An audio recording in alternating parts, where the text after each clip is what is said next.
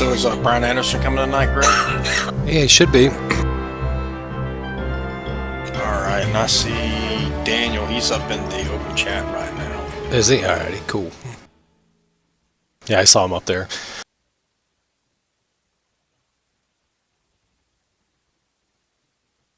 How much longer you guys got on your Curse of Strahd stuff? I don't know. It's not going to be too soon. Really? You guys are got quite a bit to do, huh? Yeah, we still got to kill Strahd and stuff like that. We're only level 6 right now. How high does it go? 11 or 12? I think so. No, at least up to 10. Okay, gotcha.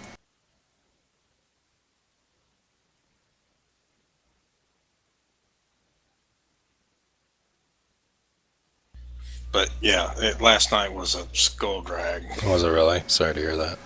It's not the party, it's just kind of him. I mean, it was weird because he's like, he sends out a message going like, hey, I might be late. I don't know if I'm going to be there, because he's active duty in the Army. And Okay. And I'm like, okay, cool.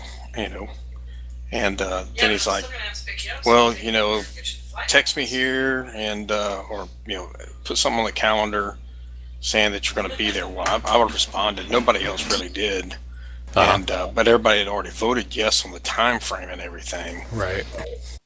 And then the next thing I know is like we get there, then people start popping in with us. I guess he was wanting to do some kind of Adventures League thing, so he kind of like double scheduled. Oh, that's not good.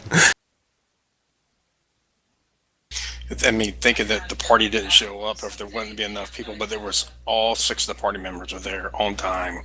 Oh, man. That sucks. Yeah, and he runs a lot of different campaigns. He does, I think he's got 3 Curse of Strahd, and he's doing other things. Wow. And yeah, he's just, I think he's a little overwhelmed. Yeah, I was gonna say, I give him credit. I couldn't run that many games.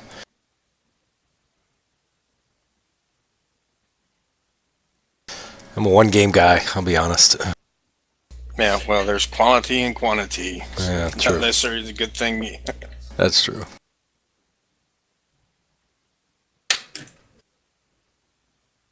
And like I said, he was kind of being adversarial last night. That's frustrating.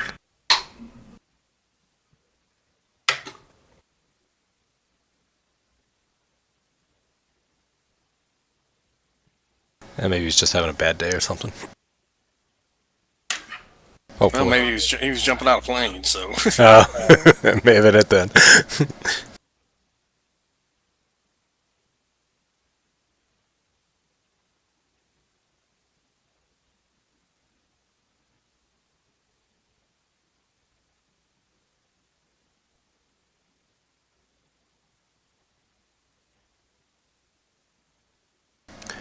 Hey, Matt.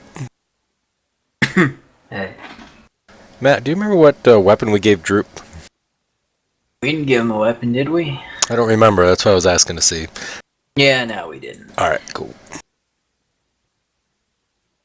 I had accidentally dropped him off the combat tracker, so when I dragged the NPC back on, I couldn't remember if you had given him something or not, and so that's all I was wondering. I think all he has is the 50-foot hempen rope. Okay, cool.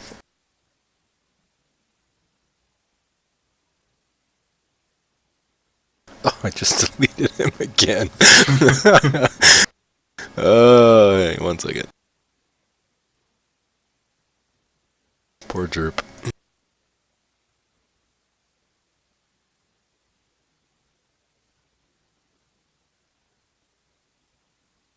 There we go. I have some advice to ask. Yeah, About sure. another game I play on Sundays. Yeah, what's up? Now, I've been starting to have that trapped in body syndrome feel in it. Our party has a lot of newer players, and we started Strahd. The newer players, they picked casters. You know how that can go.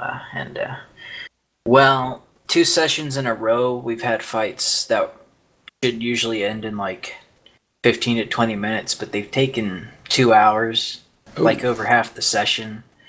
And I would just go read the news or something, come back, do my turn in a couple seconds, and end. Oh no. It was kind of like that situation, and the DM's throwing in realism rules. You know how those can go, and so it's confusing them a little more because of all these rules getting made up and stuff, tripping, things like that. Okay. And gonna be honest, it's painful and not fun anymore. But they're all such great people. I don't want to just leave. Oh. Have you talked to the DM about it at all, or no? Yeah, it always ends up with they're still learning. But I mean, when I start a class, I always read through their entire thing on the player's handbook. You know, Sure. I don't want to. You know, I want to know what all my spells do and how to use them in like the fullest way possible. Yeah. Yeah, I get it. And any of these people, they kind of just picked a class and read them as they play them, kind of thing. There's a ruling question on every turn, and it's just so painful. And Curse of Strahd, I know that gets very hard later, you know, and I don't think we're gonna survive. Gotcha. Yeah, that's frustrating. I guess I don't really have a great answer for what to do with it, but if it's And not... I don't want to, like, tell people how to play a character. Yeah. I never want to be that guy. Right. Yeah, I get I want that. them to learn why they use something. I don't want, like, say you do it, you know. Yeah. That's why I've just been silent. I don't blame you. And I agree. That's definitely the way to be, is not to tell them how to play it. But if you're not having fun, it's kind of like, what's the point? You know, you're kind of wasting your time. Yeah. Have you talked to them about it at all? The players at all, or? I've talked to one of them about it, the DM's best friend, trying to get support before I make any Sure. bigger move. Yeah. I was gonna say. I mean, maybe just I don't know. Sometimes we had that problem in the beginning of our last one, and we just kind of talked with people and said, "Hey, you know, when you're not doing anything, you should really be anticipating what you're going to do next and be ready." Yeah. You know. Like, this party is great. Everyone, like, takes their turn fast. There's not that many ruling questions. Everyone feels like they know how to play their character. Right. Yeah. Complete opposite of the other game. But I still have enough time to know what I'm going to do when my turn comes up. Yeah, exactly. So, but yeah, that's hard. I mean, we had, I know, not with this campaign, but the last campaign, we had one guy, even, you know, we'd been playing for a year, and it was still taking him like 10, 15 minutes to make his decision, but it was only one person, so it wasn't that big of a deal. But I can't imagine, you know, having a whole party like that. That'd be really rough. It wasn't 10, 15 minutes. It felt like it, but it wasn't. What I want for the Sunday session is for us to just take one session to, like, go through the player's handbook. Yeah. Learn some of the more common rules, because they were still trying to figure out things like prone, Oh, yeah. paralysis, and restraint, and the difference between them. Gotcha. Yeah. Yeah, maybe they could do like a beginner one shot or something. Just grab you know, throw up some characters and a map and just kind of mess around with stuff for a while, kind of going over the rules and talking about things. Before Strahd, we were going through his homebrew, but we were very talkative, you know, outside of our characters. You know, we like to have fun and all that. Yeah. And one thing we always do is we're speculating what a twist is, you know. Like, just, and it was actually when we finally got a big one right, he was not happy. Oh no. He said there'd start being penalties if we started guessing things, you know. Oh, really? Yeah, and that really filled the mood. You know, That's I mean, too bad. if you wanted your twist to be a real twist, it wouldn't be easily guessable. Yeah, exactly. I'm sorry. He switched to Strahd after that. Did he really? Yeah, I don't know what he wants to do with his homebrew anymore. Started with rats in a cellar. Usually you homebrew to avoid something like that at level 1, but That's too bad. I mean, he's a nice guy. That's why I haven't left. At least if he was like a jerk DM, I would have had a better reason to leave, but he's actually like a really nice guy. Gotcha. Yeah, I mean, I don't mind people guessing and stuff. But whether it be in homebrew, I guess you can't really metagame it. But it does kind of drive me crazy when I have some people metagame things. That's when I sort of get frustrated. But Yeah. Well, I haven't played Mines of Phandelver yet. oh, no worries, man. Nobody. And all else, like, Yeah, go ahead. everything else I played has been other DM's homebrews in like the beginning of Curse of Strahd, still in the first town kind of thing. Cool. About it.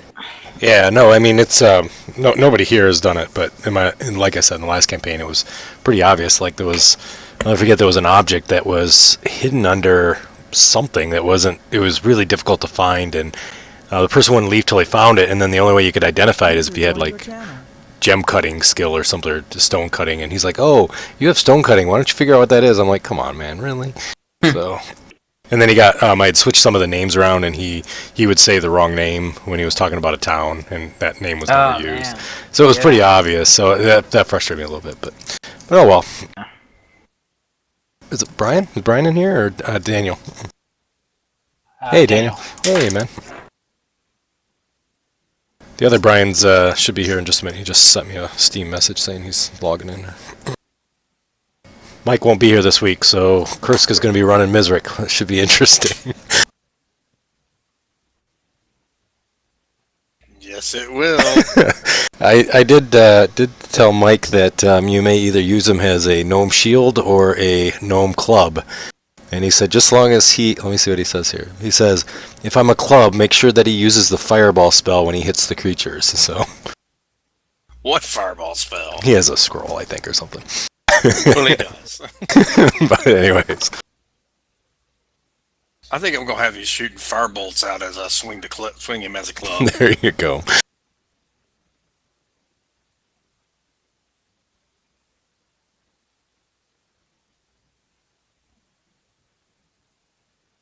Sorry to ask this, but in future, would it be possible for us to start at 9:30? Yeah, it can be, definitely. Is it 9 a little early? Usually my friend comes over to work out at 7:30, and it's just kind of get really close. Yeah. That would be fine, because I just told my wife tonight, I'm like, the 9 o'clock game time is kind of beating me up. Sorry? I said I'm okay with that, because I was just telling my wife the 9 o'clock time is kind of beating me up, because I have to put my kids to bed, and we've got this running around trying to get it done, so. I'm okay with 10. It's just, I think we decided 9 for some reason, and then I realized why it was bad for me. That's no problem. Yeah, we can give 9:30 a try next week and see how it goes. I think we had gone a little bit earlier, because I think there was some people that it was. I think maybe Brian Anderson. It was a little late for him. He was like falling asleep towards the end of the session, so we were trying to find a time. So yeah, we can try 9:30 though. Let's do that. We'll get Brian. Somebody send him a bottle of No-Dos. He's just had a little one, his first little one, so he's been pulling the dad duty, I guess, no sleep or whatever. Oh, that's always good. Yeah, should get better once the little one's sleeping all night, I think.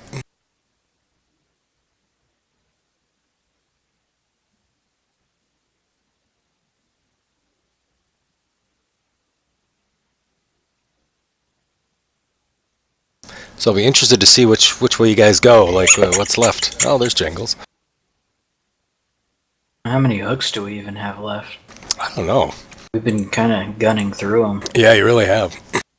They're kind of small ones too, though. I mean, like little one encounter session type things. Not many. We already have the map that takes us to Wave Echo Cave. Yep. Or wherever. Yeah. Yep. Wave Echo Cave. You're right. And I'm just guessing that it's probably going to be near the end of the campaign, because that's what the campaign's, about. Right. That's the actual name, right?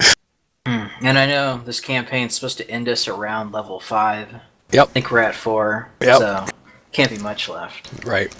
Yeah, I mean, Strahd, I think, takes you to 10 or 11. 8. Yeah. Is it 8? 10 or 11? It's only 8? Oh, man. Yeah, it's only 8. Okay. We're playing, me and Kursk are playing Strahd in another game. I know you can go to his castle early and wipe, because it's a bit sandboxish at some parts. So is it pretty close to Ravenloft, the first edition, or did they completely redo it? Does anybody know? I never played Ravenloft, so... No, you didn't? Okay. I had it and I read it, but I never actually played it. I wasn't even born when first edition. Oh! Alright, gotcha. How old are you? 25. Ah, cool. Youngin. Yeah. I think you may be... Well, I think Brian Anderson's young, too. Not younger, I should say. Probably around your age, but... How old are you, Daniel? I'm turning 29 next month. Oh, man, you're young, too. Holy smokes. He's an old guy. Jeez, oh, Pete. Brian and myself and Mike are all grandpas, then. I am a grandpa. Yeah, well, exactly. You literally are, Grandpa. I had kids late, man. We didn't have our first kid until we were 35, so which is cool.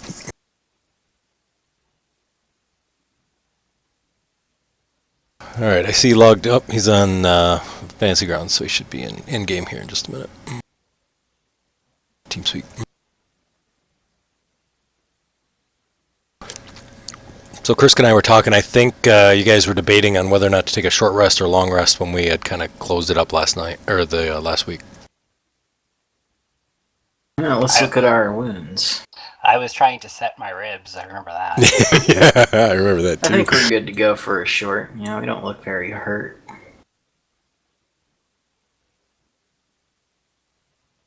Yeah, I don't know how the spells went, but I don't think you guys used a ton of them. I don't think so. User joined your channel. Hey, Brian. Hey guys.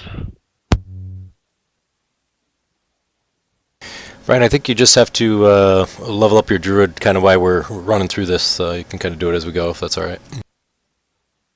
Oh, we leveled. No That's problem. right. All right.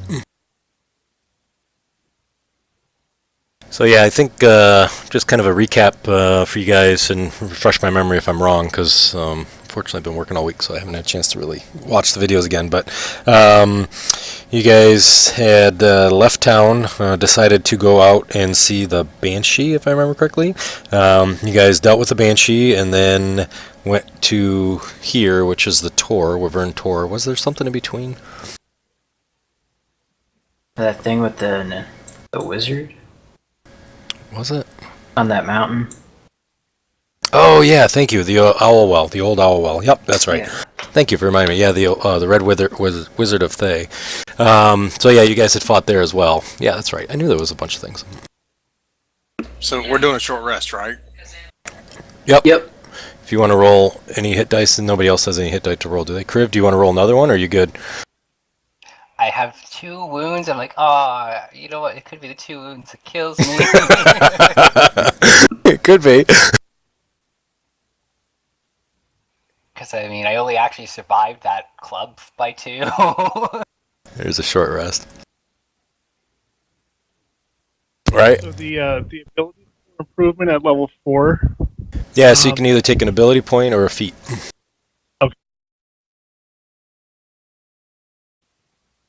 And then I think you can do a higher CR wild shape now, so I think you can do bear. Nice. Yeah. And then I think your pass without a trace is still on, right, Kriv? Because it's 8 hours or something? Let's see. Remind me that I have to roll. I would have had to roll for that club, so let's just say I lost it. You would have had to roll for the club? Because he did like 18 damage, I would have had to roll a constitution. Oh, is it a concentration? It's a concentration. Okay, gotcha. Alrighty. So we can just say it fell off. Alright, sounds good.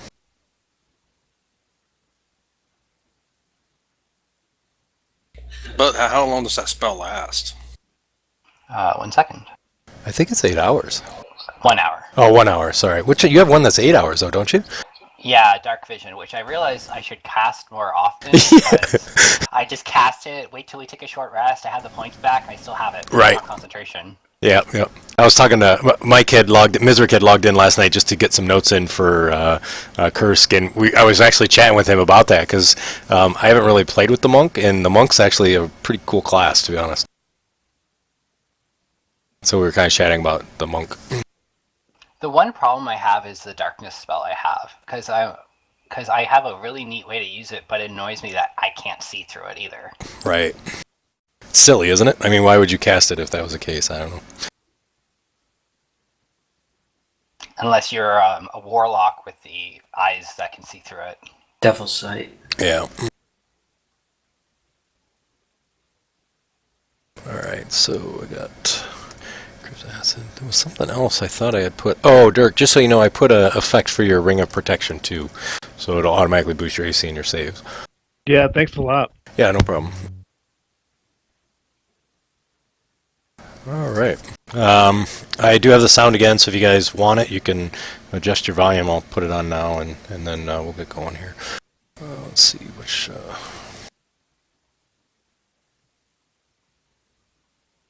I'm going to AFK for a minute to grab something to drink. Yeah, no problem. It's about the general sound it'll be.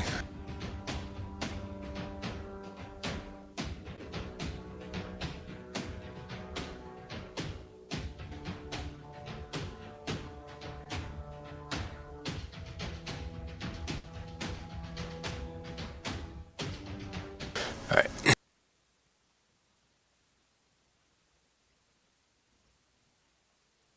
Hey Dirk, if there's anything else that you need, just kind of let me know or whatnot. I'll happy to help out. Okay.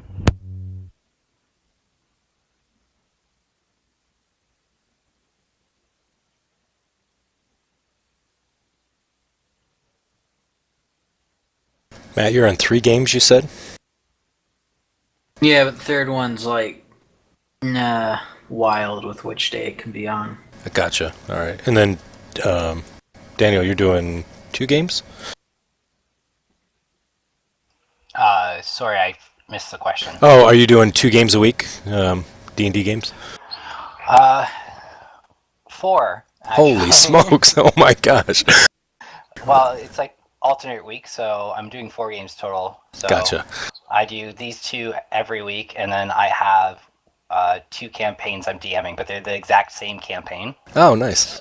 So it makes it a little easier. Yeah, that's awesome. Very cool. I know, Anderson, you're just doing this game, right? Yeah. Yep. Just as Yeah, that's what I thought.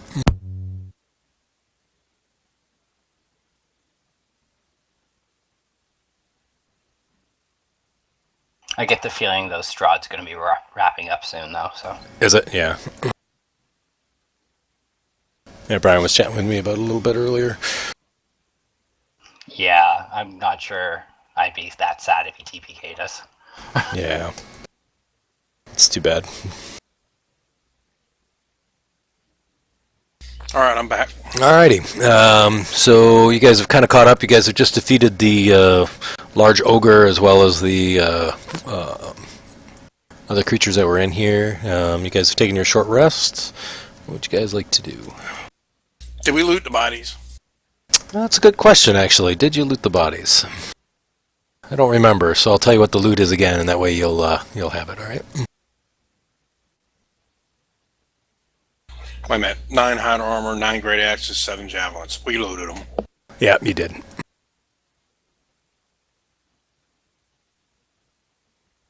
So, Dirk, how far did you make it through your book, The 100 Ways Not to Kill Yourself? I only read the first couple chapters when we camped last night. He obviously got some tips though, because he didn't die. So. Is there one about not getting clubbed in the chest by an ogre?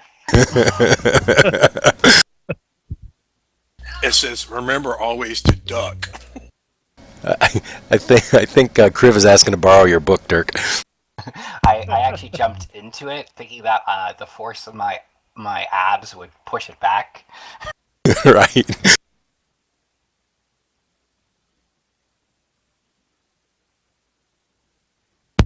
Greg, can you? Oh yeah, it's the map again. I'm sorry. So after this fight and everything, what time of day is it? So when you guys got here, it was close to dusk, if I remember correctly. So, if after you take your long rest, it'd probably be early evening, probably early night type of time. Well, maybe we should just go ahead and take a long rest. Oh yeah, if it's nighttime. Yeah. Okay. Probably And gonna get the horses and Droop in this cave. sounds good. So the cave opening Yeah. is pretty open. It's pretty wide, so easy to get them in. Mizra's going to cast alarm at the entrance mouth of the cave. Okay. He'll make it an audible alarm. Alrighty.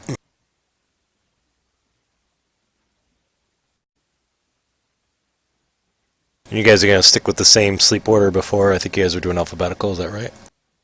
Yes. Alrighty. And we So got fire in here, so we should be good. yeah, absolutely. Alright. So what I'll have you do is Curse, can you give me a perception check? It looks like... Oh, no, actually, it's Dirk. Sorry, Dirk's first. Yeah. Oh, yeah. Yeah, Kriv is right. Talon is on the ground.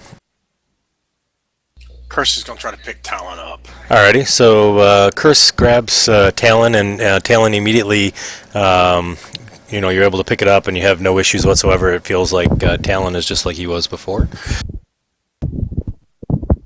Okay, he'll sheathe Talon. Gotcha. So you got Talon sheathed. Anything else that need to be resolved before you guys grab some sleep? I don't think so. Curse is going to rest in his armor, though. Okay, gotcha. Yeah, I'm going to assume everybody else is not, unless you tell me otherwise. All right, and then if you do sleep in it, other than Kursk, obviously, because of his ability, you will have 1 level of exhaustion. Alrighty, so Dirk, you're able to get through your watch without any issues. Gilbert, can I have a roll, please? What roll? Perception, sorry. Oh. Thanks, because you're now on watch. Oh, yeah, right. I need to... that. There you go. Nice. And then can you give me a will saving check? Oh, Jesus. Okay. Saving check.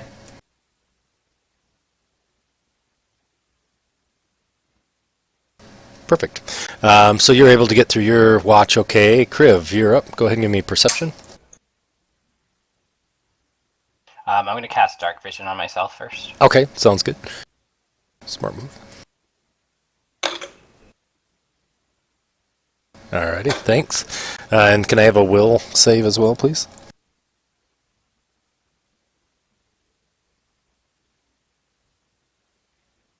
Nice roll.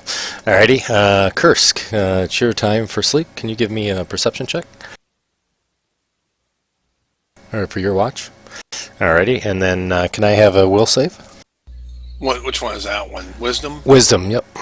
Oh yeah, I forgot. Thanks. I'm back to my Pathfinder days. Thank you. And then can I have the rest of the party give me a perception? It's going to be a disadvantage if you haven't rolled yet. No, I don't miss Pathfinder at all.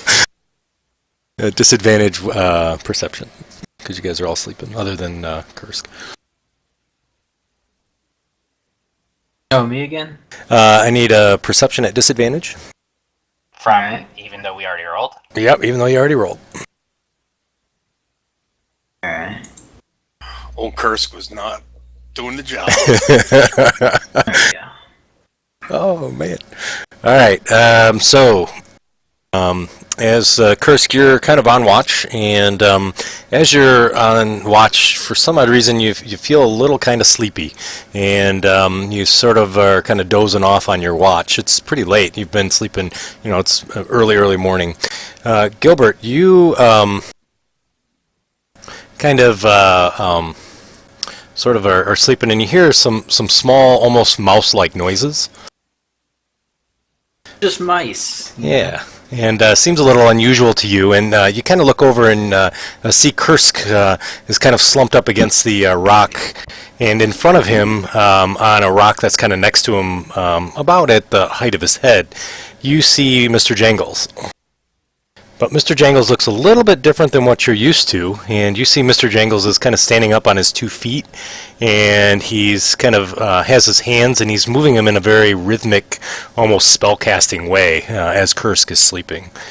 What, is he dancing? He's kind of standing up almost like a person with his hands kind of moving around and sort of an intricate movement. And as this is happening, he kind of, his paws, thank you. He kind of looks over to you, and he quickly kind of moves his hand fast, throws them towards your face, and you immediately fall asleep. Oh. Okay. All right. It's getting weird. It is getting weird, absolutely. I think it got weird. And then Kursk, you wake up, and when you wake up, you can hear kind of birds outside chirping, and you can see quite a bit of light coming in through the tunnel. Oh, is everybody else asleep? Everybody else is still asleep. Kursk wakes everybody up. Sounds good. Monsters? What?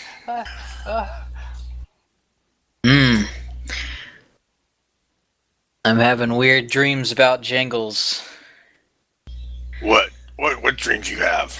I dreamed he was dancing.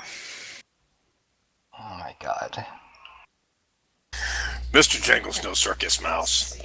Right. Must have been just a dream. Chris starts packing up his stuff. Is Mr. Jangle still around? He is. He's actually sleeping right next to you like he always does. Chris packs up his stuff. Alrighty. Mr. Jangle's dancing. You silly. Okay. Wait, Curse, why are you waking us up? Wasn't Mizric supposed to take the last watch? Mizric does say, yeah, hey, I'm supposed to take the last watch.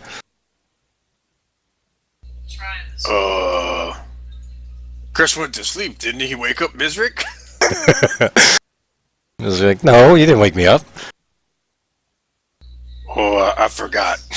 Well, we're safe anyways, That's what really matters. Mizric goes, good thing I cast ritual alarm on the entrance. Right, good answer. Very good answer. Mizric, you have two personalities today. I'm a little worried about you. He's a deep gnome. They know what happens. All right. A cross-dressing gnome. Where would you guys like to go? Who sent us to this cave again? This was the town mayor before Sildar took over. Right. So ultimately it was Sildar, but you're right. It was the town mayor initially. Well, we should probably head back to town and inform him of our accomplishments. Okay, before we take off, Mizric cast Mage Armor on himself. Alrighty.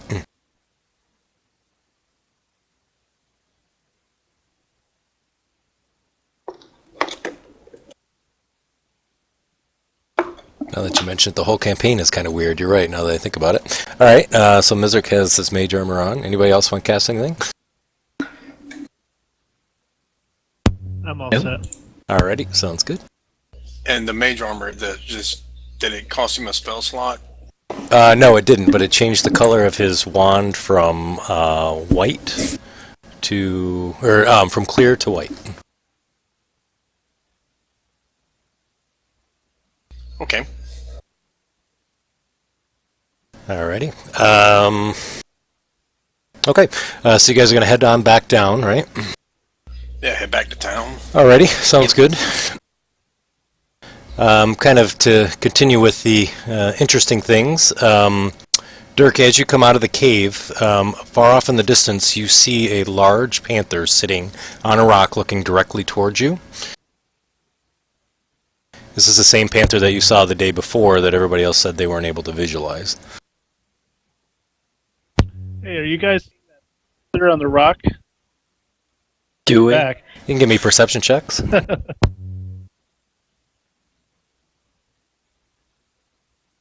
All of us? Yes, please. Because he's asking to see if you guys see it. Unless you're not going to look, but it's not obvious to you guys. And... Kriv, Gilbert, Mizric, Kursk. Alright, the rest of you guys do not see the panther that's there. Are you still going on about this damn panther? Dude, stop daydreaming. I'm telling you, it's right there. Looking at me.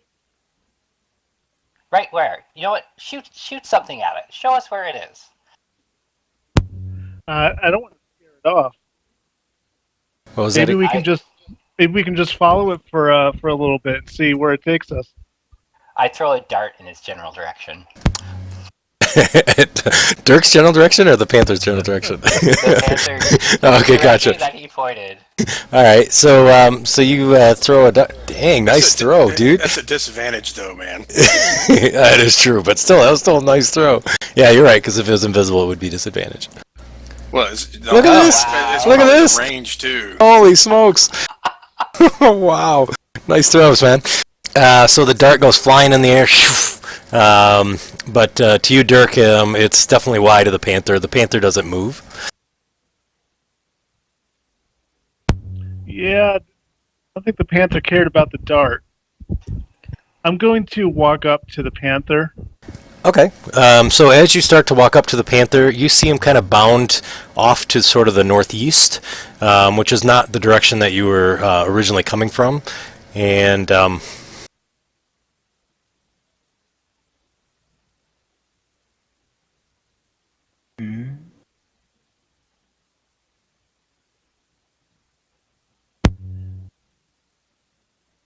The druid must have found the magic mushrooms in cave. I love it. know. As a ritual, I'll cast augury about this. Oh, okay. All right, And yeah. I'll ask. Well, I don't know who I'm asking with this spell. I forgot. Base. The Just cloud. as a note, you're going to be spending 10 minutes while Oh, Dirk is it's running 1 minute. off. It's only 1 Oh. minute. Yeah, it's a good spell. Well, for one cast. Alright, and I'm gonna ask augury, the spell itself, if we follow this, if we follow Dirk, will we feel that it was worth it? Gotcha. So I think what Kriv was saying is if you did it as a ritual, it would be 10, so you don't lose your spell slot. I think, yeah, but I think the ritual cast for this one, it shows 1 minute on it. Oh, I thought that was if you just cast it as not a ritual and it would use a spell slot. It doesn't Anyways, actually show a ritual well, yeah, either way, 10 doesn't matter. minutes is Yeah, small. exactly. So, so you ask that, and then let's see. This always kind of confused me about the wheel and the woe. So I'm going to just kind of just give you kind of the term, and if you want to think of something that would have made it like a wheel or a woe, that's fine. But as you look, you find that it shows both wheel and woe, which means good and bad results. The fact that there's good in there, it's very telling that this isn't just a wild goose chase. Unless it's that it proves my theory that Dirk is losing his mind, which I think is a good thing. No, I must trust wheel, even if there is woe. I am willing to follow Dirk and this panther, alleged panther. Alrighty. Kursk and Nizark does too. Okay. So,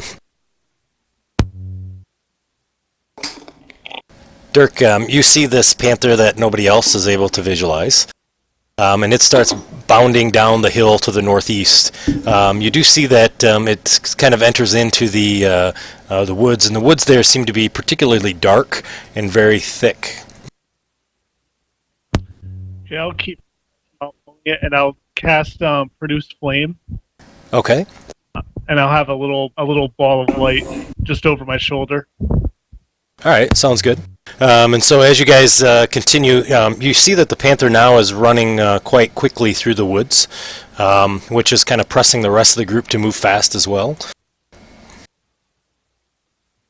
There is a small path that seems to maybe like a not a game trail necessarily, but maybe a little bit bigger than that, but it's definitely rutted and whatnot. So the horses and wagons are able to follow, but they're going to kind of bump around quite a bit, and it'll be difficult to turn them around if you guys sort of get deep inside and have to turn around quickly.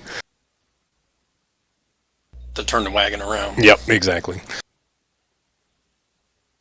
As you continue, you travel for about an hour or so, and then you start to hear off in the distance sounds of maybe like distant sort of owlish type cries or some sort of a bird-like creature, hawk or something that you can hear off in the distance. Dirk, you do see this large panther continues to kind of bound quickly into the woods, and then it'll stop and wait till you catch up, and then continues to bound again. The rest of the group, what you guys are seeing is the woods continue to get more dark and foreboding. The trees kind of appear to be quite ancient, but also have pretty gnarly roots. There's multiple vines that kind of hang down, and definitely doesn't look like a nice walk in the park. And strangely, for everybody else, you don't hear any other creatures within the woods.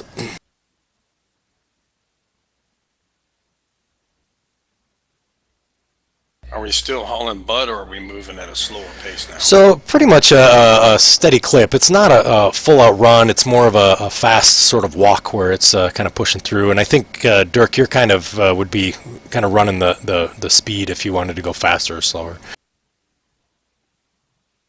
Yeah, going would be fun.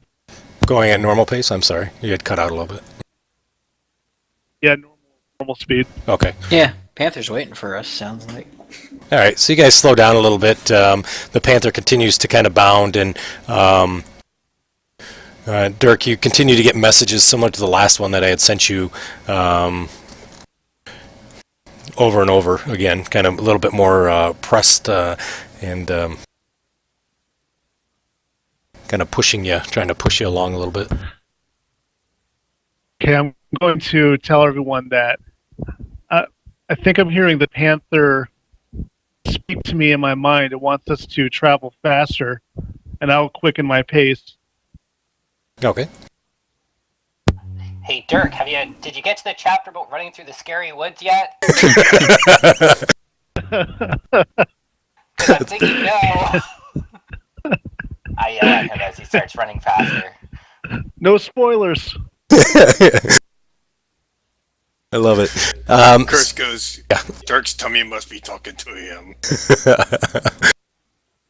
So as you guys are continuing to kind of run through, you notice that in this kind of the deepest part of this forest, you do see that there's a large wall of trees that kind of block sort of the path that kind of go around in front of the path, and then just through the trunks of those trees you can see there's kind of a large wide clearing that has kind of sun that's sort of dappling down to the ground kind of through the what's it called? Canopy. The canopy. So you can see kind of the sunlight coming down, and you see it's a rather large diameter of a clearing, probably 100 or 150 feet wide, and you see there's a large mound kind of in the center of this hill, and there's no trees within the area. It's just grass that's there, but you see a large stick sticking in the center of this sort of grove, if you want to call it. And at times you can hear, even more clearly now, the sound of large wings kind of beating off in the distance. And occasionally you'll hear either a roar of some large bird-like creature, and then you may hear kind of a crackling sound of some magic or something or another that's going on. And Dirk, you see this panther immediately kind of turns to you and says in Druidic, we're here, quickly get in there. And he runs through the trees and you're not able to visualize him.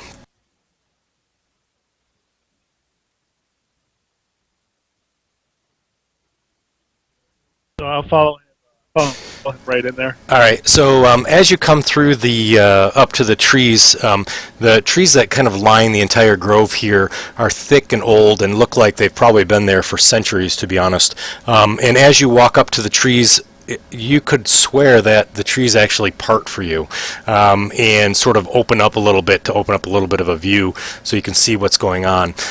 You do see that there is a large bird-like creature that is kind of circling above the grove, and you see this small, almost human-type creature that's standing in the middle of the grove, and she's kind of got a yellowish type of tinge to her skin. Doesn't really wear any clothes necessarily, but she does have almost what looks like leaves that kind of cover certain areas that are, private and whatnot. And then she has kind of this long flowing hair, but the hair isn't hair itself. It's actually leaves and vines that are sort of hanging down. You see her with what appears to be a stick or a quarterstaff, and she's standing close to the stick that's in the ground, kind of eyeing this large bird that's in the air.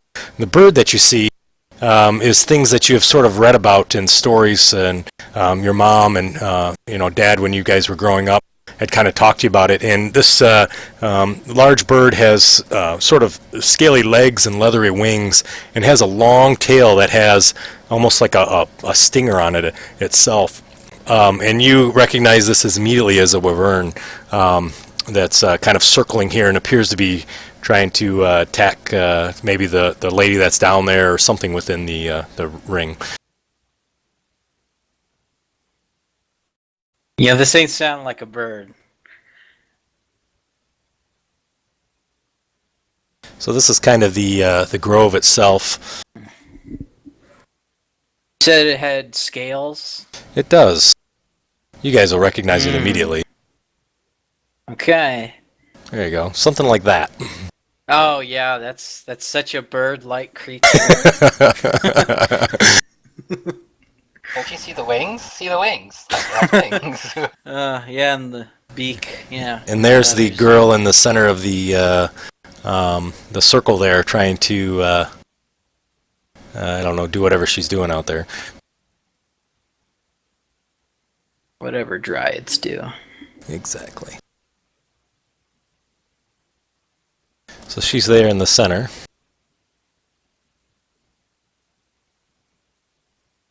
And he's there about 50 feet off the ground.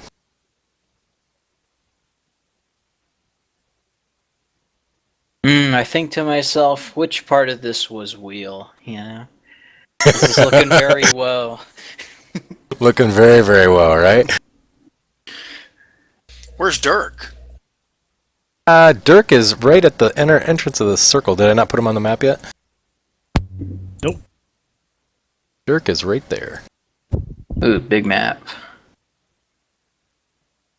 Can we move on up to where Yeah. Dirk's at? Please, absolutely. Yeah, we'd follow him.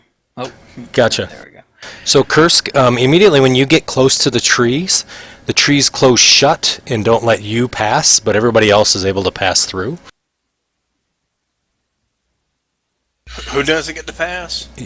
Kursk doesn't. The trees actually move forward and kind of squish around the area where you're trying to go through. Their branches come down, and it's almost as if they block you from coming into the circle. No orcs. Kursk's not a orc. He has a beard. Kursk has a beard. All right, I'm gonna motion for Droop to stay back from this area. Alrighty. Droop nods. Droop kind of looks over and he says, "Me caster." I don't know about that, Droop.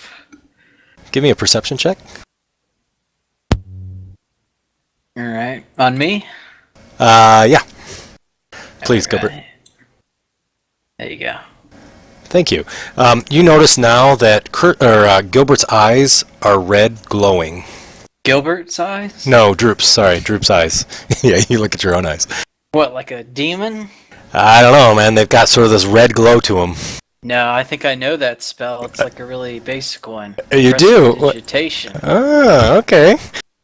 Oh, Droop, I'm proud, but that may you may want to stick out of this. This looks like a very nasty fight.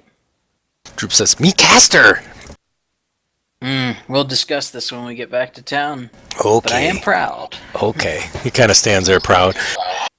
Drew, just keep trying to cast heal on Kursk. Okay. Kursk, you're going to cut through? He's going to attempt to cut through. Alrighty. Go ahead and just give me a damage roll.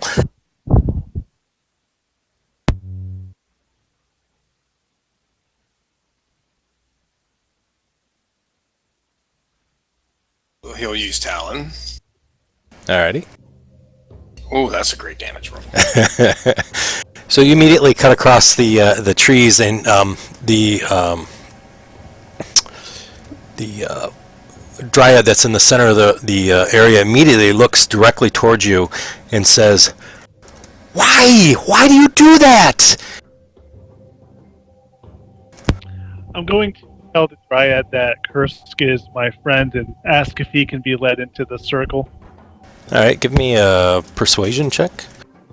The rest of you guys, can you roll for initiatives? Yep. Thanks. Dirk, she immediately looks at you and she says, "No orcs are allowed here. We don't allow orcs. You should know better." My friend Kursk here is not an orc, though.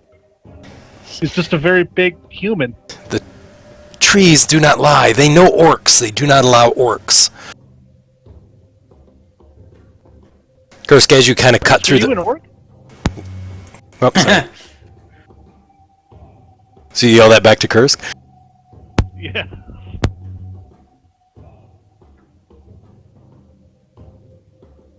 Curse no orc. Nidria kind of looks over and she's like, "Yes, you are an orc."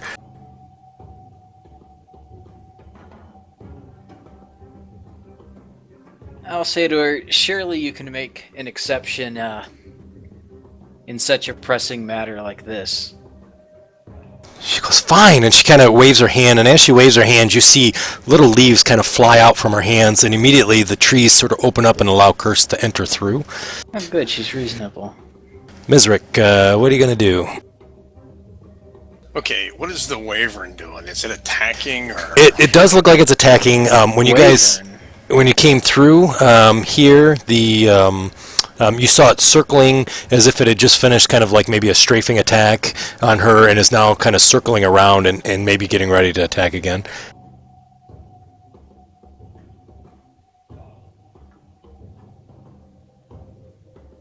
Okay, so it's flying in the air. It is, yep. It's about 100 feet up. Oh, we're gonna need to bring him down. She kind of yells over to you guys, "Quickly, help!" Are you going to lock tokens? I will. There you go.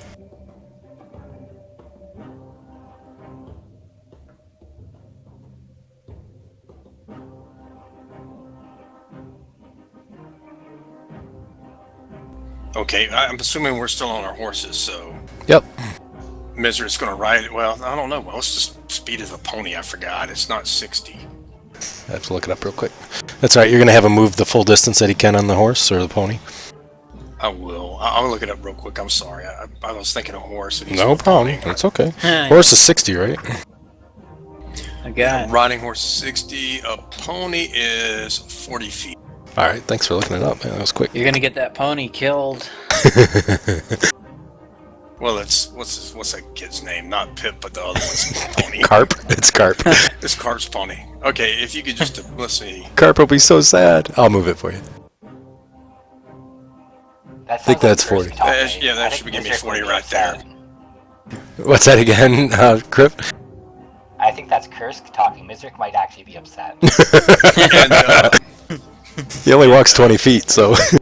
Mizrik is going to hold action, Okay. and when the Wyvern gets into range, he is going to cast web on him.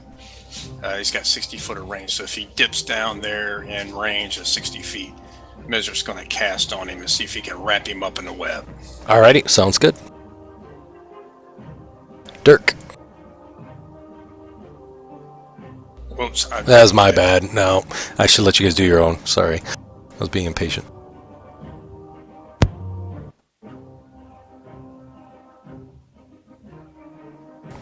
Sorry, Dirk. What you want to do there, buddy?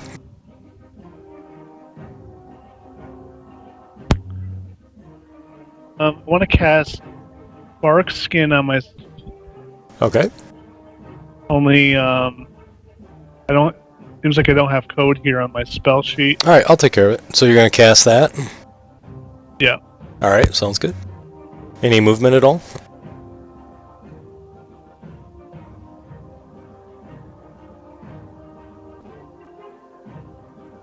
I'll stay put. Alrighty.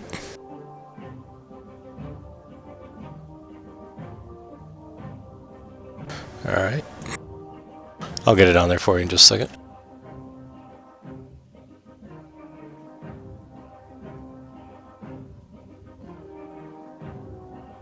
Alright. Nidria, Who? whatever her name is, the Really Dryad. yellow. Yeah, she's yellow.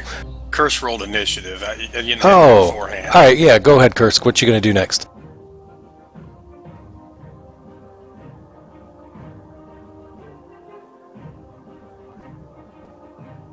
He'll move to there. Alrighty. As he's moving, he is going to tuck away his shield. I might as well get him in a square. Okay, yeah, I get him in one, no problem.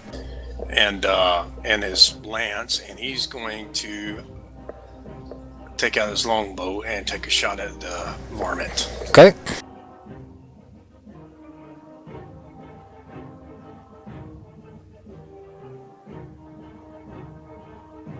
Nice shot.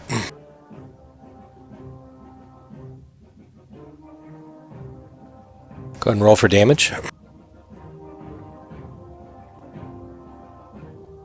Nice. So your arrow kind of flies up and kind of just barely tears through the very tip of his bottom of the wing. He immediately turns his head and sees you and sort of snarls, changing his direction slightly.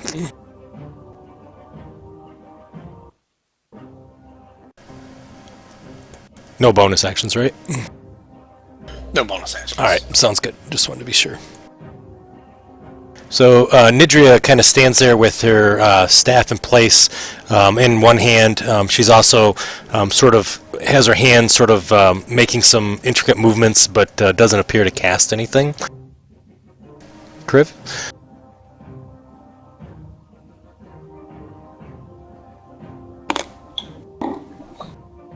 Rushes up to here and pulls out a piece of bread from his belt, and he casts darkness on it. Nice.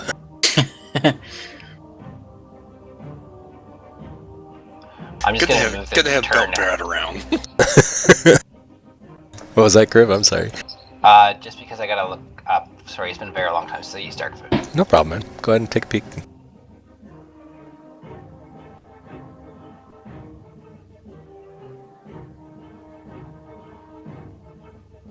I think you cast Dark Vision in the tunnel, too, or in the Wyvern, right, before you left? Yep. Yep, perfect. Alright. You'll just be hanging on to that piece of bread for now? Yeah, I'm just gonna move there for the last portion of my move, though. Sounds Have good. Everyone. Keeping the circle with you? Yeah. Alright. I'm gonna move up to there. Alright. I take it I need to see people to cast Bless on them. Yeah. Alright, well, I'm gonna put my weapon away and pull out my... Uh-oh. Be my turn for now. Alrighty, gotcha. Alright.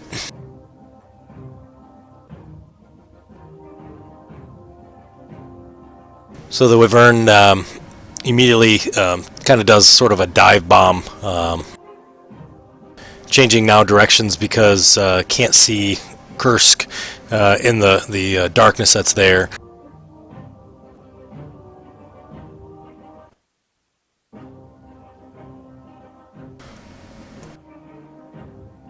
Is Goodbye. Mithric able to see out?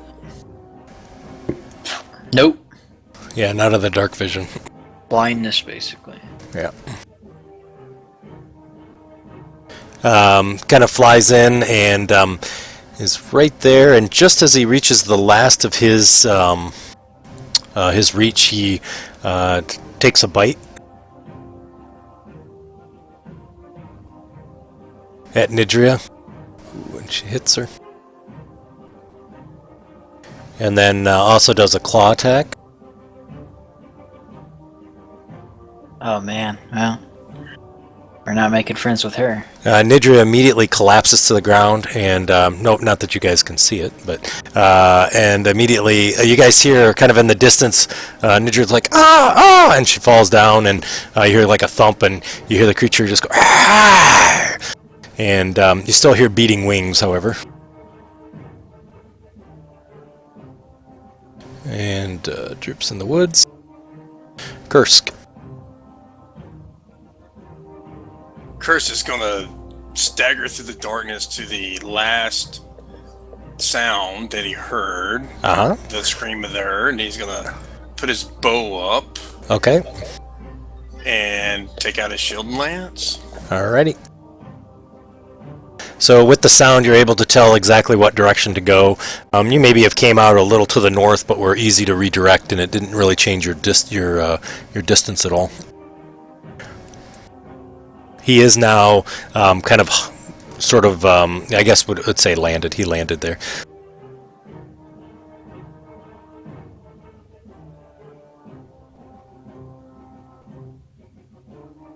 So you kind of charge with the lance, and the lance unfortunately goes wide as he quickly dodges out of the way from your stab with the lance. Alrighty. Mizrik.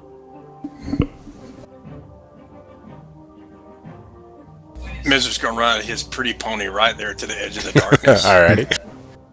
So he's Is Ninja dying or dead? it is dying.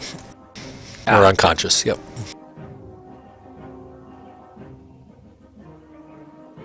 At least from what you can tell from where you're standing.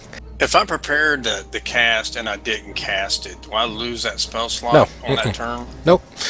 Just as long as you don't do another spell or action, you still have it. Okay, so I will cast Web. Alrighty.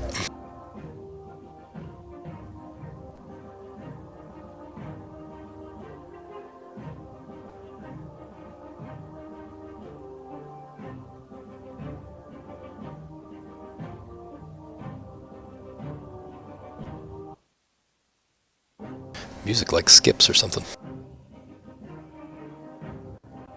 Bad loop. Yeah, no kidding.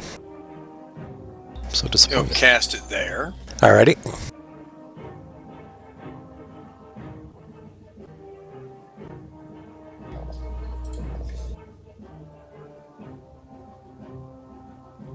You're going to have it kind of all across the ground as well, is that correct? Yep, and All right. anchored to that post and on the ground. Alrighty, so kind of got it anchored to the stick that's sticking out of the ground. He fails, and immediately the webs kind of clutch around his legs, and he's kind of pulling his legs up, but he can't get them out.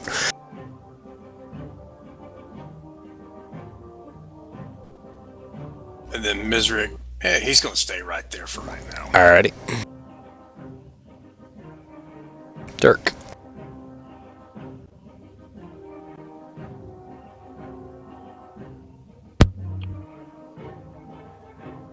Okay.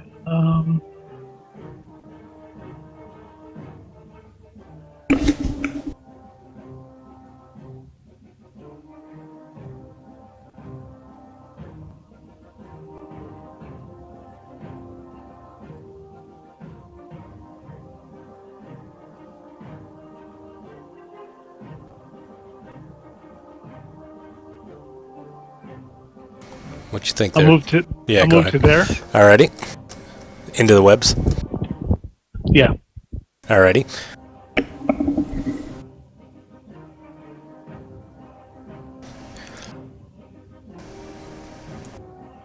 And I'm going to attack with my scimitar. Alrighty, sounds good.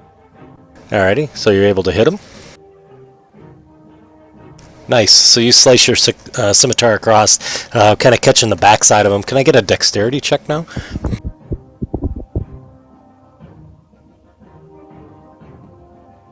And as you do that, though, you kind of put your foot into the web, and the web immediately kind of wraps around your foot, and now you're restrained as well.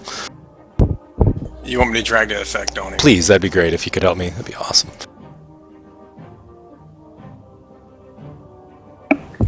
Alright, so she is on the ground. Alright. Kriv, you're up. So I put the piece of bread in my mouth and I close my mouth. That's awesome. Alright. Do you eat it? No, it's just in there, and it's because my mouth is closed. The darkness is Yeah. in my mouth. That's alright, that's good. I like it. So now I can see. I love it. Except for when you open your mouth. Right, exactly. or if you accidentally swallow the bread. Well, that's why I put it in my mouth. You kind of have the option to say, roll to see if you swallowed the bread. Right. I love it. First attack. Alrighty, sounds good. Nice. So you're able to hit him with the first attack. Nice. Nice. Hit him with the second attack too. So a couple flurries of his arms and a kick, and hits him a couple times.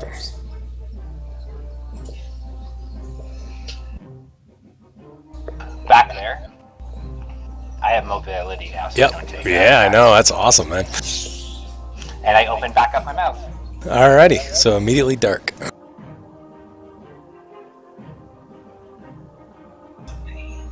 I'm gonna actually Oh. move one more step. Noblesse for you now. There. There you go. Alrighty. So the only person that's in darkness is Kriv. Alright, I'll move here. Alrighty. And I'll cast Blessed on me, Okay. Mizrik, and Kursk. Let me just Sounds get everyone good. targeted. There we go. That going? Yep. Alrighty. Alright, and that's my turn. Perfect. Oh yeah, and the Dryad. You're right. Thank you. Alright. So the word wyvern, is that how we say it? Wyvern? Yep. I always called it wyvern, so I'm glad I wasn't the only one that called it wrong. Immediately takes a bite over at Dirk. Dirk, so you see this large head come down and goes, and with you being restrained, unfortunately, even though I didn't put the effect, yeah, the effect is on you. He's able to grab on and bite you. Oh, it's because he's at disadvantage. And he kind of bites down and crunches right on your forearm, and you can kind of feel a couple bones sort of crack underneath it. Immediately releases, and as he does that, he then takes a stinger and swings it around and tries to hit Kursk with this large stinger. Damn, they have stingers? Yeah, on their tail. Whoops, let me do the attack first before I do the damage, Kursk. Ah, it's a good hit. Yeah, he misses. Oh, and he fumbled. So I'll take that off, Kursk. What's giving him disadvantage? It's his restrained within the web. Oh, okay. Thanks, Kursk. And so he kind of swings his tail wide, but unfortunately the web's kind of grabbed on just enough to let you duck the swing, Kursk. Alright, Kursk, you're up.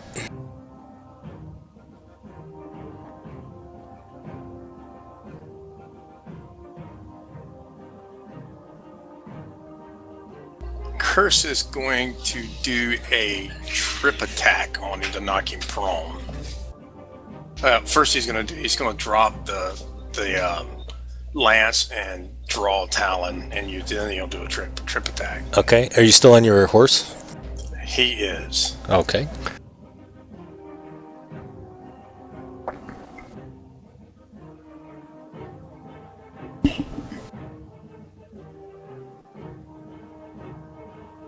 Well, I guess I need to roll. Let me see there.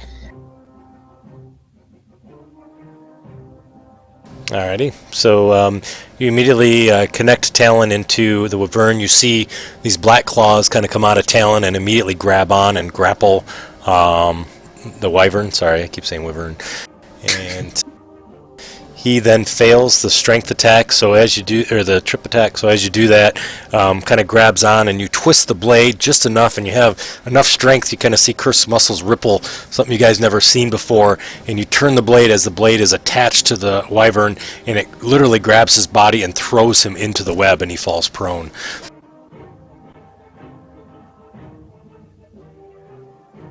Nice. Doing very nice damage.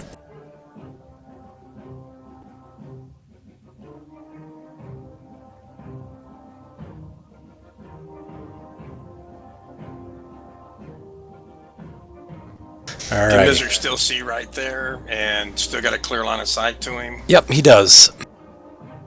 Okay, so he'll move up there. Alrighty.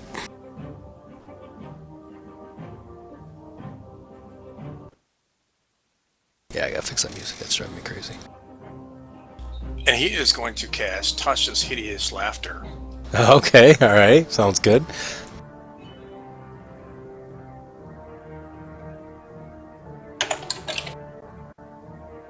Yeah. What's the intelligence do they have to have for that to work? Do you mind looking for me real They quick? have to be over 4. Okay, yep, it works.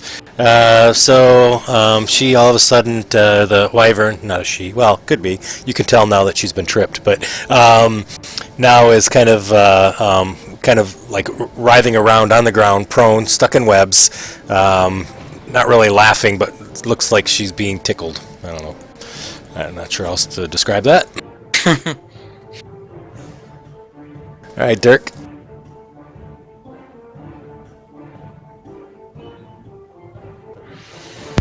Okay.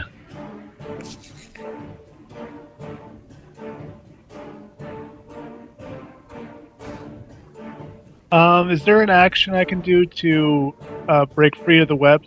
Yeah, all you have to do is a move action, and you can roll your dex. Okay. If I remember correctly, I'll check real quick just to be sure. Let's see. Saving throw.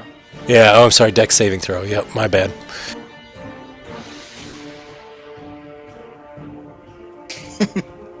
Oh, I guess it would be actually, it's a strength. I lied. Sorry. Do you mind giving me a strength, please? Sorry, buddy. We'll just roll all of them. Oh God. It didn't matter anyways. They both are horrible. So you're not able to get out, but you can attack if you want to.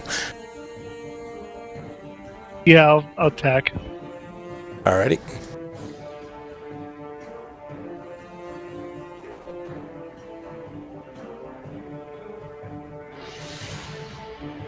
So you are able to hit the wyvern with your scimitar again, and you kind of slice through, kind of cutting through the leg that's kind of laying there. Okay. All right.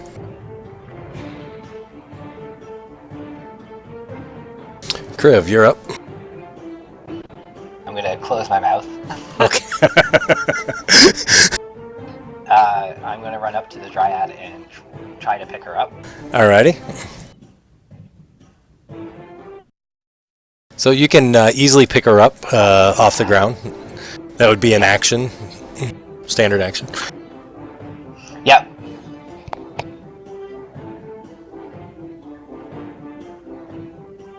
I'll move there with her. Alrighty, sounds good. But I'm not going to open my mouth. Alright. Sounds good. Small ruling question. If you cast a spell with a bonus action, are you not able to cast another spell with your main action now? I've read this before, I think. Let me look real quick. It's not a reaction, right? Nope. Yeah, It's healing word. Yeah, I think it's. You can only do one, but let me look real quick. Hang on, guys. Yeah, because that's why I was thinking that it's one spell no matter what the Yeah. action is. I think as a reaction, you can do a reaction spell because it's Yeah. super quick. But hang on one second, Yeah. I'm just looking. Spells. Reactions aren't on your turn either. Right. Spell action, bonus action, especially swift. You must use a bonus action on your turn to cast a spell, provided you haven't already taken a bonus action. You cannot cast another spell during the same turn except for a cantrip with a casting time of one action. So you can, but it would have to be a cantrip. Oh, okay. Alright. I'll move to here. Okay. Get with and give her my NPC heal. Alrighty. Where is that? There it is. Good enough. That works. Healing is then- healing, right? Yeah, I'll target him and use Sacred Flame. Alrighty. Sounds good. Not good. And that is my turn. Alrighty. No, it didn't, huh? There we go. He has a lot of status effects on him. Yes, a lot. No, like so it. he's been hit right now. You remember he's prone, so it's a disadvantage. And since he got hit, I got to re-roll his, Nydia's, his. Yep. Or whatever it is, the laughter. Tasha's. Yeah, he failed. Yep, he did. Nice. Is it a Dex one or is it a Will? Must be Dex since you're looking. Will at is for mind control usually. I think Nydia's laughter though is mind, isn't it? Yeah, Oh, it does. yeah, that It's one. Dex 14 for the web. I did the wrong one. I'm No sorry. problem. It's okay. Sometimes when you're running two characters at once, the Fantasy Grounds gets quirky. So Yeah. Also, who casts the web and who casts the laughter? Because the web would be gone if the same person casts laughter. No. Yep, you're right. Oh, Mizrik. Yep, that's all I right. said to stun him if this happens. It's all good. He's still on the ground laughing. He's failed. The web is gone. You're absolutely correct because of the concentration. Thank you for catching that. Yeah, I know he did. You're right. That's right, man. I forgot about that. He did say if he ever did that, he'd be stunned. It's a good thing he wasn't here, so... That's my fault, too. I didn't catch it. Yeah, both those spells are concentration. No problem. So Tasha's Hideous Laughter will be on him. So he's still on the ground laughing. It actually probably was better, to be honest with you, because now Dirk is free. Oh, yeah. Yeah, that's maybe why I pointed it out. Good call. Good call. I like it. All right, so he fails. So he's still incapacitated and prone, so he can't do anything. All right, Kursk. Curse is going to hop down from his horse and shoo it away. Alrighty. So the horse kind of quickly runs to the edge of the tree line immediately to the west. I don't blame him. I'd run too. Yeah. Technically, I'm not sure he would have came up to the wyvern, to be honest, but that's all right. In retrospect, thinking about it. Go ahead. He wills because Curse told him. Probably a wisdom check or something. Yeah, that's all good though. What is he more afraid of? Kursk or the wyvern? Yeah, that's true. Good point. Who's on his back? Yeah, good point. All right, Kursk. Curse is going to sling off his shield. Alrighty. Let it drop to the ground. Okay. And he is going to grapple. Oh boy. All right. And of course, Talon's going to still hit. Yep, that's right. Yep, do your automatic damage. There you go. And then, so as that happens, Talon releases. And he's going to grapple. Alrighty, sounds good. So I think I can pick either Dex or Strength, right? You can, whichever's better against mine. He's at disadvantage, though, I think. With being incapacitated and prone. Is that Well, that right? sucks. Yeah. I'll look it up just to be sure. Not that it would matter. Should be incapacitated. It should have automatically done it, wouldn't it? That's what I'm looking right now. Should. I guess he's wiggling around and laughing. I'm looking right now. Incapacitated. Creature cannot take actions or reactions. That's all it says.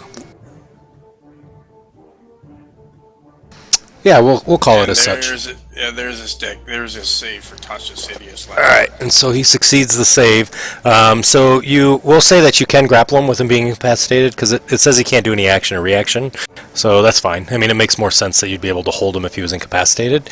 But immediately as you grapple him, he sort of wake up and kind of looks, turns his head quickly over to you and sees you. And granted, he's much, much larger than you, so you're kind of laying on his body, and his big head kind of turns over and is kind of towering over the top of you as he looks down.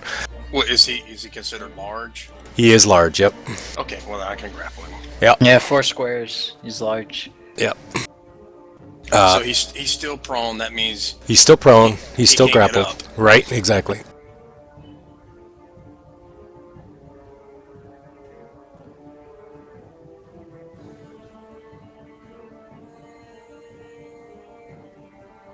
that ends Curse's turn.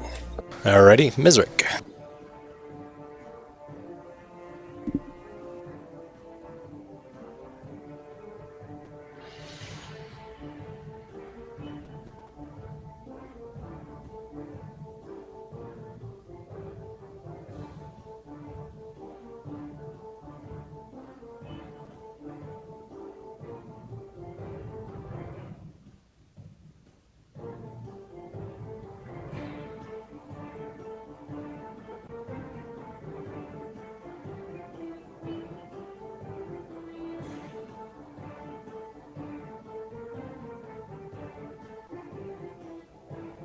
What would you like Mizrik to do there, Kursk? Oh hell! I forgot I was playing Bizark. It's all good, man. No worries. Bizark was sleeping. He's upset that he did his web and his Tasha's laughter.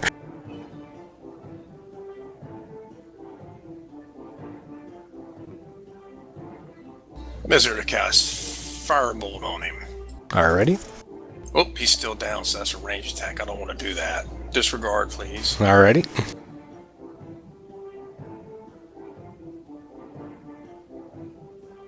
He'll cast Frostbite. All right.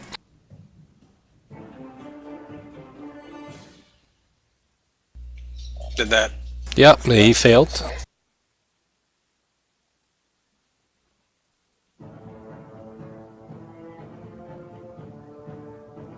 All right. And that puts another effect on him. It does. So you immediately see as it hits him, his scale sort of turns kind of frosty, icy, and it looks like he's having a little bit more trouble moving. All right, Dirk, you're going to be up next, buddy.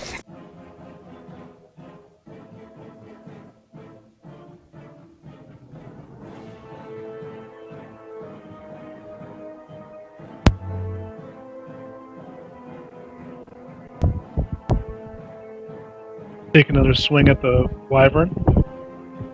All right, sounds good.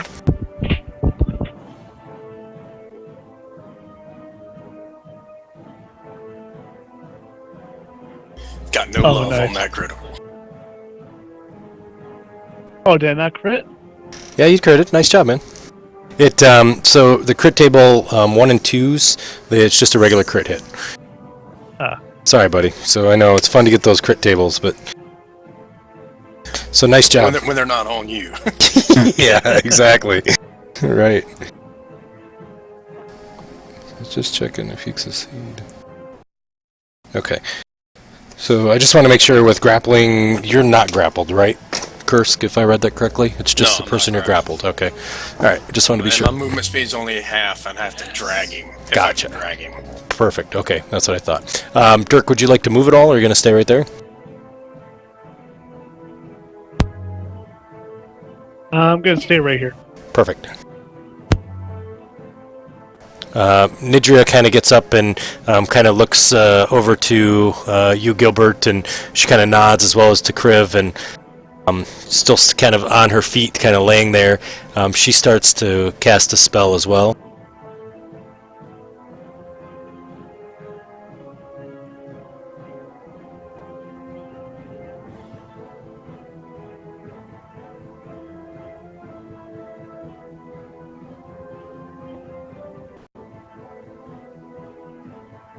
She casts a far spell way over there, and as she does, you see a bunch of vines and weeds kind of sprout up out of the ground, and they start twisting repeatedly over and over and over, and grapple or try to grab onto the wyvern that's on the ground. However, as they're reaching up, he kind of pulls away, and the vines that are there, he's able to kind of pull away from them, and they're not able to grab onto him. Kriv.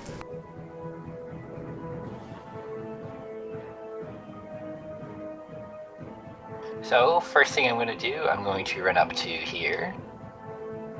And Okay. as I run up to there, I'm going to line up my kick and do a good old football punt. Alrighty. I like it. And you're able to connect with that foot right into its midsection.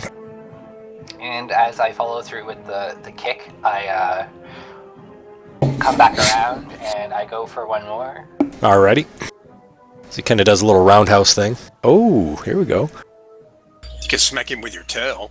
Nice. And on the last one, I'm going to follow through with the kick and flip over and land on his head. Nice. I like it. Alright, all three hit. Nice job. And then I'm going to roll away. Like a ball, right? Alright, sounds good. Nice job. Nice, Alright, nice so description. Yeah, go ahead, Gilbert. He's still prone, right? He is prone, yep, absolutely. And grapple. And frosty. Alright, for now I'll just put the bow away and use spiritual weapon. Okay. And I'm gonna cast it right below Dirk. Okay, sounds good. I think it has to have a token though. Yep, I'm getting one. Yeah, just like a S or something. Yeah. Kriv, no, this is one of my favorite spells for my cleric. Is it? Yeah, do you like this one? Yeah, because you can still cast and freaking whack things and do things like that.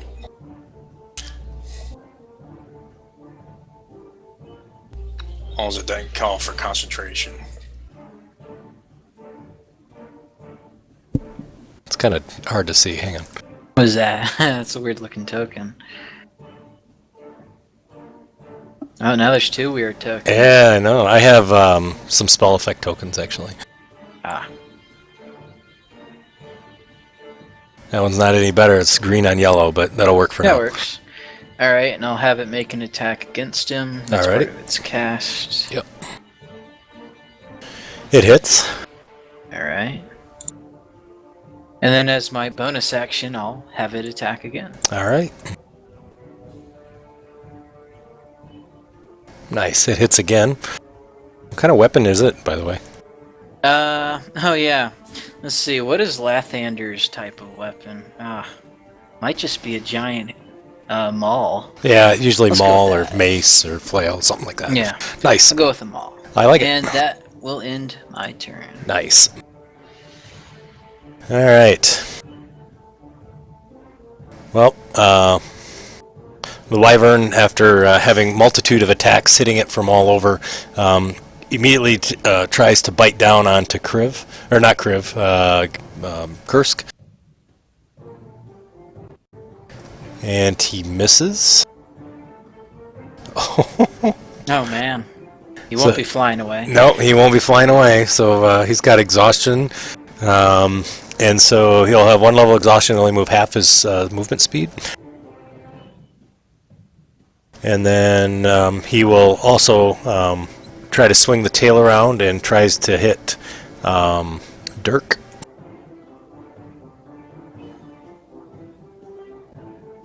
Wow.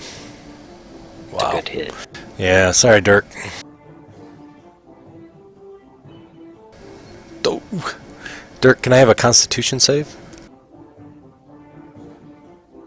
Oh, Stinger, but it's poisonous.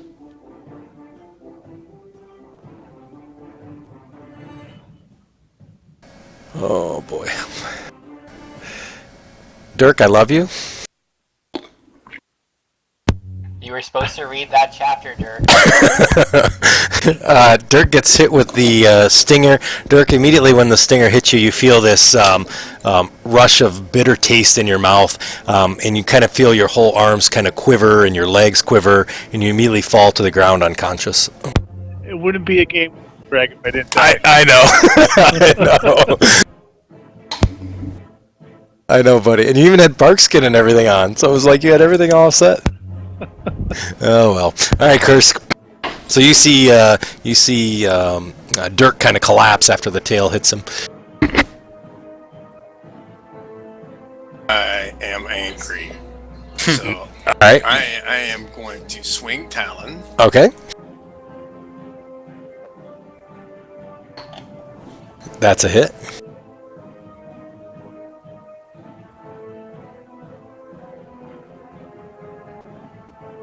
Nice. So you kind of slice across its neck, opening up a large gash.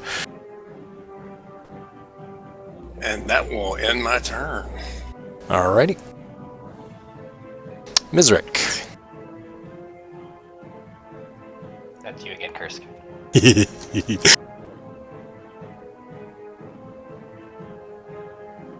He'll cast frostbite on him again. Alrighty. Nice. Yeah, nice. He fails.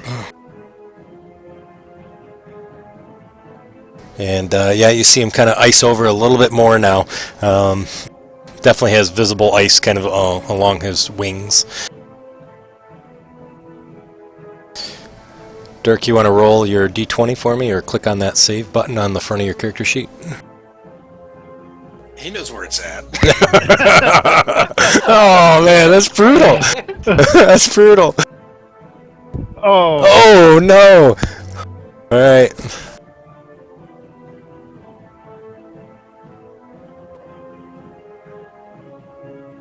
Nidria stands up.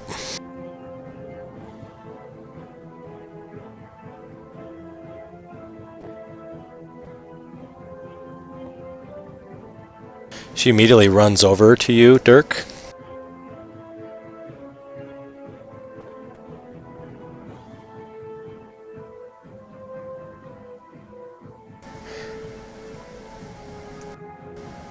she casts a spell, and you notice that she has a bunch of berries in her hand and puts one in your mouth and crushes your teeth on it, and it restores 1 hit point.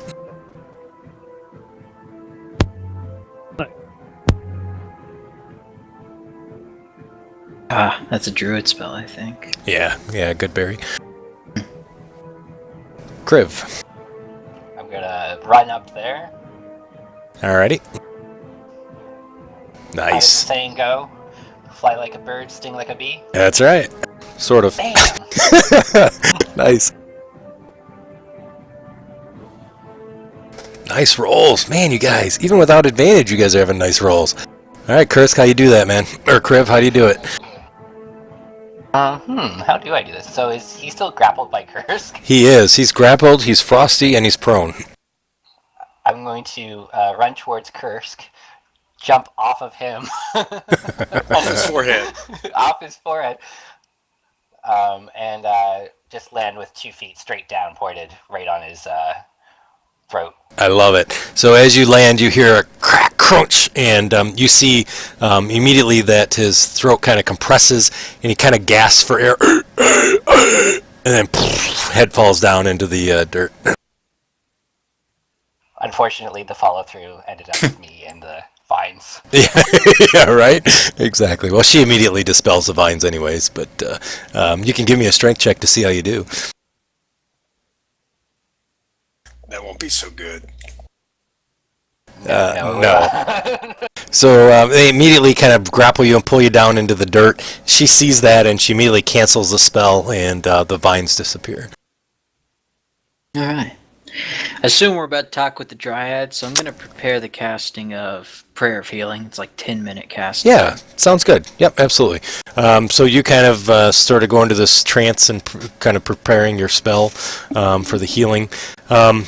Nidria kind of reaches down, and she has 9 more berries, and she hands them to you, Dirk. She says, "Eat these. They'll make you feel better." I'll make you feel better, Dirk. I'm gonna pop all 9 of those in my mouth right now. Alrighty, so you kind of chew on them. They're kind of real sweet tasting, almost a raspberry blueberry type flavor, kind of mixed together. And you regain 9 more hit points. She kind of bends down and kind of grabs your hand, Dirk, and she says to you, "Thank you so much for coming to save me. I really appreciate it." She says, "You and your friends." She looks over to you, Kursk, and she says, I misjudged you. I'm sorry.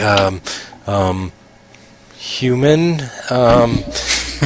You owe Kursk 1 gold. I have no money. I'm a dryad. I've been, unfortunately, I've been sort of limited to this grove for almost my entire life. I'm going to flick a gold at him. The spell's only vocal, so I got my hands working. Alright, sounds good. So, Kursk, there's a piece of gold that's flying towards you.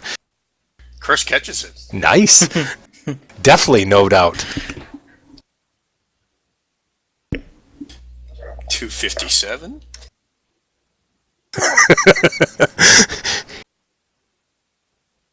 She says, I really, really appreciate it. I know that Oakwind does as well.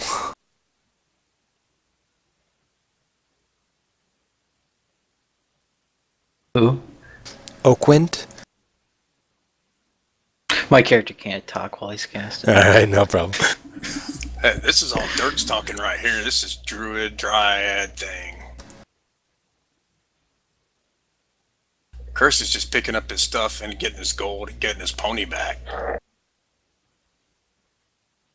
I am going to go and meditate over here. Alrighty, sounds good. And then when he's done, he's going to loot the Wyvern's body. Sounds good. You want to start carving it up? Was there anything worth taking? Scales? Yeah, you could try taking some scales, maybe a leg. I don't know. Ain't dragon scales. Whatever you think may be worth it. You're more than welcome to. I think wyvern poison is a thing used in making poisons. That is true. You'd have to either cut the tail and take it with you, or try to extract the poison. It's an automatic Dirk drop. That would be the name of the poison, right? So, what would you need in order to extract the poison? What would you skill? Let's see. Careful cutting is usually dexterity. Yeah, that seems probably about right. Man, but if you were trying to extract the poison. Oh, the syringe. I don't know if they have that technology here. Yeah, let's see. I would probably do... Need a vial. I'm looking at your skills here to see kind of what it would fall under. Well, I'm just saying, maybe Curse doesn't do it, but somebody Yeah. else could. No, I'm looking at the sheet just to see what would kind of fit for that, to be honest with you. Sleight of hand. Yeah, you could... Survival usually is what it is. Is it usually survival? There you go. That makes sense, because it's kind of an animal, and you'd have to know kind of what to open up and whatnot. Yeah, that sounds good. Dirk may be the best man for this. I think Dirk is. Still there, Dirk? Yep. Okay, good. I just didn't want to make sure I didn't lose you. Mizrick takes this little potion bottle out that used to have an invisibility potion that got filled with water and dumps the water and says, "Here, Dirk, get the poison." You actually remember that? That's awesome. I remember because he freaking dumped out an invisibility potion. Right. Right. Yeah, the vial was empty. Or he thought it was empty. That was so funny. All right. So they hand you the vial. You want to try it, Dirk? Yeah. Yep. How about some guidance there, Yeah. Gilbert? Do you want to wait 10 minutes until he's done casting his spell? Oh, yeah, because I course. can't do guidance. Yeah. So, all right. Sounds good. All right. So it can target 6 people. I mean, you're all healthy, but I want to make it look good at least. Yeah, it's all style points now. All right. There we go. Nice heals for everyone. There you go. Nice. Yeah. Cannot be used in fights, so don't expect it there. So you guys all feel a lot better now? All right, who am I giving guidance to? That's him. I have to get up right next to him. Alrighty. Nice little touch. Grab his shoulder. Tell him Lathander's with him as he digs through this wyvern. Where the hell is it? There it is. Yeah, there you go. Nice. All right. Hey, what do I have to roll? So you need a survival check. And the DC for this, how many wyvern tails have you dissected before? All of them. Oh, good answer. Good answer. Anybody else got survival? I have a +2, but that's it. Well, you can help him. That gives him Oh. advantage on his roll. Oh. So just before you get over there, Kriv, you see Dirk pulls out one of his daggers or his scimitar, and he quickly starts carving, and he comes out with this gland that's there that he's completely carved out. It looks to be full of liquid, and he's holding it, and doesn't appear that any has dripped out of it. Sweet. You kind of give it a squeeze. Some of the kind of this acrid orange sort of liquid kind of pours out, fills the flask, and you guys now have 1 flask of wyvern poison. I think you left that dryad hanging in conversation. Yeah, she's just kind of looking in disbelief as you're carving up something of nature as a druid. Druids Well, believe we do in things using- differently up north. Good answer. Good answer. All right, so I'll ask her, did you conjure a panther to lead us here? She kind of looks over to you, and she kind of nods her head sort of solemnly towards you, and she says, Brother of Lathander, I did not, but I have a feeling it was most likely Anda, or at least Anda's a reincarnation, probably, that had brought you here. Ah, yes, Anda. Who's Anda? What? Do I know who Anda is? Why don't you give me a history check? Yeah, I'm gonna guidance myself secretly. Alrighty, sounds good. There we go. Everybody can if you want, I don't mind. You knew Curse wouldn't use that. Gilbert, so you actually remember hearing some stories While you were doing research and training in the ways of Lathander and reading about things, about a hero many years ago, probably about 1,000 or so years ago, that used to live out in the woods that you thought was much farther east than here, but actually wasn't. Must have been around this area. Who was kind of living in the woods here and was kind of teamed up with a dryad, actually, and they ended up kind of falling in love and had a couple children, and they sort of lived in the forest and things went quite well, but and there was and it kind of had this staff, or this quarterstaff that he carried with him that was quite well known because it was a kind of an interesting shape, sort of had an S shape to it with a vine sort of wrapping around it. And kind of in the last years of his life, as he was starting to get older, and of course the dryad was not, they a lot of druids would come and meet with him and whatnot, and there became sort of this jealousy and hatred from one of the Trents that lived in the area named Tarnla. And Tarnla kind of had this raw hatred and sort of greed about this druid, kind of having a dryad and whatnot. And so he combined with an orc chieftain called Brug, who came down and fought. And as they fought in the woods, Anda was able to save Nidra as well as the children. But the message, the story is that the orc had killed the actual druid that had died. When that had occurred, Nidra had grabbed this staff, jammed it into the earth, and the earth essentially swallowed the orc as well as the druid's body. And the rumor is that the staff was never able to be moved again. Yeah, I remember a lot about that guy. It's a big story. Is his story why you don't allow orcs here? She kind of looks and she says, "It's not me that doesn't allow the orcs, it's the trees, the guardian trees around here. They protect the area. I sometimes can ask them through speaking with plants to see if they would allow things to pass or not pass," she said, "but they ultimately judge whatever comes by its character and decides whether or not it can pass." Ah. Well, Kursk is always judged harshly when you first meet him, but he grows on you.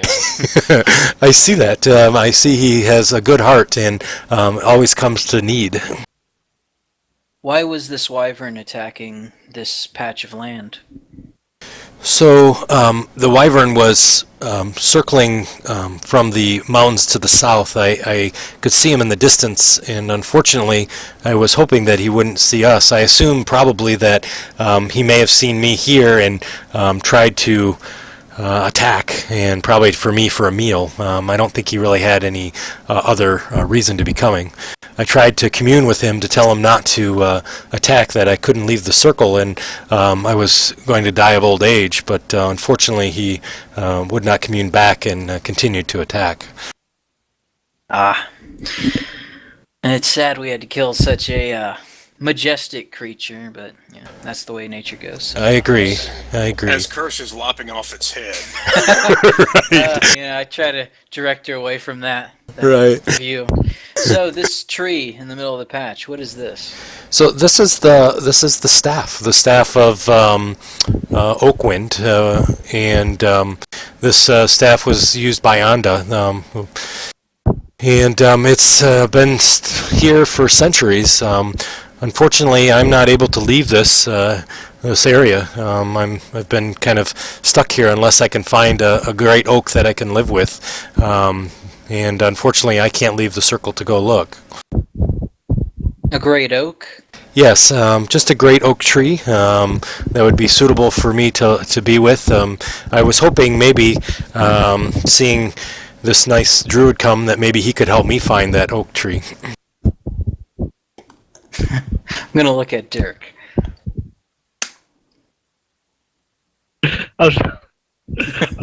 I'll shrug my shoulders like, I don't know. I guess. Criff says, I think we should help her. No one should be trapped anywhere, especially even if this place is beautiful. This is no place to be trapped. What does an oak look like? Out of character. An oak tree? Do we know that? Yeah, you would know. I definitely Okay. Dirk would know. I think everybody would probably have a good idea, but How big is that staff? That looks like a giant tree. it does look like a giant tree, but it's not. It's actually a quarterstaff. Oh man, I thought that thing was blocking our vision. Oh, did the whole you? time. No. Yeah, I was moving around it. Okay. I saw okay. that. Weird art. Alright, I think we can help with this. Do you have the direction to suggest? She kind of points in a large circle around the trees. She's like, anywhere out there probably would be fine. I have the perfect spell.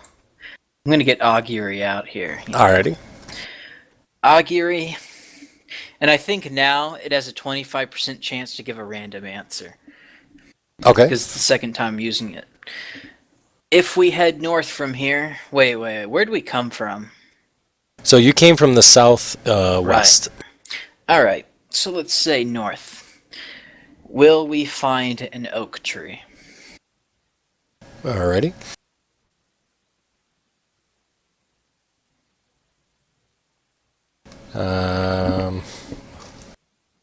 So you get wheel.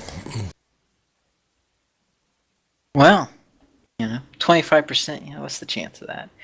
Yep. Alright guys, I'm getting wheel. I think there's an oak north of here we can look for. What about big staff in the middle of the woods? We can, Geez, was there anything in that story about removing that staff having horrible effects? Not that you remember. Chris goes over and tries to pull it out of the ground. Alrighty. As you go over and try to reach it, Nidra immediately reaches over, kind of walks over and grabs your arm. Can you give me a strength check? She's gonna break your arm. This Wow. might be one that I want to fail. She gets really strong when it involves the staff. So if you feel it grab onto you and you don't want to do the strength, you can fail it. It didn't matter. She breaks your wrist. So you feel this almost unearthly or even godly type strength that she has as she grabs your arm. She grabs and she takes her hands and she kind of squeezes your arm, and you can feel kind of the bones kind of stretching against themselves. And she says, "Don't touch my staff." Why? This is the staff of Anda. Anda places here. This is what's important. If the staff goes, I die within 24 hours. I need to find a new home before you can take the staff. Alright. Let's head north then. There should be an oak up there. Alrighty. 75% chance. Curse, she lets go of your arm. I stare at her meanly, but I don't go for the staff again. Alrighty. She does the same. She continues to stare at you glaringly as well. Not ruin the image of orcs again. Of course, not an orc. Alright, so are we able to get our horses and stuff Yeah. and start moving? Absolutely you can. So you guys can collect everything.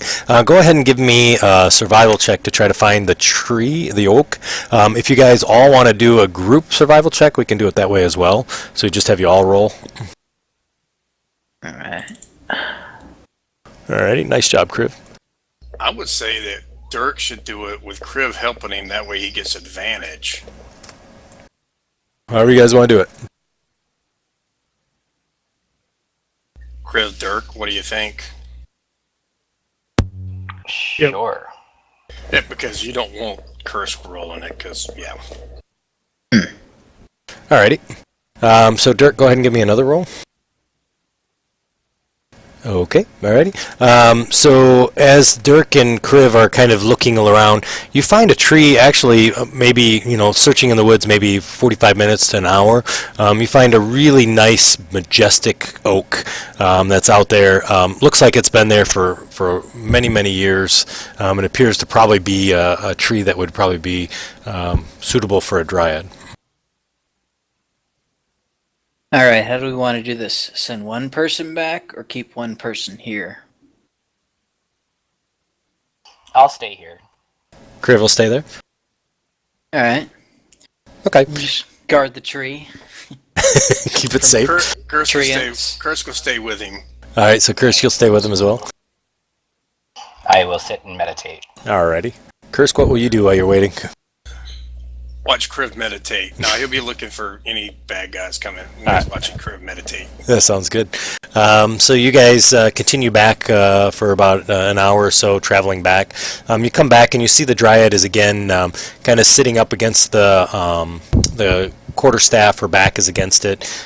You see her kind of whistling some sort of a tune, really kind of not paying attention at all.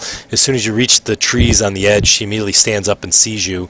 Continues to kind of walk down the mound towards you and says, "That was quick. That was quick." Ah, yes. The power of fortune telling is powerful with me. We have found a oak tree north of here, an hour's away. I think an hour. Yeah, that was it. Wonderful. And then she kind of looks over to Dirk and she says, "Dirk, where is it?" It's just about an hour to the north. Okay. She says, "Can you point for me?" Okay, I'll point in the direction that we came from. Was she about to dimension door her way? Maybe. So she kind of runs up the hill. She pulls out the quarterstaff out of the ground very quickly and easily, pulls it out, comes running down the hill, and looks to you, Dirk, in Druidic. She says to you, "Take care of Oakwind. Be careful, and watch out for creatures trying to take Oakwind from you. I appreciate your help, and I hope that we don't see each other again anytime soon, because that means that you have died and Oakwind has returned." And she immediately runs to the trees, and as she reaches the first tree, she disappears. All right. All right. So Kriv, Kriv is gone, and he's meditating. So Kursk, at about he's back. About an hour or so after Kriv has been meditating, and you guys can have a short rest too, by the way, if you guys were meditating out there for an hour. You immediately see Nidria kind of walks out from what appears to be the tree, but maybe it was behind the tree. You're not sure, the large oak tree. She turns and says, "Half human and other human, you are all set. You can return to your friends. They are still at the grove, and it is safe to return."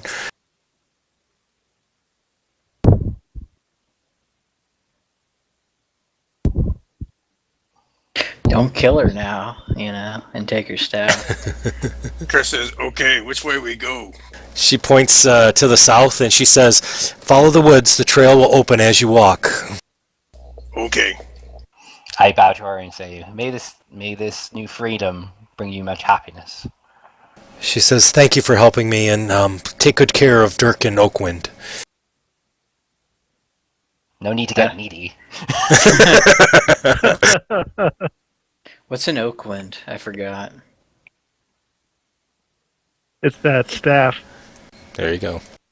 I thought she took the staff. No, she handed it to Dirk. Oh. I cast augury. He gets the staff? Okay. You can take the staff if you want it. No, it's probably like a druid staff, It'd be in bad taste. You never know. No, I'll wait for like cleric-y stuff, Gotcha. You got a familiar. Shouldn't you be happy with that? All right.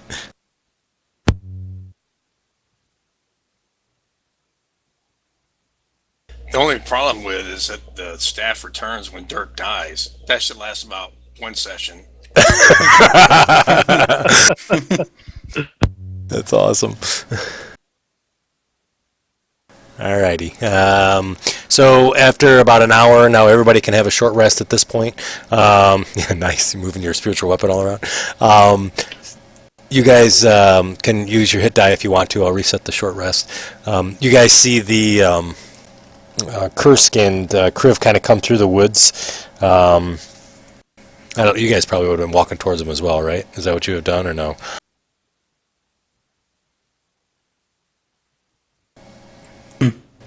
Gilbert and Dirk, what would you guys do? Would you be waiting after she disappeared, or would you go into the woods? Oh yeah, we'd be waiting.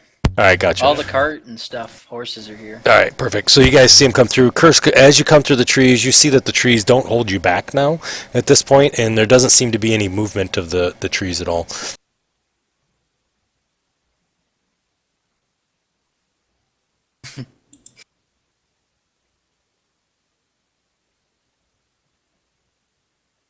What time of day is it?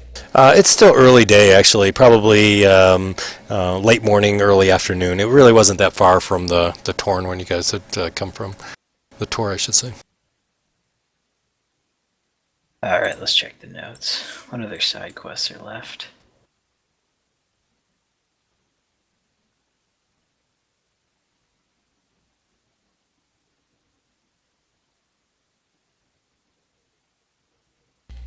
Well, I don't have dark vision. Dirt needs to talk to Druid on Thunder Tree, and we still need to go kill rest goblins in castle. Do we need to kill those goblins? Kursk, we Most already definitely. agreed. We got paid for it. There's no point in us going back. Yeah, it would be a pointless genocide to go back and slaughter them. They got loot. Yeah, but I don't think that's the best reason to murder everything. That sounds like a good reason for curse if they got loot. I think there's a final pressing matter we have to take care of concerning the Wave Echo Cave and the location on the map to it.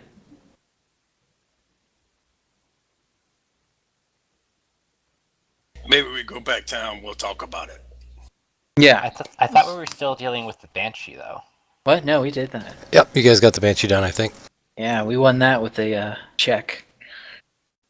Right, sorry. Oh, no worries. Alright. Yeah, we should go back to town. Turn in our stuff to the mayor. Alrighty, sounds good. So since you guys are kind of in the woods, we'll get another survival check to see how long it takes you guys to get out and back to the road. So however you guys want to do that.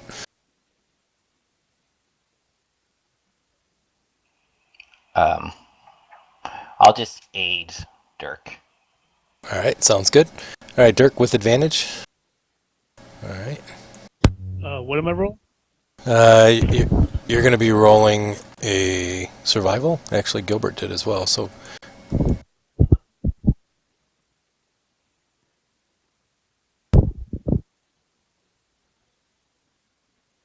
Alrighty. So You have advantage, Dirk. you can roll again.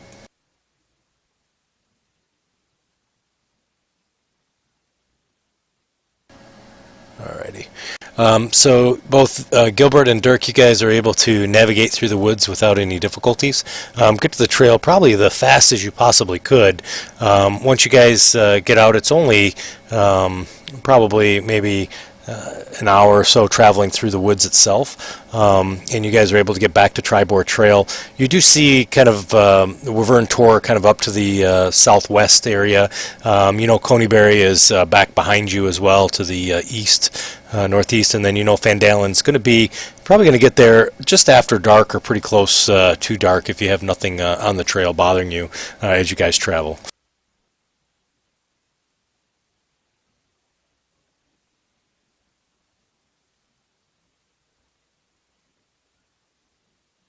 All right, so the arrow's kind of where you guys are located on the map itself. Let's see. You guys are able to travel along the trail without any difficulty. You can make your turn towards Phandelver and are able to get into town. As you get into town, it is starting to get fairly dark when you roll in. You do see that the inn is quite busy. Looks like a lot of the town people are in there. Maybe they're celebrating something or whatnot, but there's definitely a lot of people there. Where would you guys like to go? People are celebrating? It sounds like it. It's pretty. Sounds pretty excited inside. There's joyous singing that you hear that you've never heard before at the inn. I said we drop our horses off at the stable and then we go to the inn and get the party on. Yeah, let's see what people are celebrating. Alrighty. So you guys go ahead and drop off the horses. And as you guys enter into the inn, you see that you dropped them at Barthlin's Provisions, I assume. That's where you guys got the horses. Because they don't really have an inn necessarily. And you see Tobin Stonehill is in at the bar, and the bar is full of pretty much everybody from town that you know, except for you don't see Sister Gabrielle there. But otherwise, everybody's in there. Even the kids are in there, and he's kind of passing out drinks, and there's singing that's going on. You see somebody that you've not really met before. Maybe it's a traveling bard or something that's singing at the in the corner by the fire, and they're passing drinks around, and you see sort of oh my god, I can't remember his name. Isn't that terrible? Sildar and his dwarf friend, whatever his dwarf friend is. I can't remember. What's his name? Gundren. Gundren. Yeah. It's like I had a brain fart. Gundren Rockseeker. Yeah, Gundren Rockseeker. So they're kind of sort of at the center table, and you see everybody's kind of patting Gundren on the back, and the Elsa, the bar maid, who's also the daughter of Tolbin's, bringing drinks to him, and it looks like he's quite a few in at this point, and everybody's kind of just having a great time. He's Kursk. So, Kursk, I assume you walk in and just sort of plop that on the table? Yep. So you plop it on the table, and immediately everybody kind of saw you come in, but there's like this little bit of still blood that's kind of dripping out of the bottom of the head as you tipped it back over, and the music stops, and everybody sort of stops celebrating, and they all turn and look towards you, Kursk.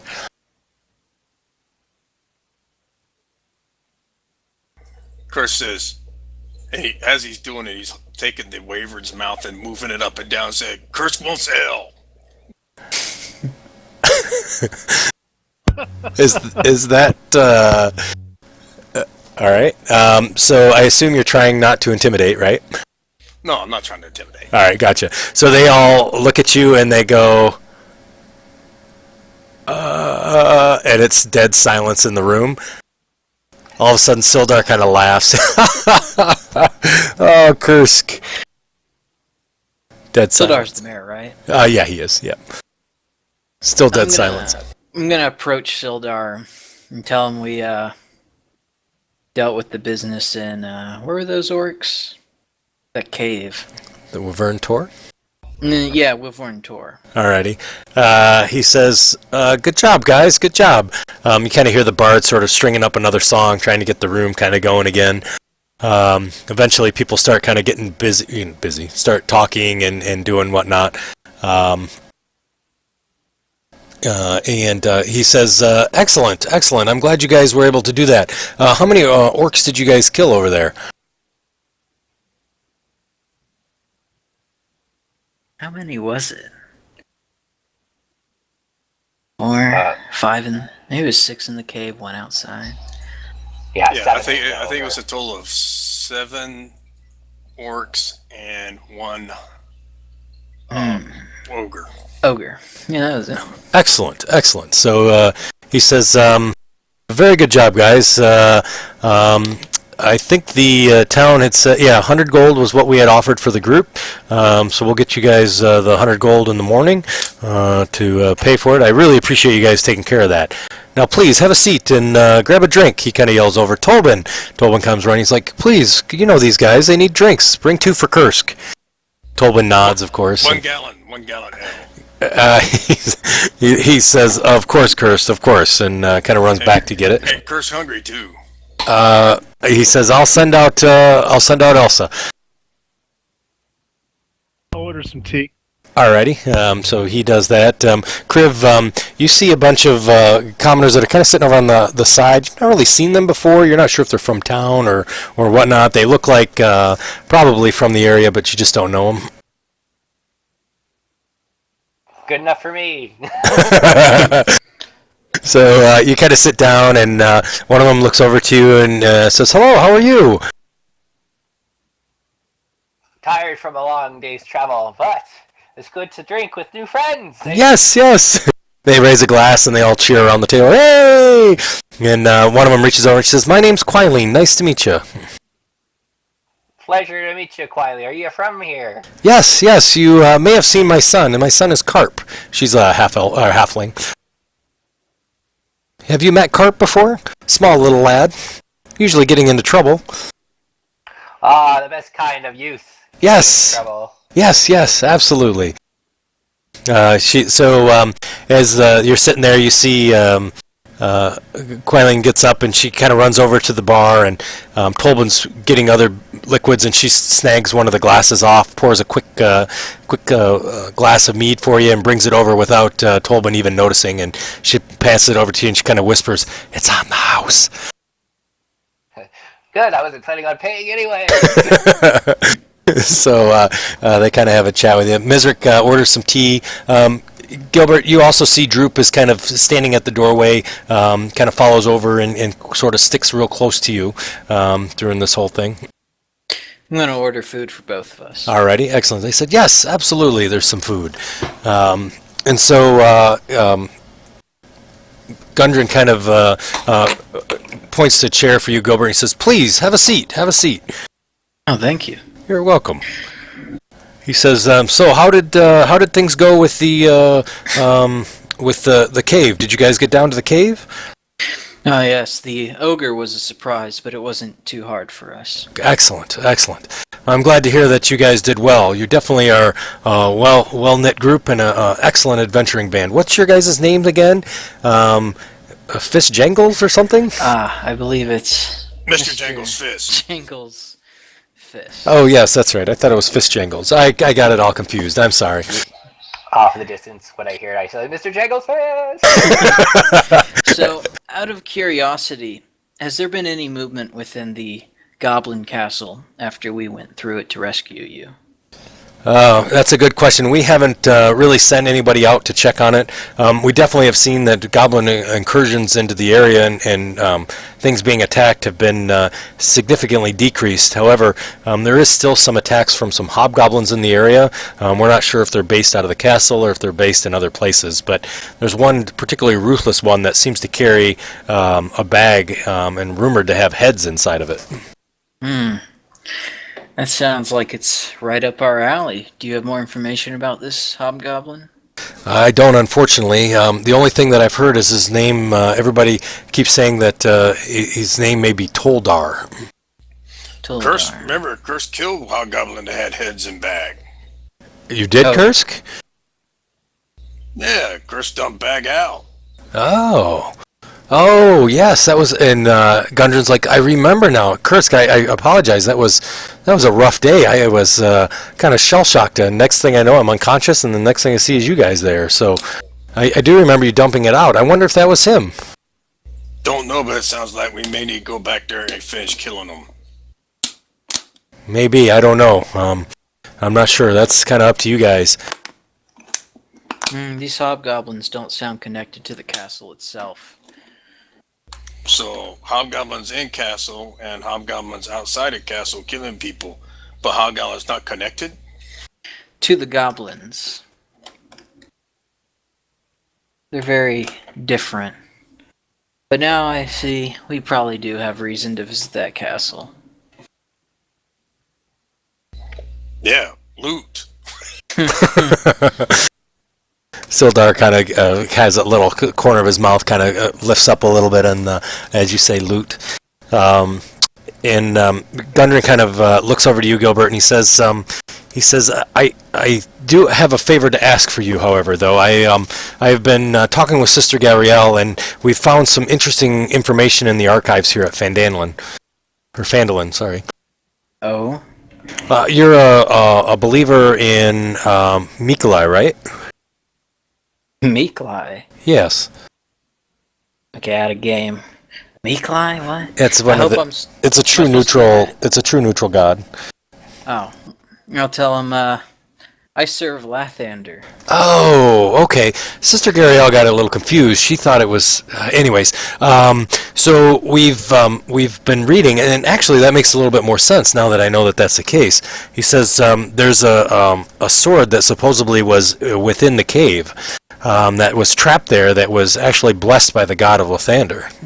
The cave, you mean the The Echo. Yes, What's yes, that thing called? absolutely. Wave Echo Cave. Wave Echo. Yes, and its name is Lightbringer. Well, if that rumor is true, we'll have to retrieve it. Artifacts of Lathander shouldn't be left alone in caves. I agree, 100%. The rumor is that the mage and the cleric that protected the cave against the orc incursion used that very weapon to bring the cave down. The cave's brought down. How would we re-enter it? Well, my two brothers, we had obtained the map, and I had sent my brothers, well, not my brothers, my sons, to go investigate. They're probably there now, but they haven't returned. So I'm hoping that they're in the caves currently, or the cave in the old mines currently exploring. Maybe you can hook up with them, and maybe they found a way in. All right. I'll discuss this with my party. Okay. Well, I assume we're all just partying right now. That's kind of what it sounds like. Probably gonna have to wait for this party to die down before we have a real discussion. Gotcha. So the party goes on for quite some time. It seems like life is probably didn't seem like it hasn't been here for a long time, that these people probably have been oppressed and now finally are having some fun. As you guys are kind of having a good time, and it's probably 6 or 7 drinks into it now, you see Gilbert kind of say something to somebody, and the other guy kind of stands up and he says, "What do you mean?" and kind of looks at you, Kriv, not Gilbert, Kriv. What do you mean? What do I mean? You said it! Why'd you say that? Get out of my face! And I punch him really hard. Alright, good. Give me a disadvantaged unarmed attack from all your alcohol.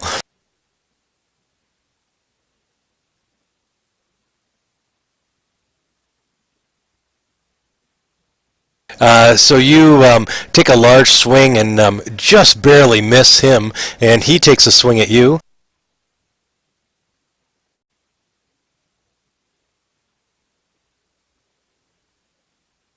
And he does a large swing and misses as well. But in the moment, he actually kind of swings around, does kind of a 360 spin, and then falls into your arms, kind of like he's giving you a big hug, and goes, "Ugh!" And immediately when he does that, with the spinning moment, he kind of pukes, and puke kind of goes all the way down your back. I will barrel him over and start pounding on him. All right. So go ahead and you can either do a grapple check if you want to, or you can give another unarmed attack. Grapple for this one is acrobatics? Yeah, sure.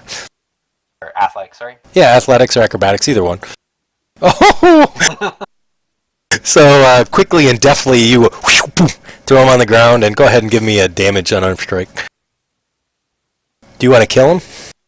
No. All right. I just have a bad habit of starting bars. No problem, man. So you kind of throw him on the ground and immediately hit him, and he's knocked unconscious. Boom. You feel another guy kind of jump on top of you. He's like, "Hey, why'd you hit my buddy?" And you guys kind of all now see that this is becoming kind of starting to quickly get out of control.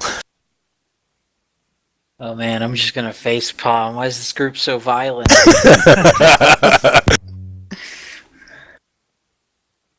All right, so you feel another guy kind of jump on top of you. Nice. And so you're able to hit him kind of with your elbow.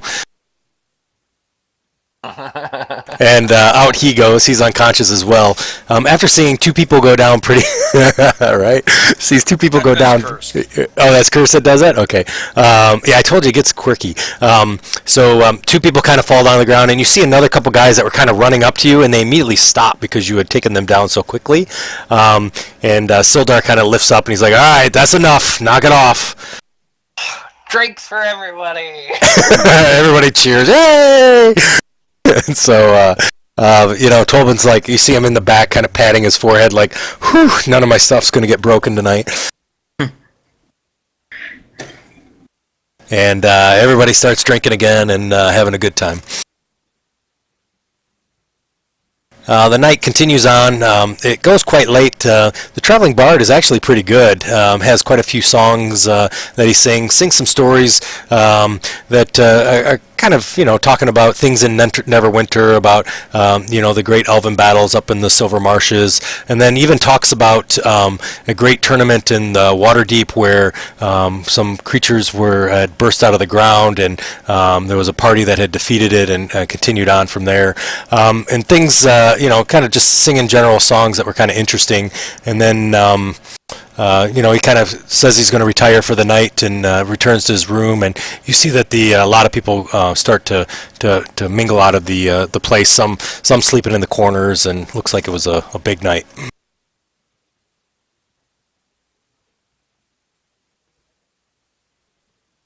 All right, so is the group ready to discuss our next move for tomorrow? Maybe we should go sleep, then we talk. All right, I'm going to visit the Shrine of Luck before we sleep. Okay. With Droop. Sounds good. Yeah, so you see Kriv passed out on the table. Mizrik is quickly kind of reading some books as he's sipping his tea. What do you got going on over there, Dirk? I'm going up to my room. Alrighty, gotcha. So Dirk goes to retire. And Gilbert, what are you doing, Curse? Curse is going to drag Crib by the tail and drag him upstairs to his room and roll him into the room, and then shut the door and go back downstairs. I love it. Alrighty. So you do that. Now, Crib, you're laying on the floor in your room. And then Curse, you're downstairs. What do you want to do downstairs before Gilbert goes over to the shrine? Well, he's just going to hang out. Is Sildar still around? Yeah, Sildar's still there. So he's kind of sitting there just sort of sipping one of his drinks. So you're going to go ahead and sit down next to him? Yeah, he'll go sit down next to him and continue to drink. Sounds good. All right, Gilbert, so you leave and you see the Shrine of Luck. Pretty dark at night, quite late, but the shrine still has candles, always has candles burning in the window, and the door is always unlocked. All right, I go in with Droop. Alrighty, gotcha. So you kind of enter in, and you see that the shrine is empty. There's nobody inside. There's several candles that are burning. You see the offering plate is there. There's no money in the offering plate at this time of night. And yeah. No Lady Carriel. Well, that's expected at this hour. Yeah. So Droop, you said you could cast. Yeah, me cast spells. Show me. Sure, absolutely. What would you like? What can you do? Oh, I can do much magic. Pick something, anything. All right. So he starts to kind of looks up and looks up to the sky, and you kind of hear him murmuring something in Goblin, and to you it sounds like a prayer to Lathander, but you hear other gods' names in there as well, not just Lathander. So you hear Tempest, and you hear Torm, you hear Talos, you hear a lot of different names, and all of a sudden he kind of looks at you and he sort of shrugs. There was a lot of names you used to channel that spell. Normally a cleric serves one god. He kind of looks at you and he goes, "One god!" And it's like super loud. Oh, I see. Prestidigitation. A very intimidating cantrip. He kind of looks at you and sort of gets a big smile and a grin on his face. And then in a loud voice, which I won't yell back in your ears again, he kind of talks about, he says to you, "I can do other things too." Show me. So he kind of does the same thing, and you hear a lot of different gods' names as he's kind of going through this sort of spell or whatever he's doing, and all of a sudden you feel tiny little tremors in the ground, and the ground is sort of shaking. You can feel it under your feet, and he looks at you and he says, "Me, do that." I see you've mastered prestidigitation. He kind of shrugs. He says, "Don't know name, but it works." Your faith has grown so fast in such a couple days, and you can already channel the gods' powers through you. I'm surprised. Me too. And then he kind of points to the door. He says, "Door open," and boom, door shuts. I think it's time to move on to your next step. Alrighty. He says, "Yes, please teach me." We shall do this tomorrow when Lady Gariel is present. For now, let us sleep. Okay. All right. So you guys are gonna go ahead and leave. Yeah, I'll put 2 gold pieces in the tithe. Okay. bowl. Alrighty. Sounds great. So the 2 gold pieces kind of land in the bowl quietly. A lot quieter than you would have expected. Maybe there's a cantrip or something on there to keep it from sounding really loud. And you guys are able to walk out of the place.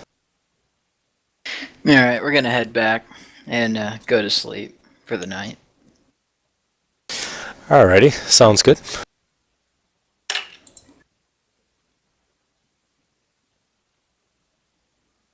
So as you walk in, you see Kursk and Sildar kind of sitting at the table, drinking their drinks. Tolbin is slowly cleaning up the vomit that's on the floor, as well as you see the 2 guys that are knocked unconscious, sort of propped up in the corner, kind of laying, sort of sitting up against the wall. Looks like they'll be there for the rest of the night. Otherwise, pretty empty place, really.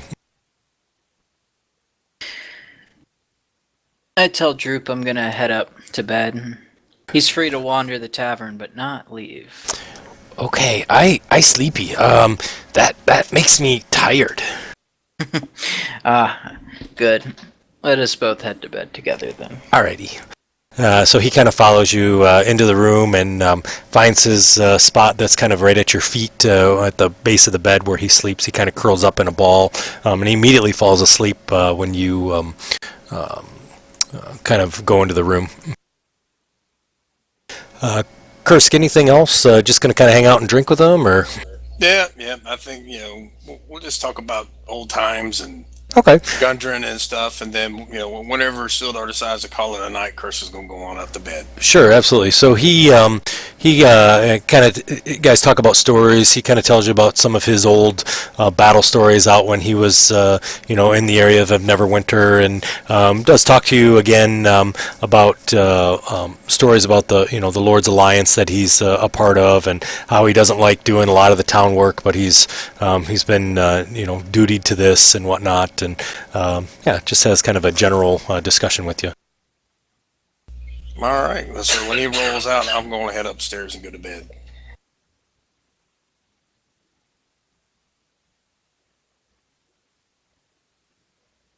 Okay, that sounds good.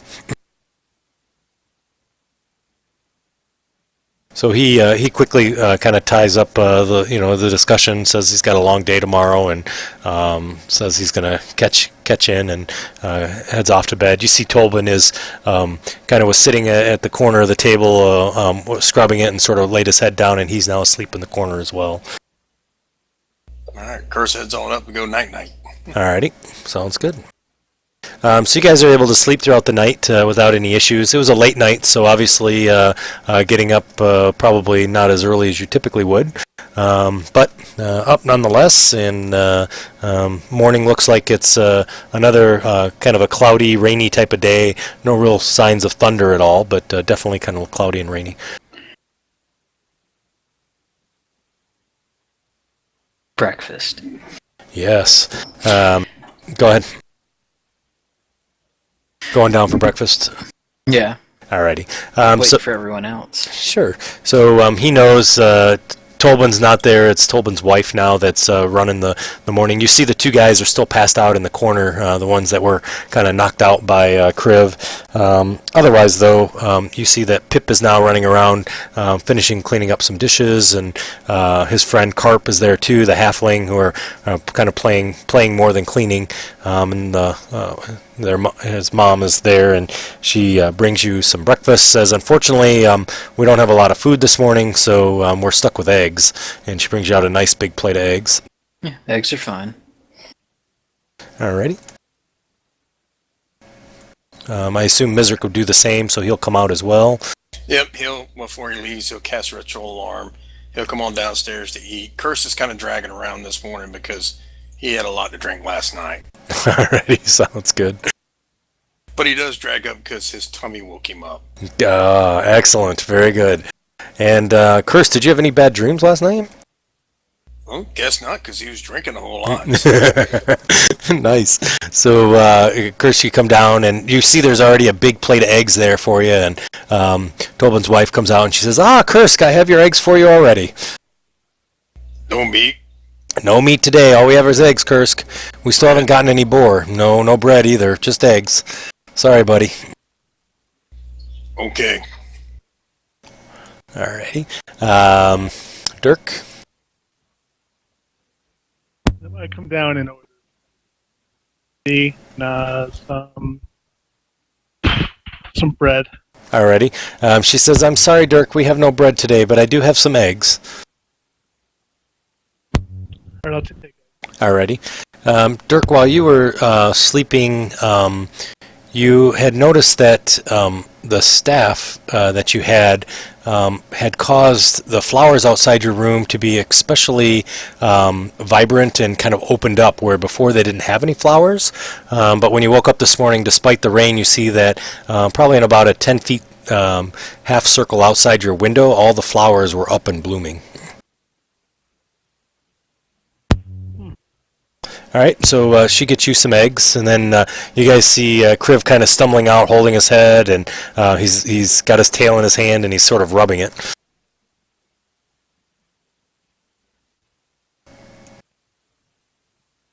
Sorry, I'm actually eating. He's actually eating. So Kriv sits down, doesn't really say anything, and immediately starts eating some of Kursk's eggs. Kursk smacks him. Hope you don't mind, Kriv. Since you're already eating. I took liberty. That sounds right. Yeah, that's what I thought. And then Tobin's wife also brings you out a plate of eggs and kind of throws them down. And she also gives you a little flask of mead and says, this may help your head a little bit. I look at her and I'm like, are they still locked out? She says, I have a feeling they'll be out for quite some time, I hate to say. I don't think I hit them that hard, but okay. She's like, you hit them pretty hard. I remember. I was here last night.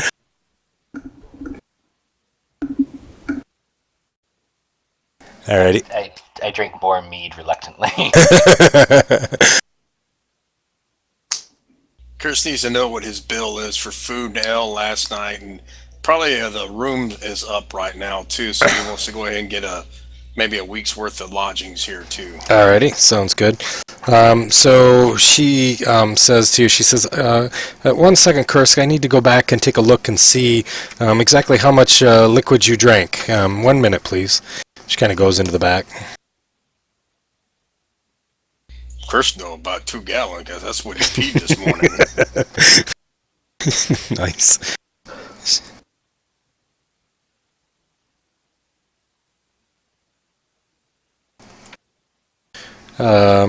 So she kind of comes out and she says to Kursk, she says, are you paying for the entire group or just you? Kursk paying for him. All right, Kursk, so it's going to be 6 silver for the drink. And she said it'll be 7 silver for rooms. For a week. Kursk gives her 3 GP. She smiles and she says, you're so generous, Kursk.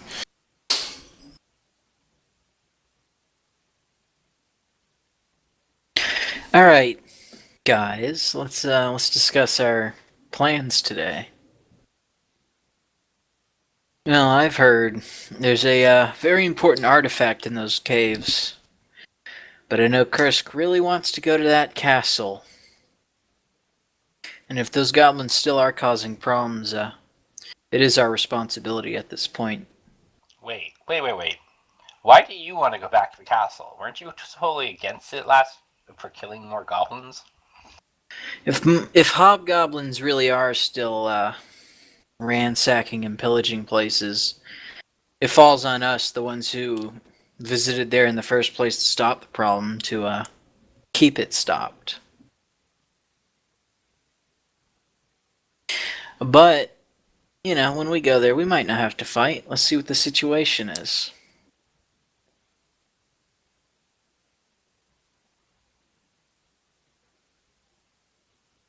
How far is the location marked on that dwarf's map from the Goblin Castle? So, let me bring up the map again so I can mark it and show you where it's at.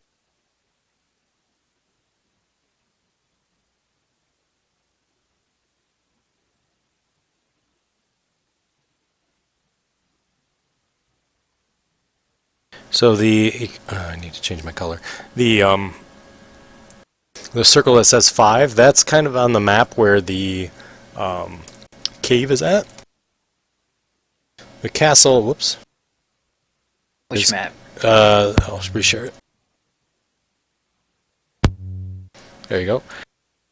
Circle okay. there, that's kind of in between Icespire Peak as well as Phandelver. That's kind of where the cave is at. The Goblin Castle is where the arrow is pointing in the woods. And those are close enough. And then Thunder Tree is up towards Neverwinter. Yeah, So why don't we What? just keep going after we get done with the castle, the cave, and then hit Thunder Tree? So we'd start with the cave, move up to the castle, and then Thunder Tree. Since the cave is the closest right now. So let's do the cave first. Okay, first. Alright. I think that's what you were saying, right, Dirk? Yeah, then we can just draw a straight line through our other two objectives. Any objections?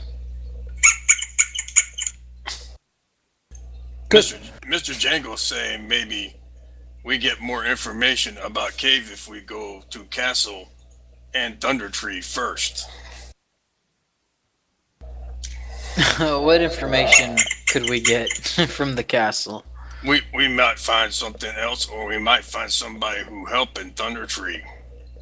What was up in Thunder Tree that we needed to see? There's a druid. Oh, a druid. That is true. Those caves could be dangerous with all the legend about them. I guess for today we could go through the castle in Thunder Tree.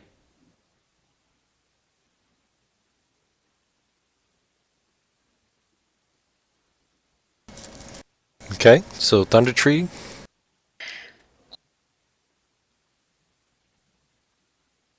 Alright, I don't hear any objections. Alright. So, Well, before we leave, I'm going to visit Lady Gariel. okay, alright, sounds good. So you guys kind of walk over. You taking Droop with you again? Yep. Alrighty. So you walk into the shrine and you see her sitting there, and as you walk in, it seems kind of ironic that she's just taking the 2 gold coins out of the offering plate as you walk in, and she looks over and she says, Brother Gilbert, good to see you. I assume you were here last night because nobody in town would have put 2 gold in here but you. Ah, yes. We must have just missed you. Are you not one for parties at the tavern? Unfortunately, no. I don't really like to party as much because you never know when I may be needed for some healing. Droop has finally learned to channel his holy relic. You kind of see a big smile come on her face, and she says, Droop, I'm so proud of you. That's awesome. And she kind of comes over and kind of pats him on the head, and he kind of has a big smile, and he says, me, Caster. And she's like, I know, Droop, I'm so proud. I'd like to discuss Droop's future. I would like him to become a cleric in Phandelver and assist you. Oh, well, that would be wonderful. She says, is that okay, Droop? Droop looks to you, and he kind of looks torn. And he says, he goes, you know, like? Oh no, Droop. But I'm destined for much more dangerous lands where I'll eventually not be able to take you. The people here could use your powers. You could do a lot of good here and improve the image of your race. He looks torn. He Cleric's said path is full of sacrifice. he kind of looks and he says, "Me love you."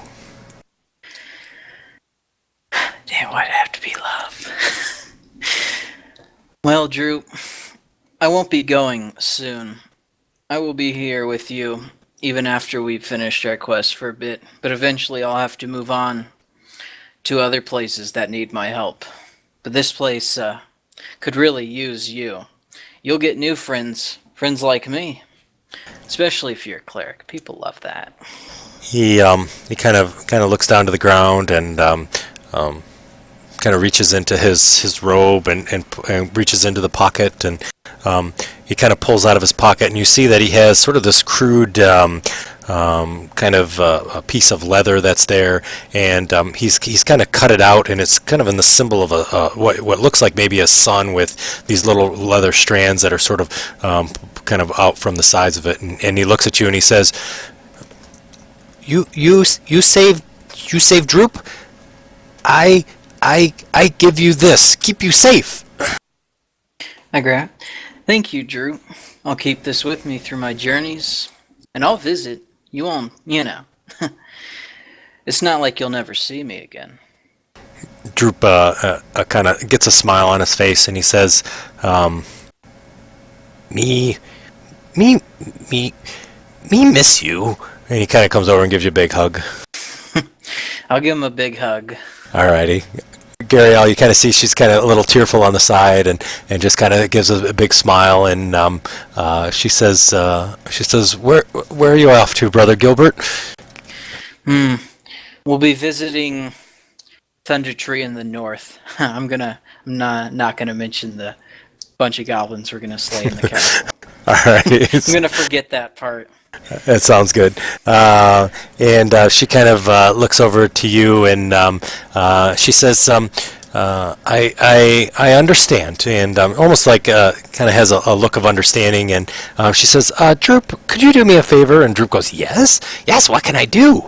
And she says, can you take these 2 gold and run them over to the orchard? He's a little hard on times. And Droop says, yes, I can. And he takes the gold and kind of runs out the door.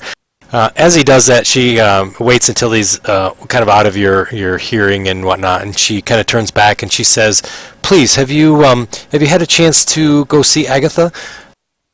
Ah, yes, Agatha. Please tell me, how did it go? Oh, she was very pleasant. I offered her the comb. She said, She gave us the pleasant? information we needed. Oh, yes, well, a bit intimidating, but not any more than cursed can be. She kind of looks to you and she says, "So, did she tell you the location of the spellbook? The spellbook from Bogentle?" Ah, check my memory out of character. What did she say? No problem. Man, I totally forgot. It's all right. Maybe one of your party members wants to give you a hand.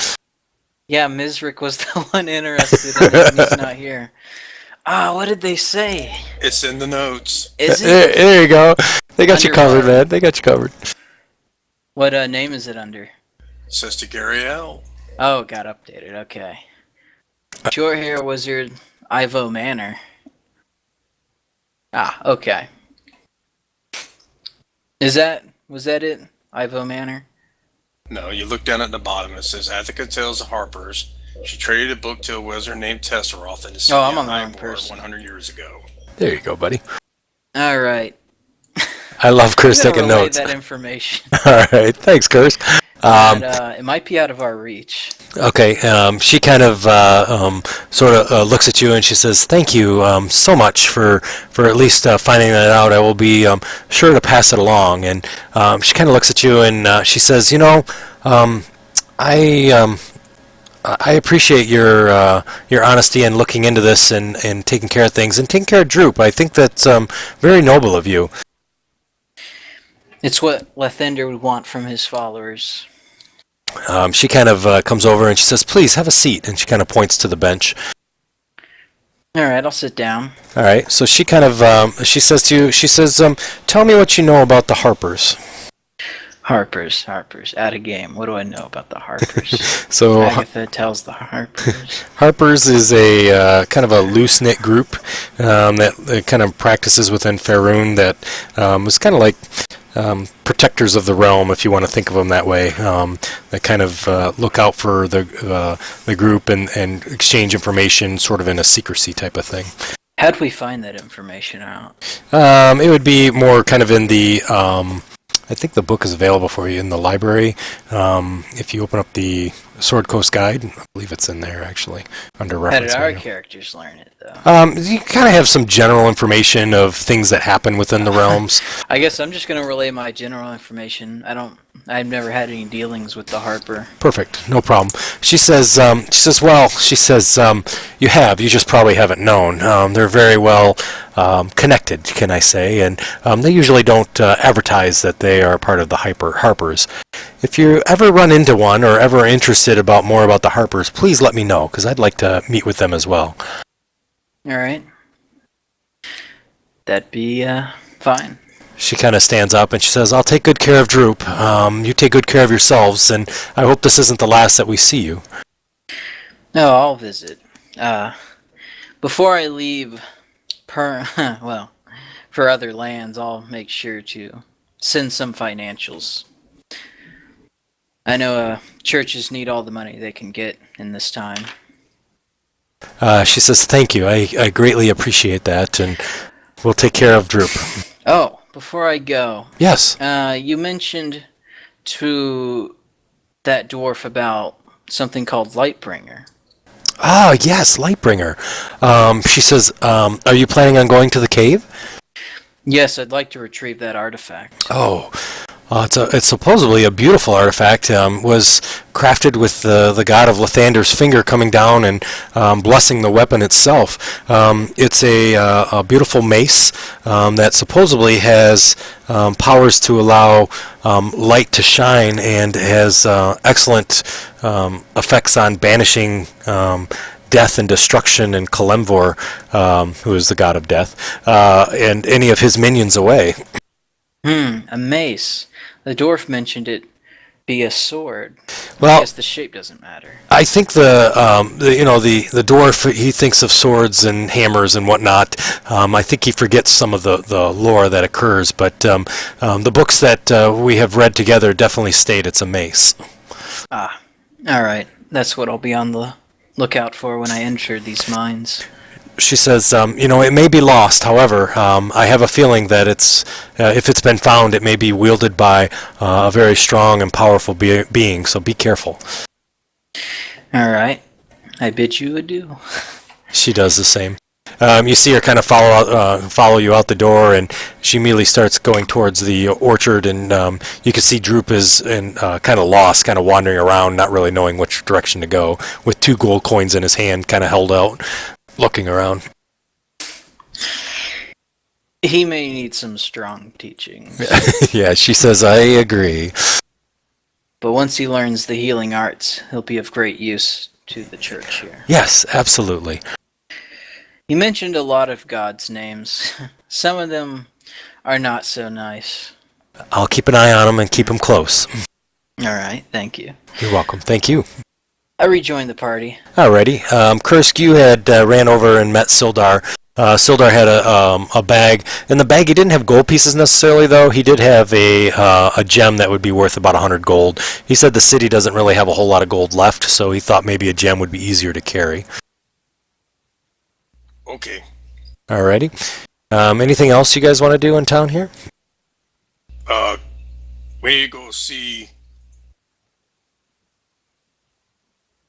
The mayor rewarded us already. We need to go see Darian Eldermath for going to Alwell. Darian? Okay, sounds good. So he's actually at the orchard. So as you guys go, you find Droop is there, and he's as you guys kind of arrive, he's there with Sister Gariel, and they had just handed over some coins you could see in the distance, and they're walking back. And as Sister Gariel and Droop follow you guys, or pass you guys, you hear her kind of talking about the gods and how to take care of good people. And Droop kind of stops and sort of looks as you guys walk by, and does kind of a little hand wave with his hand. I'll give a hand wave back. Alrighty, he gets a big smile and kind of skips a little bit down the trail. Alrighty.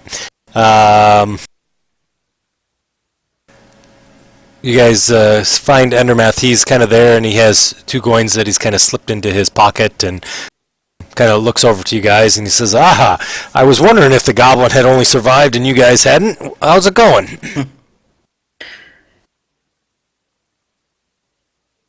Rizard goes up and talks to him. He says, well, we scouted out Owlwell, and we found a mage and a bunch of zombies.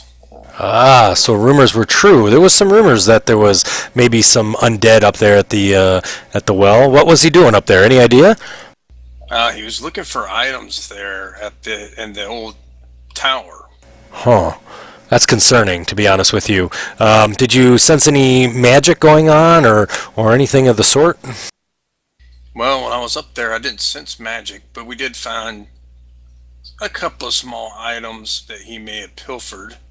And we took those from him and sent him on his merry way. But he was a mage of Thay, and he was a necromancer.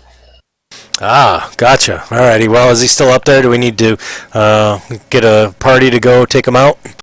I don't think he'll be back around. The last we saw him, he was running with as fast as he could to get away from there. Oh, good job, good job. Kind of pats Mizrik on the shoulder. He says, not bad for a deep gnome.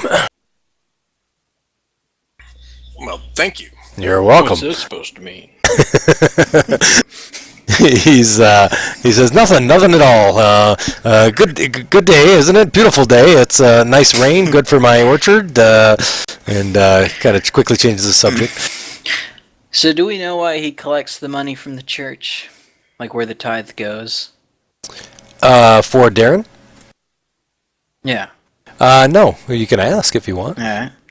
So do you collect the tithe from the church? He kind of looks at you and he says, well, in a way I do, yeah. Well, could you explain? I'm very interested. He kind of says, well, Sister Gariel and I have talked about it, and with her doings at the church and with me being a member of the Order of the Gauntlet, which is kind of a devout group that seeks to protect others, we're kind of always there to kind of protect, and she sends me the money so that way I can send it off and go into Neverwinter or Waterdeep, buy additional weapons and supplies, and bring them back here to help protect Phandelver. How does she deal with the financial situation of her own needs and the church itself? So the church is small and there's not a lot of needs for it, and she does not take any payment for herself. I assume she gets money other ways, possibly. Alright. Let's do an insight just to see, Sure. yeah. I don't think I can target myself without the, I know, wait, the combat tracker. Yeah, You can roll a d4 with it as well if you want. Wait, I think I got it. Yeah, there we go. Okay. Yeah, you can roll a d4 with it as well if you want. Oh, you did. I see it. Yeah. So, yeah, he seems to be genuine. I mean, the story seems to fit. He doesn't seem to be trying to pull the wool over your eyes at all. All right. Yeah, I'm sated. Alrighty, sounds good. And Mizrik says, so there's a little matter of a fee for scouting out the well? Oh, yes, there wasn't there? Boy, I forgot.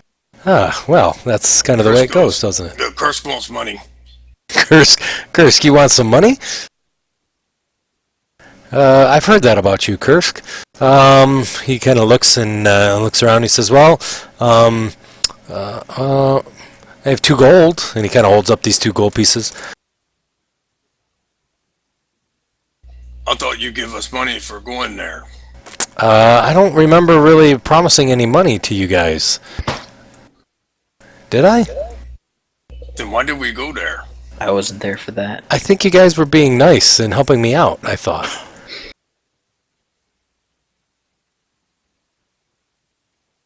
Big smile comes off. I'm just kidding, Kursk. I'm just kidding you. Of course there's money. And he kind of walks into his house. he comes back. He does have a bag that's with him, and he hands you over a bag, and there is 50 platinum pieces in it. Bam, sis. And he says, "Here you go, my friend." Thank you. You're welcome. Can you put that in the parcel? Yep, sheet? I sure will. Then once you drop that in there, just let's divvy it up. There you go. Alrighty. So we did that. What else you guys want to do here in town? Anything else? Remind me how much a platinum's worth. 10 gold. 10 gold, right? Okay. So that was like 500 gold there. Yep.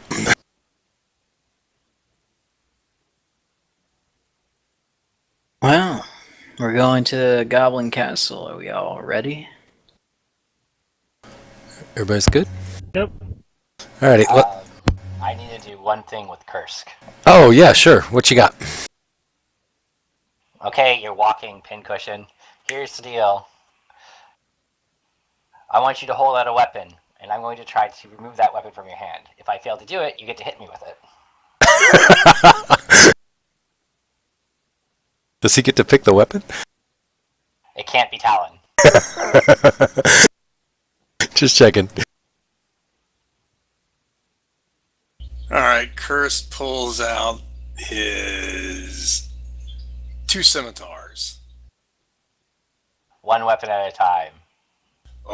That's not deal. You got to take Curse weapon, and if you don't get both of them, he gets to hit you.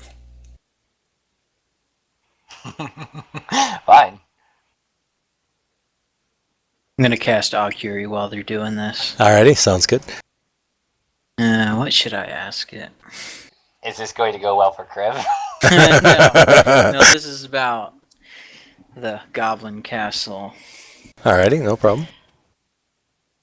So go Will ahead. there be death?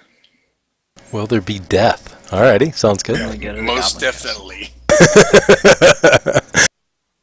Alright, I'll give you an answer here in just a minute. Kriv, why don't you go ahead and do your attack roll against Kursk? Are you going to try to disarm him? Yep. So Alright. I get advantage with this weapon. Yep, for that's doing it. correct. Looks like I'm going to need it. Yeah, no kidding. And then, so that would be, hang on one second. So, Kursk kind of deftly moves out of the way and unfortunately does not grab the weapon. Actually, it's a contested roll.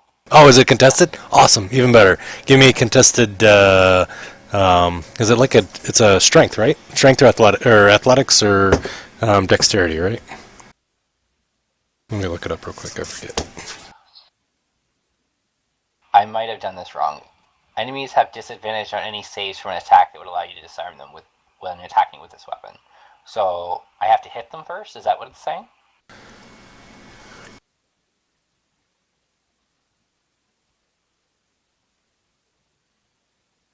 That's Curse athletics.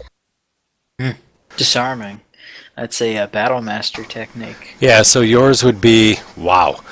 So my read on that would be is that you would do your attack to try to disarm. If you did hit, then their contested roll would be at disadvantage. Is that right? I think that's right. Yeah, okay. So he didn't hit, right? No, he didn't. I did not. Curse uses the... He used the flat end of the sword. Oh, that was nice of him. Look at that. So so he just hit you for a little bit of damage there. Dang it, guys. I'm not using my heals on this. So when you had used the weapon, Kriv, you felt kind of a feeling of almost tranquility that came over you, and you also noticed that the weapon seemed to have some speed to it with its movement, despite you missing. Still seemed to be flow very easily and had good movement. Yes, and then the tranquility stopped when you got hit over the side of the head with the side of the blade.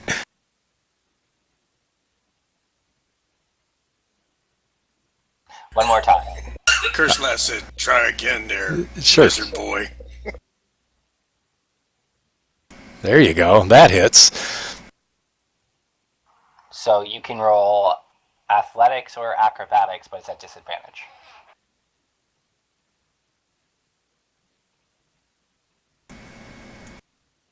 And that'll be contested by. Why don't you go ahead and roll your to disarm? Right? Isn't there one for you to roll as well? I've never done a disarm, so this is all new to me. This is Sorry, what I'm guys. trying to figure out. A creature can use a weapon attack to knock a weapon or another items. The attacker makes an attack roll contested by the target's strength, athletics, check, or dexterity acrobatics. So the 20 I rolled counts as it. Oh, okay, gotcha. Excellent. And then my question for you would be is that you feel that this weapon may be able to help you with disabling that. Would you want to use that? You say disabling. Or disarming him.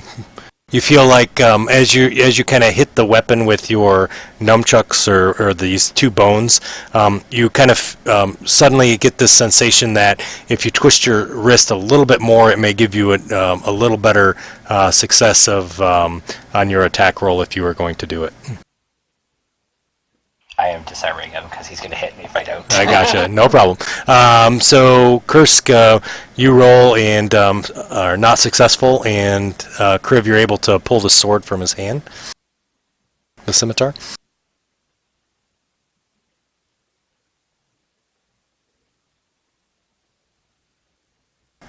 Kursk hit you with the other one? Yes. Okay, well, I'm going to take that one too. All right. No, I'm not. Good try, though.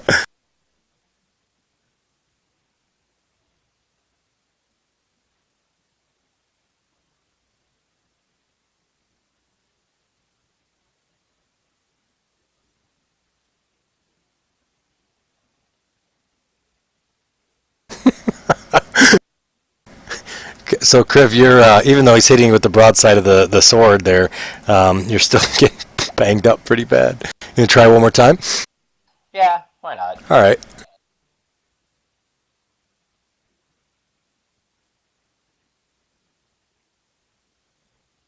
That one succeeds.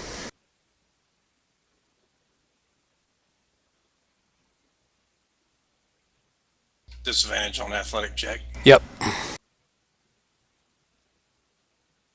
And you're able to disarm him. So now he has no weapons. Take a little bit. Alrighty.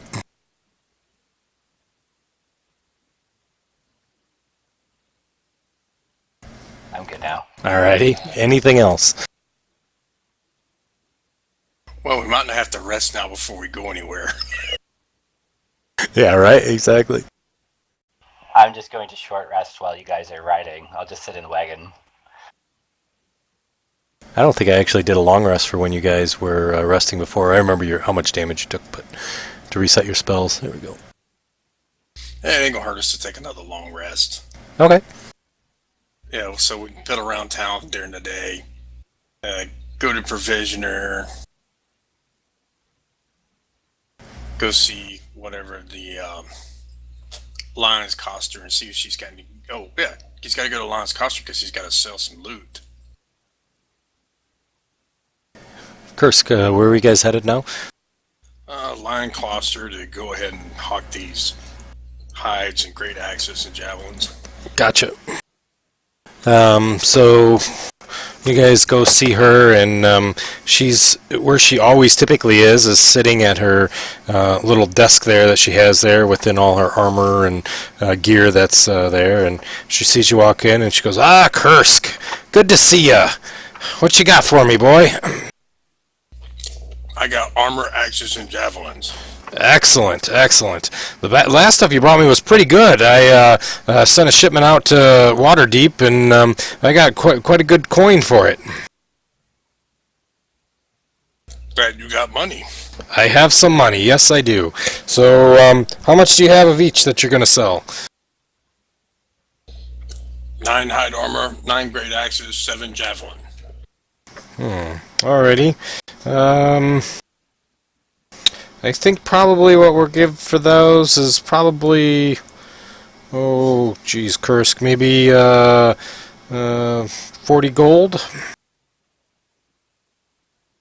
Okay. Alrighty. Do you need any provisions? Or any equipment, armor? You got anything new? Oh, unfortunately, I don't have anything new. I don't really bring a whole lot into town because, other than you guys, nobody really buys anything.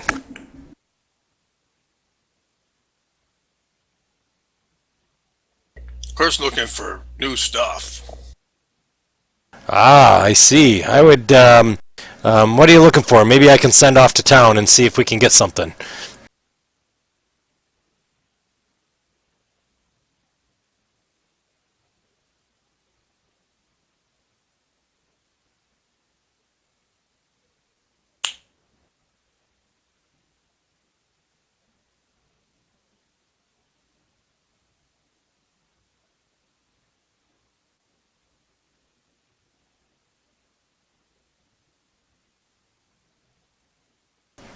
Oh, yeah. Yeah, that's fine, Kursk. Sure. You can request it and we'll see what she has. Oh, of course, looking for something called Kopesh. What? Kopesh, it's big curved sword. I hate to ask this, but how do you spell it, Kursk?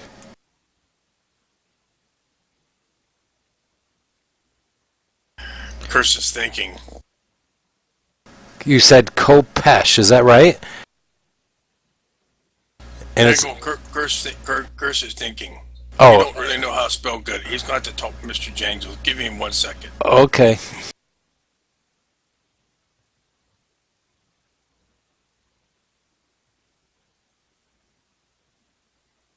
Anybody else want anything while he's conversing with Jangles?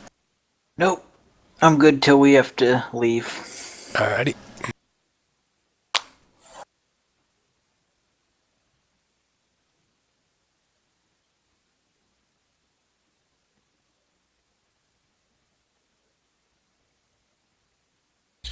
It's spelled Khopesh.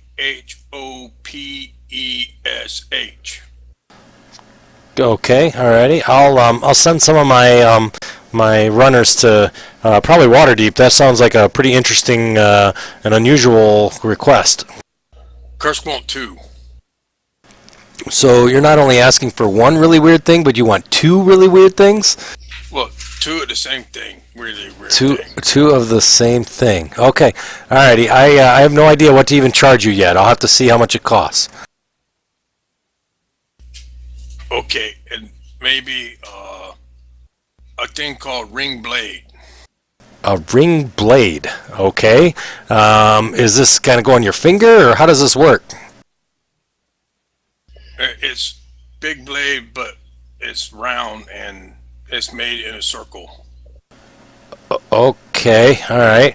Where did you learn all this stuff, Kursk? Mr. Jangles tell me. Okay, alrighty. She kind of looks over at Kriv and she kind of rolls her eyes. At me? Yeah, like thinking like this guy's nuts. I just shrugged my shoulders. Curse also look for tiny shield. Tiny shield. Okay, what kind of shield?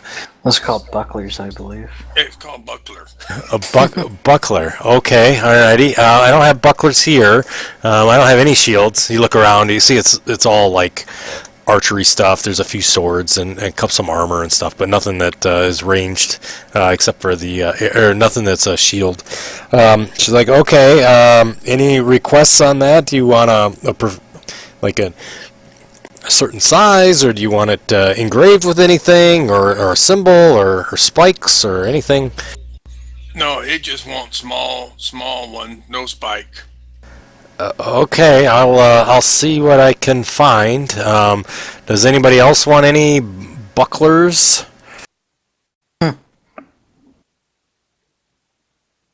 Now, tower shields, that's where it's at. Yeah, I don't have those either. Do you want a tower shield? Yeah, if you're checking, yeah. All I have right. a tower shield. When I send somebody out, I'll look. But I have to be honest. This is not going to be cheap if you guys are looking for these kind of special items. You guys are way too attached to these heavy metal objects. You should let them go. Use your movement. Your body's strong enough to take it. Airbox. Nice. Shadow box.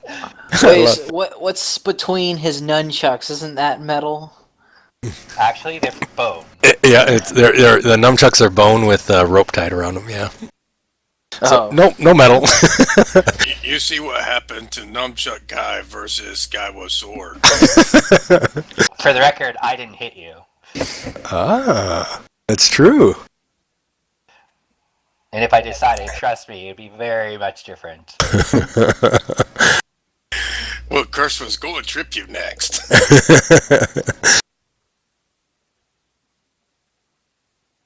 All right, so she says, anything else? I have to get this stuff you've given me to clean it up.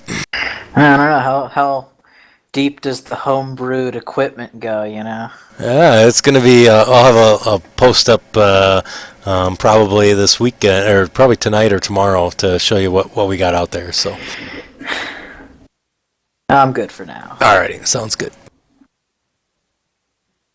So we'll go back and take a rest.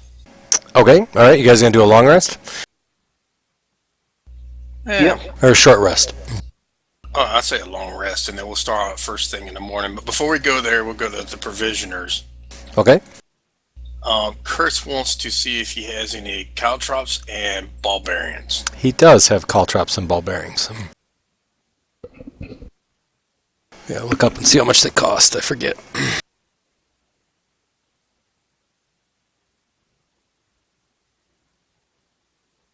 So, caltrops, how many? The bag of 20 would be 1 gold apiece. And then, what was the other thing you asked for? I forgot. Ball bearings. Ball bearings. Bag of 1,000 is a gold. Okay, Curse wants to buy 4 bags of caltrops. Okay. Caltrops, how you pronounce it. Yeah. And 2 bags of ball bearings. Sure, no problem. He definitely has them. And maybe a little oil, too. Alrighty. Let me open my book back up again. So, for the oil, it's just standard price, but let's see here. 1 silver for a flask of oil. All right, he'll buy 1 gold worth just to keep it simple. Sure, no problem. So that should be, what, 10 balls Yep, of oil? that's right. All right, I'll drag that stuff in there, and I'll make Thanks, the buddy. subtraction 6. Excellent. Then he'll go back to the inn to go rest. Alrighty, sounds good. Anybody else? Oh, I forgot one other thing. A grappling hook. A grappling hook? What in the world do you need a grappling hook for? Well, we're going back to the castle last time. We didn't do so well climbing. Yeah, I remember.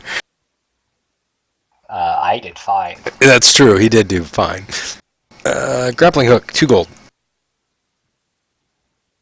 So that is a total of 9 gold. Alrighty.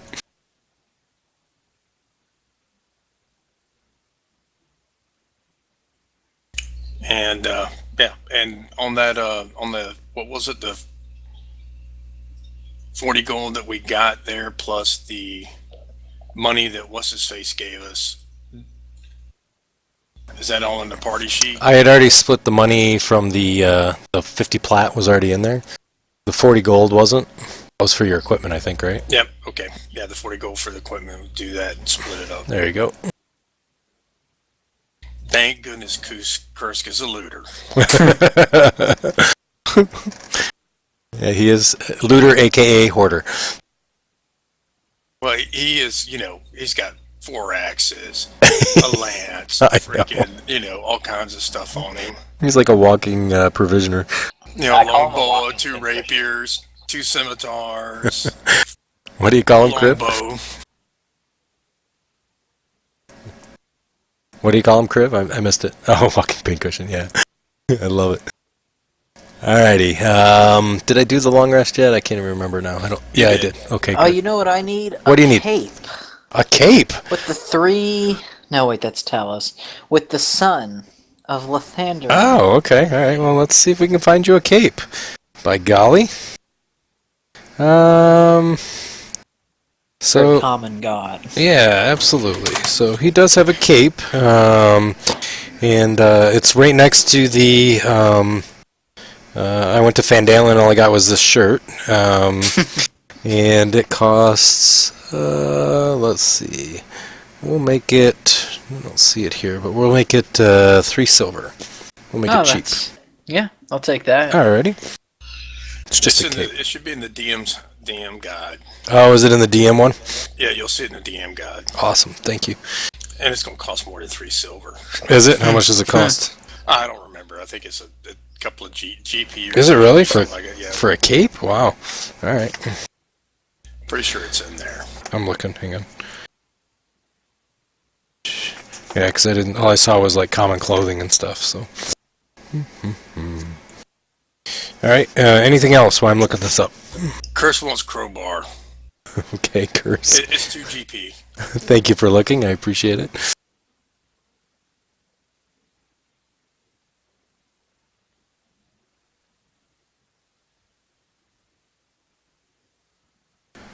He is correct. It's 1 gold for cape. Wow. All right. Oh, Yep. does he say that? It does. It literally says I 1 thought gold you said for it a was cape. 3 silver pieces. He's sir. like, I am so wrong. I apologize completely. Boy, I am getting old in my age. Fair enough. Cheap nonetheless. Yes, yes. So it was how many gold pieces? It's 1. Ah. Yeah. Alright.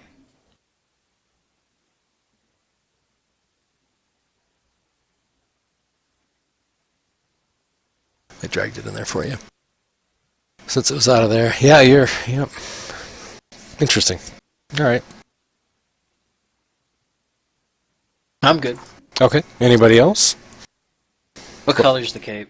Whatever. For a gold, you can make it whatever color you want it to be. Keep it red. Alrighty. Red.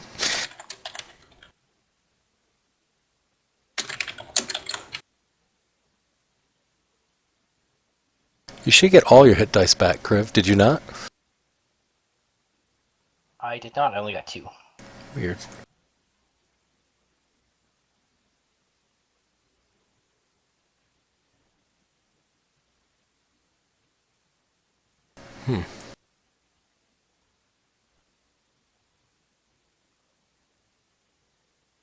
Didn't take them off that time. See that? Yeah. Oh, it's because you're not wounded. All right. Anything else that you guys want to do? I'll work on this, Kriv, and figure it out.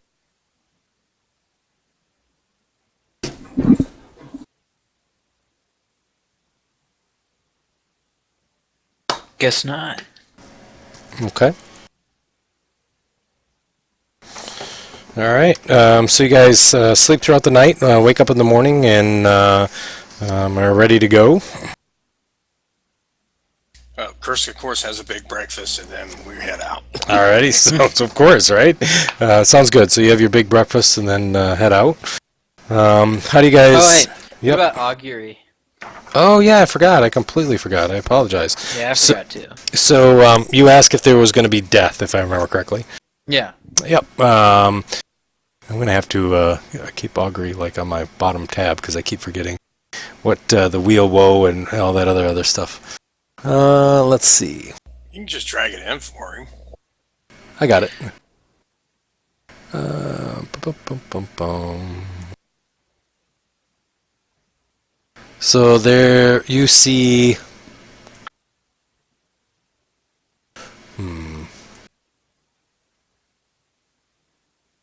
I'm gonna say nothing. I wonder which extraterrestrial answered that one. Alright. Well then, I'm ready to go. Alrighty. How do you guys want to? You guys have been to the castle before, so you know how to get there, so there's no problem with that. How do you guys want to approach the castle? Very carefully. Alrighty. Same way you came in before? I think we should take a round, and we're gonna stop beforehand, hide the horses like we did before, and approach it from the south side. Yeah, that rope might still be there. Now we took the rope up. Oh, The rope was on the north side. yeah. I Mr. can J. do pass without a trace again if we want to just walk in quietly.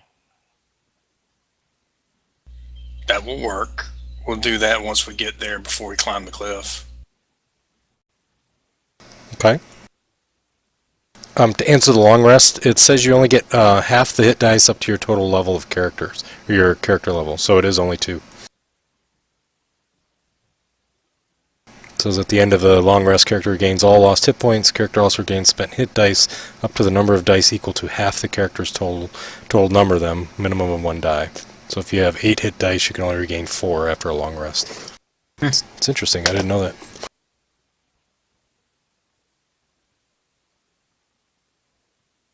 All right, sorry, I digress. We were talking about storming the castle again, I think, right? Yep. Alrighty. Let me bring up the castle picture again. So, this was the castle that you guys remember and explored. Explored like 25% of it. Yeah, not much of it. Oh, hey, someone's already inside. Mizrik, Is he in there? Hey, Mizrik! He's stealthy, man, that guy.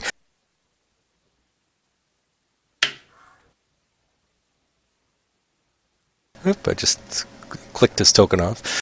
Alrighty, so you guys came kind of from the north, if I remember correctly, right? Well, the last time, but we need to decide if we want to do north or south. Mr. Jangle said we should go south because he may lay traps and ambushes to the north since we went there before. Yeah. Okay. I'll put the things in front and you guys can put them where you want them.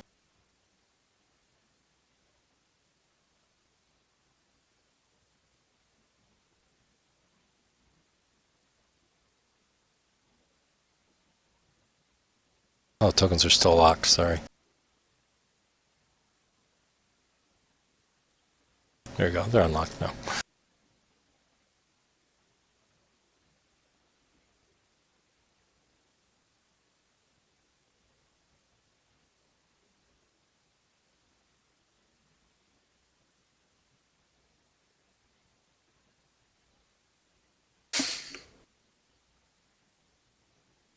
Pretty brave, Dirk. Just going in the front door. That's the way Dirk rolls, man. he hasn't read the chapter on castles. I've already died twice in here. Right?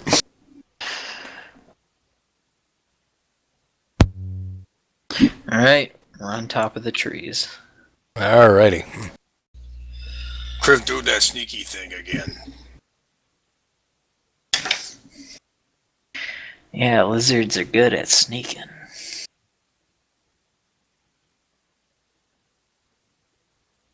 Who are you calling lizard ape?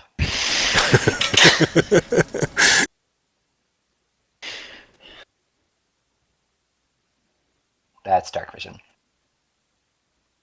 Alrighty. Right, I gotta actually put it on everyone.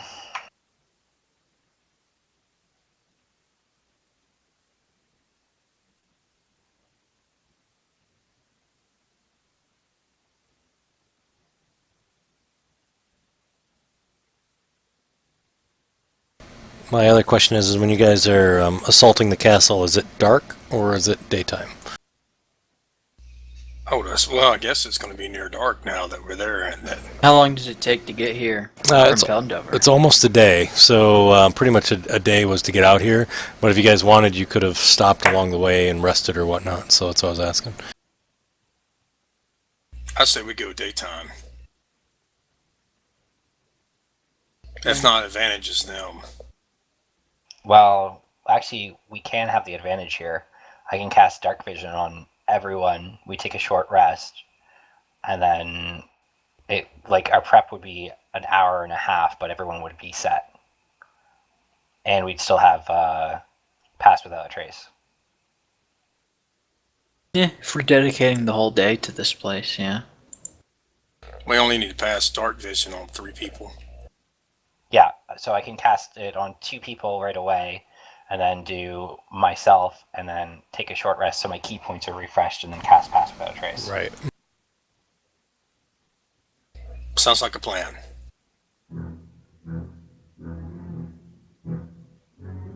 So to skip ahead, let's just say I did that. Yep, sounds good. I don't have a problem with that. So it's pretty dark now, obviously, and you do see intermittent lights kind of in the castle, so it definitely appears still to be occupied. However, you don't see anybody patrolling on the outside. Curse is gonna use his grappling hook to sling it up there and get a grab hold up there on the cliff. Okay.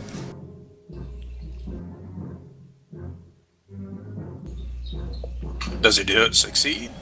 Yeah, All right, pretty he's easy gonna to do. Yep. Yeah, he's gonna skinny on up. Okay.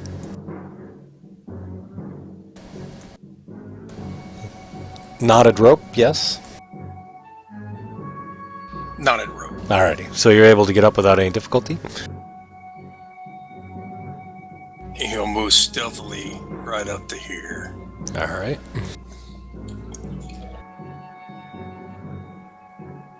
Okay. I'll be the second one to climb up, but I'm going to stay next to the ropes. That way everyone gets the range effect. Sounds good. So as you come up to the south side of this castle, you see this overgrown path climbs up the wall. There's a large iron door that stands there. It is sheltered from direct attack from arrow slits that are 10 feet above the ground that overlook the path itself. You don't hear any sounds of arrows. You don't hear any sounds of any creatures or whatnot either. What's the roll for climbing the rope? That's a. A what? It'd be acrobatics, but Ah. I'm just giving you automatic, so it's fine. Oh. Oh, what a waste of 20. That was a beautiful roll, by the way, though. I got to tell you. I'm just gonna jump up. Yeah, you didn't even need the rope. Yeah.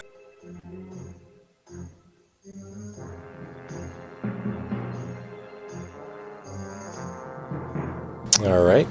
So you guys are kind of getting up there. What else you got there, Kursk? Curse is gonna wait till everybody gets up top. Then he's gonna move forward, checking for traps to the door, and then he's going to see if the door is locked or not, Okay. or trapped. So the door is locked.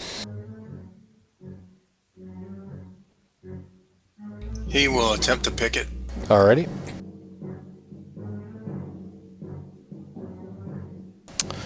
So Kursk, you kind of work on that lock. Unfortunately, the thieves' tools, either you don't have the right tool or something, but you're unable to get the door open.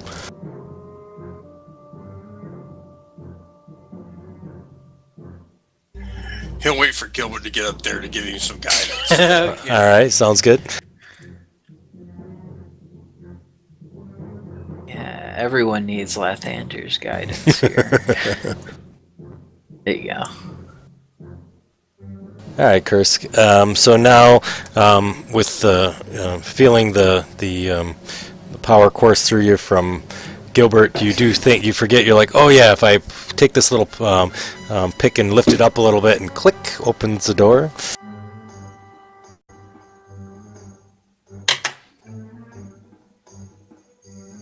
You want to open it? He's waiting for Mizrick and maybe Dirt to come on up. Alrighty, gotcha. He'll stealthily open the door. Alrighty.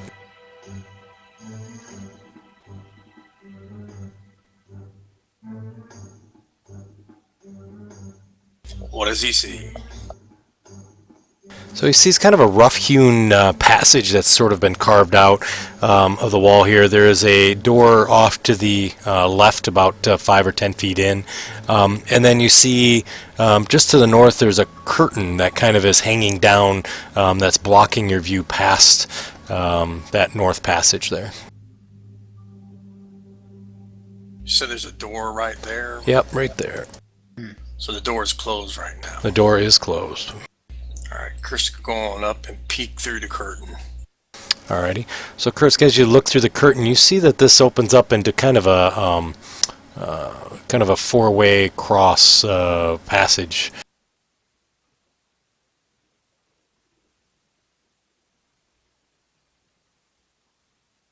There you go. And as you look inside, you do see that there is a kind of a fire sort of pit that's there that's not being burnt currently. You also see that to the north there's a curtain as well, and then there is a door to the east and a door to the west. And you do remember that your vast intelligence remembers that that door opened up to a guard room that was that you had already been in. Curse is going to peek around and look down the hallway to the left. Yeah, there's a door there as well. So there's a door right here. Yep, there's a door just to the a little bit to the north there, but yep, north of where you're at. Yep, right there. Okay, he'll open that door. So as you open the door, you do see that there's a brazier, stone brazier here with some coals that are burning. You see there's some pallets of straw that are stacked up here as well. There's some dried blood on the floor, kind of in the room here, and there's a curtain that kind of hangs against the wall. But you don't see any creatures in here. You do see a door to the south, however. Is there any dead hobgoblins? There's not.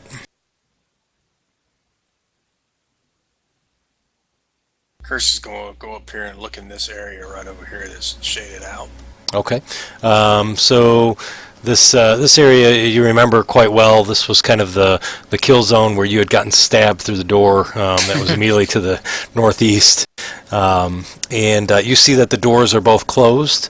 You do see dried blood, which probably was your blood, and hobgoblin blood as well. I think it snuck up on Kriv or Gilbert. I can't remember who it was, but that was here as well. And you don't see any bodies here either. Okay, Curse, come back down to this door here. Okay. And he'll check it for traps and see if it's locked. Alrighty.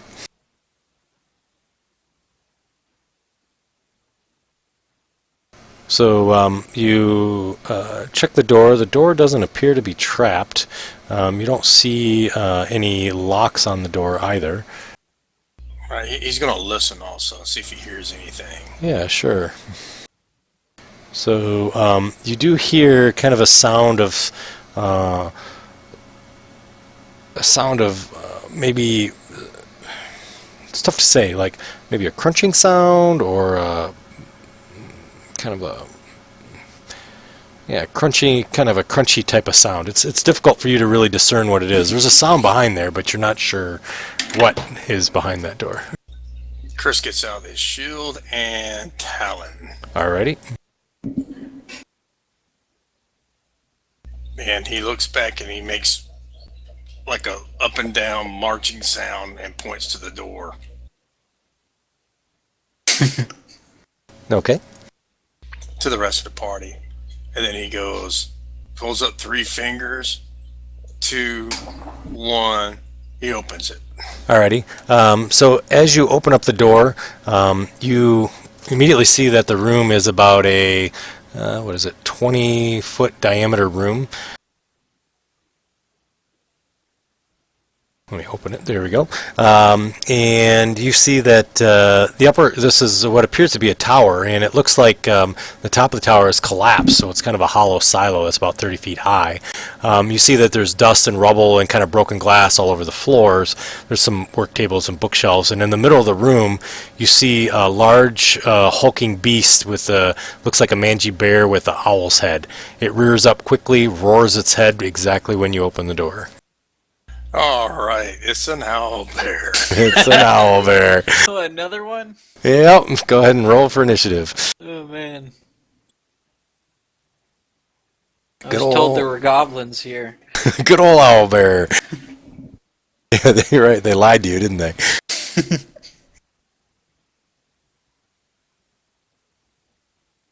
Do we see what it's eating? Or, I assume that's the crunchy. Yes, that's what it was. Yeah. So, give me a quick perception check, and I'll let you know. Alright. There we go. Nice. So, It's weird. It gave a religion, but anyways, I got it figured out. It's no worries. So when you look at it, you see that he's appears to be munching on hobgoblins. Ah, well, now we don't have to be guilty about killing them. Today's a good day. I think you're the only one who feels guilty about killing them. Kursk, do you feel guilty? Nope. We killed one of your family in those druidoids. You know, you feel a little guilty. Oh, was that supposed to be an insult? I'm sorry. I'm too busy dealing with the owlbear. You hear a loud roar. Lock tokens. Yep, happy to. Thank you. Sorry, you guys always have to remind me.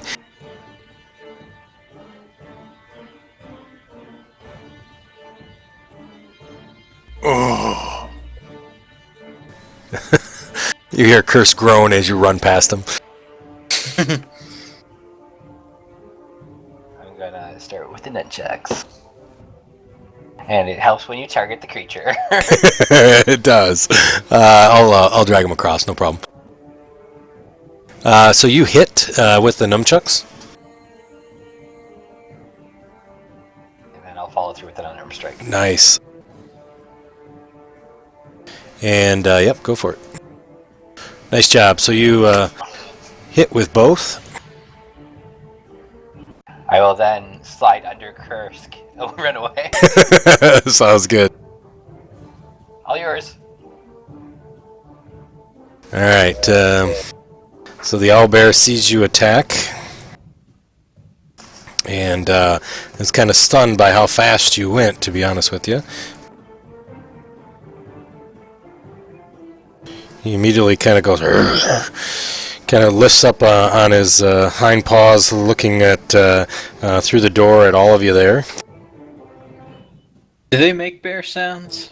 He's going to. I don't know. I guess they make owl, don't they? And he immediately charges at Kursk.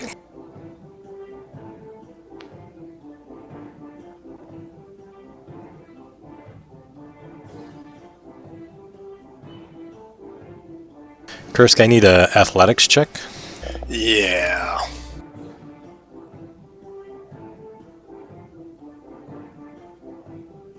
In the open or in the tower? You can do it open. That's fine.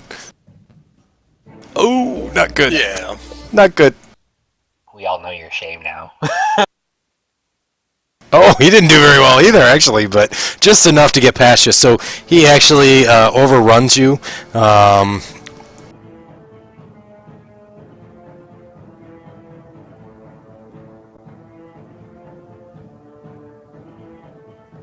Kind of coming into that space there, and he does have multi-attack, so he will swing in one claw at Kriv. And he connects with his claw, Kriv. And you feel a large gash kind of go across your mid-torso there. Alright. I'll move here and get bless on us. Alrighty.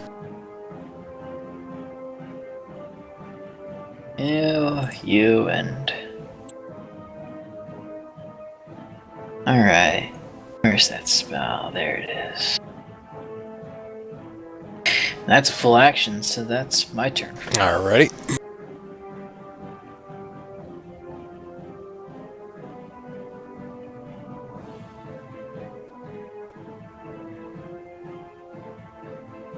It looks like you gave us all guidance. Oh my gosh. Sorry. Okay, hold on. I'll get it fixed. You're No all problem. still targeted, so I can just press around. Yeah, they're right next to each other. I think they got blessed too. It looks like, at least whoever you gave it to. Who'd you give it to? Kriv, Kursk, and you? Yeah. Yeah, I Do see. they have bless? I see it's on there. You got Oh. both. That's weird. How did it do both? Yeah, I don't know. how that works. That's all right. I No just hit the problem. button on bless. Alright. It's all good. You're feeling inspired. Kursk. Oh yeah, let me hit my turn. Oh, I hit in turn, but it was like near the guidance button. Ah, that's why. gotcha. Alright. I'm gonna move those. I got them off for you already, I think. Curse is going to attack with Talon and do a trip attack. Alrighty. Nice hit. So you connect as he was charging or overrunning you. You're able to swing back and hit him with Talon. Talon immediately puts out some black claws which grab onto the owlbear. Unfortunately, though, you're unable to trip him.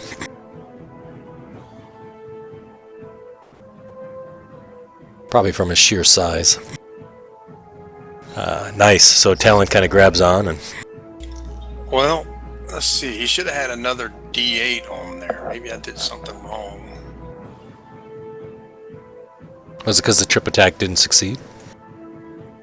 No, it still puts the termination damage in. Yeah, it's just still put the superiority down. Oh yeah, that's on what it's there. called. Oh, yeah, gotcha.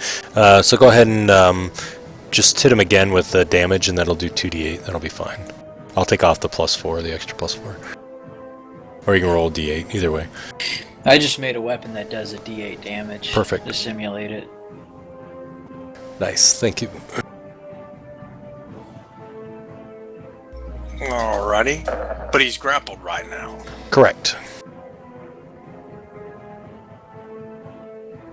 Curse can end his turn. Alrighty, sounds good. See me drag a grappled effect over there for him? Sure.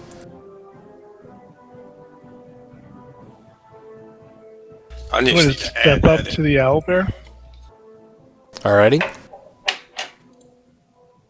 I'm going to see what the new staff can do. Ah, okay, cool.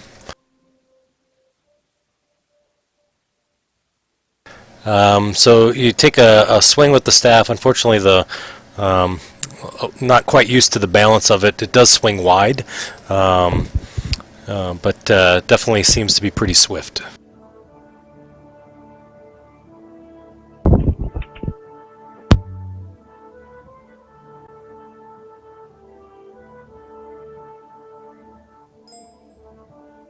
Oh, Miseric's turn.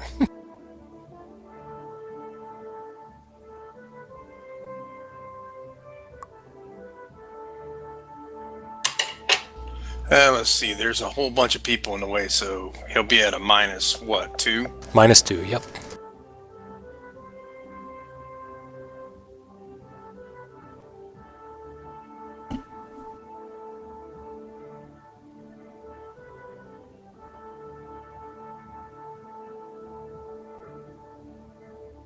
He'll cast Frostbite. Okay.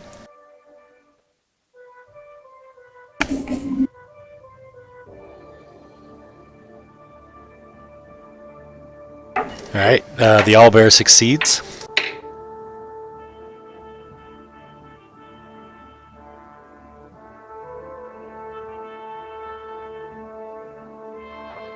And that'll end his turn. Alrighty, Kriv, what you got? I have a nunchuck for his face. Alrighty. And by that I mean nope. Nope.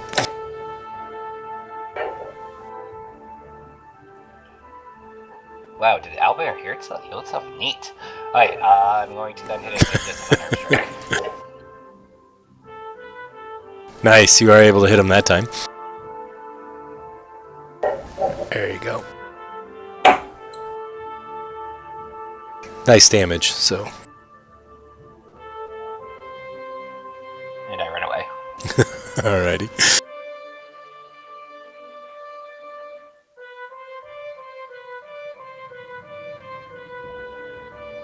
Alright, the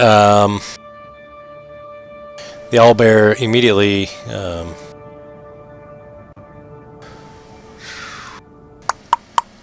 alrighty, the owlbear sees you, Dirk, because that's just the way it goes. Poor Dirk. You can know. smell your misfortune. Ken, I would say his affinity to nature. he takes a bite towards you with his beak, and, Lucky. yeah, lucky it was a 1, right? Takes a bite at you. Feeling trapped, he immediately swings around with a claw back at Kursk. Kursk, he hit you with his claw. slicing across you, causing some blood to come off the side of your leg. Wow, this thing hurts a lot. Yeah. I don't think it got a chance to attack last time. Nope. Alright, I'll make an attack at it. Alrighty. Ah, damn. Oh, that's a miss, unfortunately. Yeah. Alright, Kursk. Okay, if Talon stuck in him, is there any way I could do attempt another trip attack or not? No, not with the Talon you can't. The Talon's going to release, but no, unfortunately not. Okay, so I will You could let Give go and pull out another weapon. big whopping 5 on him. Alrighty. And then I'll use Action Surge. Alrighty. And we'll do a trip attack again. Okay. I should have been at advantage, by the way, but if I That's hit, hit. It hits. Yep, you hit. So it immediately grabs on again.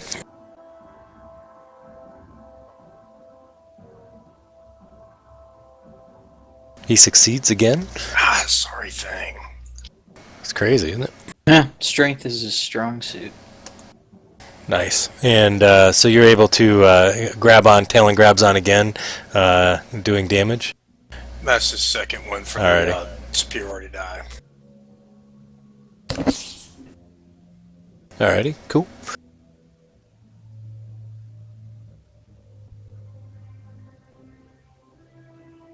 That'll end his turn. Alrighty.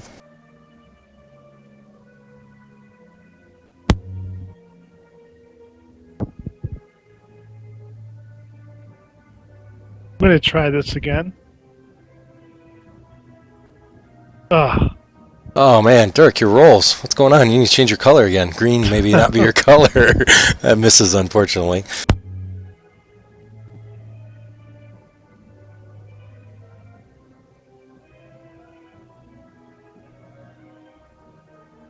Alright, Mizrick. Ooh.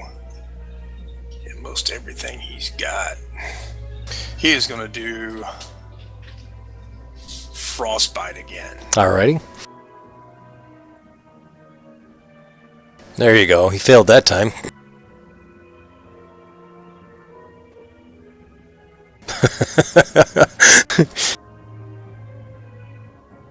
It's Alright. okay. It gives him disadvantage It does. to attack. Yeah, that's probably more important than anything else. So you see a tiny little icicle hanging off of one little hair.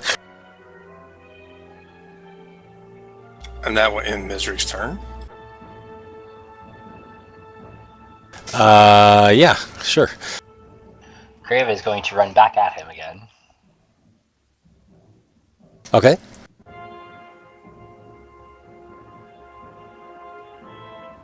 You need to do the tail slap thing. Oh, he missed again. Oh no. You know what?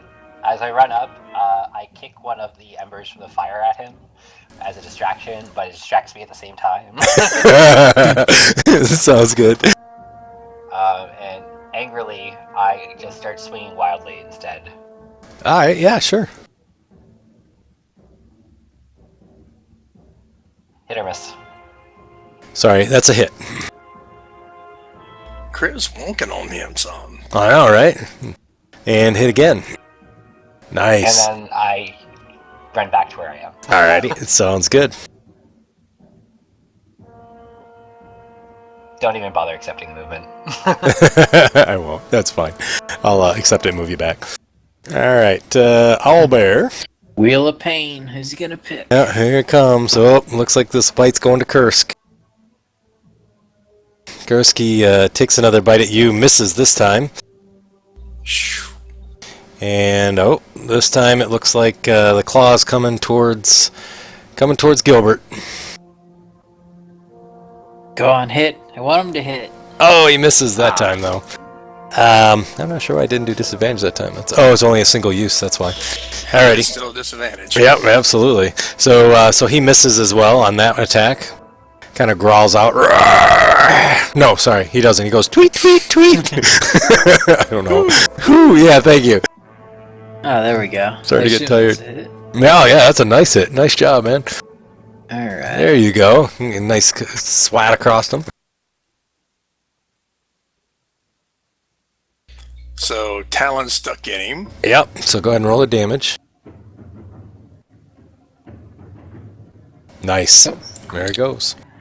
Down he goes. So kind of collapses. Talon goes in, claws into him, and then releases. There might not be goblins here anymore. Chris cuts a chunk on it and said, "We'll eat later." Yes. Nice. Wait, so these fires were still going in here? Yep, they are. They might have just closed it in there. That Sent means, some poor saps to lure it in, and they shut the door behind them. yeah. Chris is going to search the room. Alrighty. As you're searching, just so you guys know, one of the guys that was in one of my old campaigns is asking to come in and just listen. So you may hear somebody come in the room. He's just going to be hanging out and listening. So, so if it becomes disruptive, we'll give him the boot, but I doubt he will be. So let's see. So all you see in here, quiet music. Is kind of what I talked about in the middle of the room. You saw all those work tables, bookshelves. Searching the room, what did you roll there, Kursk? You see that the second floor is kind of all battered and whatnot. You see that the roof is open. On the floor, you don't really see anything that's there. Okay, how far up on the... Did you say there's a second floor? It does look like there's a second floor there. Probably about 10 feet or so that's up. So there's a ledge. Chris could climb up there and take a look. Alrighty, sounds good. Give me acrobatics.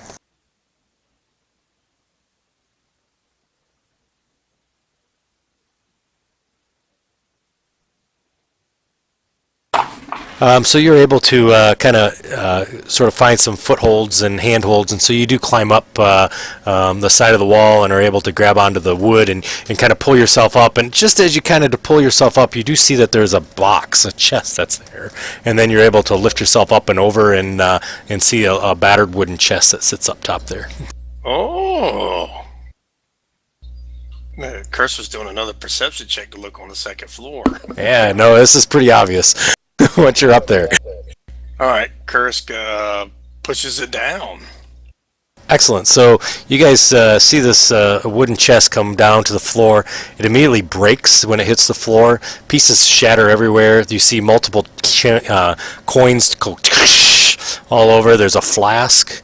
Can you give me a percentage die, Kursk? We'll see if you break the flask. 50 and higher, it's safe. So the flask kind of bangs around but falls on this one of these dead hobgoblins that's kind of laying there, kind of bumps up against him and cushions the fall. And then you see also two pieces of paper that are rolled up and tied with intricate string kind of laying on the floor as well. Mizzard comes running into the room. Of course he does. I assume he immediately picks up the pieces of paper. Oh, yes, he does. Alrighty. One of the pieces of paper he looks at, he recognizes that it's a scroll of silence. The other one, though, he says that it appears... actually, no, he doesn't. He knows that they're clerical spells and knows that this is silence, but he doesn't know the other one.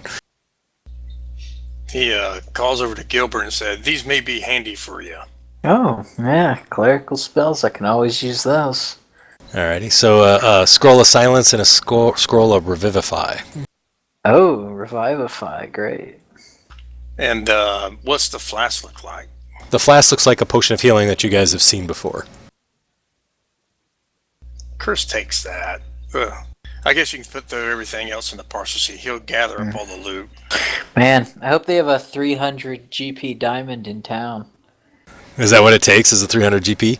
Yeah. Oh, man. But I mean, prevents a reroll, Yeah, yeah.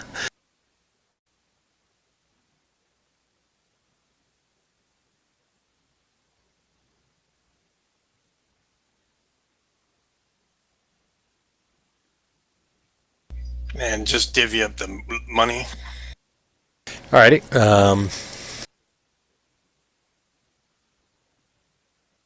It's coming. Hang on 1 second. Close the wrong thing. Alright. Chris goes to Gilbert and says, "How about a hill?"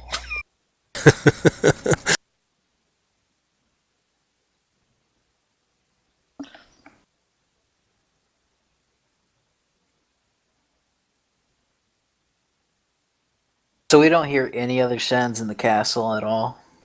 From this room, no, you don't. Oh, I see Kriv. What you doing over there, Kriv? Oh, keep it watched on the hallway. What about this room? So you're not really hearing anything in this room either.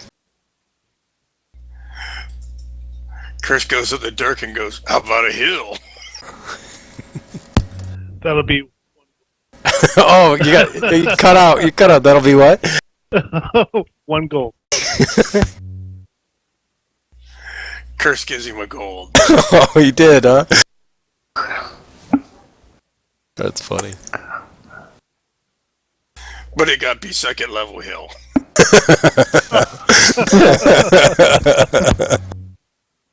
I love it.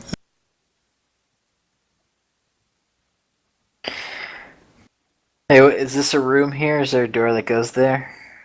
No, nope. You're in the middle of the wall. Ah, guess we can't see in those. There's a door to the north. There's a curtain that goes to that room that you guys knew was kind of destroyed to the north, and then there's a door to the south. All right. Chris will go up to this door. He'll check it for traps, see if it's locked, and listen behind it. Alrighty.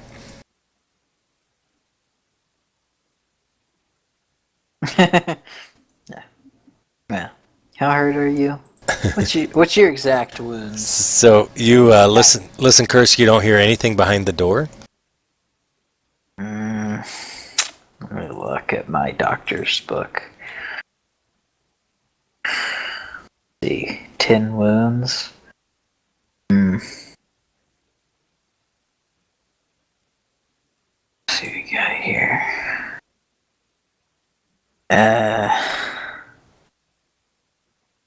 I think you're good for now.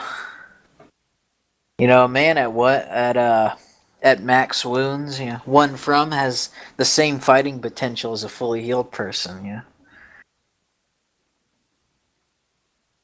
Yeah, out of 28, you're fine. 18 health.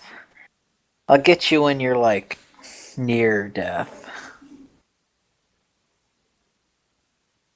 Alright. What you gonna do there, Kursk? Chris looks back at Chris and says, "Druids sell 1 for 1 gold." So hill for 1 gold. You can't trust those druid heals. Where do they even get their magic? Trees? You know what? I'm going to give, at that comment, I'm just going to give Dirk the 1 gold. Turkey.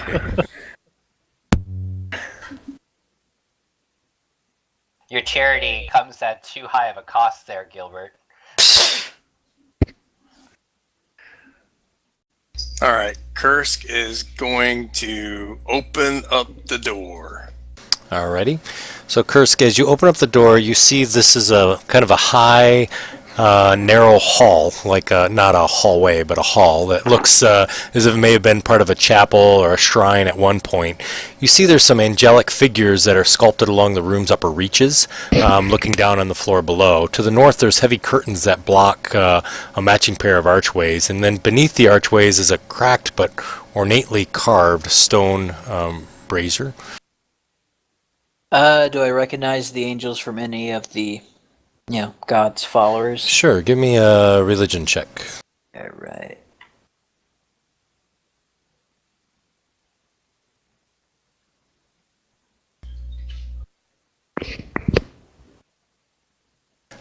So let's see, what did you roll? Wow. No, you don't recognize anything. They look like warriors. No, you see Lathander. You know Lathander, obviously, and you do know Timora. Some of the other gods that they're kind of carved as, it's difficult to tell exactly what they are because they've probably been defaced or whatnot. But with your roll of 2, it's difficult to tell you more. Okay. Is there a door directly west of us? Yeah, hard to tell. So there is a door directly to the west, and then there's 2 curtains on either side. A door? Well, I mean, I got to turn it around. Yeah, no problem. Can I have perception checks by everybody, please?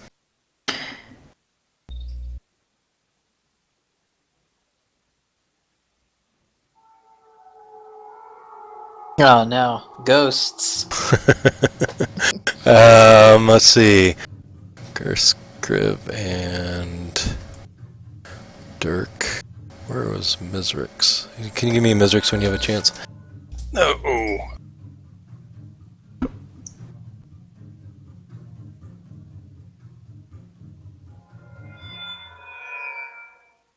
Alrighty.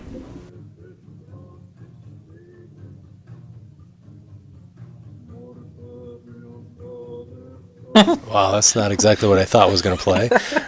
Let's try this one instead. All right.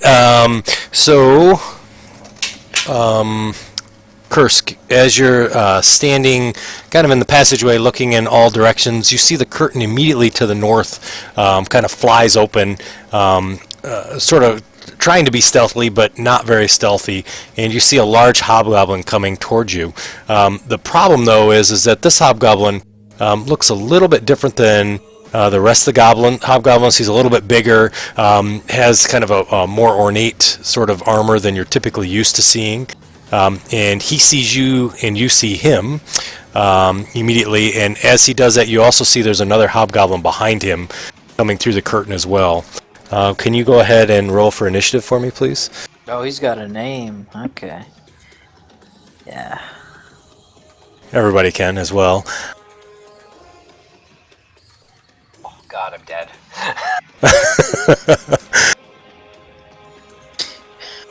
He obviously... Yep, thanks for rolling, Mizrix.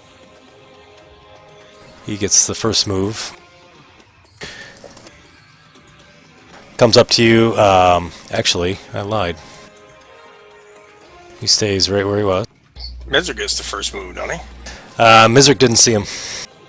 It's a surprise round. Okay. But Curse saw him. Curse can't from his position. Okay. Does that make sense? Bless on us. Yep. Okay. How long's your bless last? It's only a minute. Oh, okay, gotcha. I'll Yeah, cancel be your gone. bless in just a second. So he's gonna swing out with his longsword at you, Kriv. Of course he does. Yeah. He hits. And a crit. Crit, too. Alright. Ah, There you go. So he immediately swings at you. Kriv, you can attack him if you want. Okay. Disarm. Alright. I assume you move up 5 feet. Is it my turn or... It's surprise round, so you and him are the only ones that weren't surprised. Everybody else is surprised. Okay, I'm gonna first shout, Hobgoblins! There you go. Then I'm gonna step up and yeah. I'll Alright, sounds good. So you miss on your attack. Oh, I missed with the 17. Yeah. I'm gonna expend a key point and put the dodge action on myself. Alrighty, sounds good.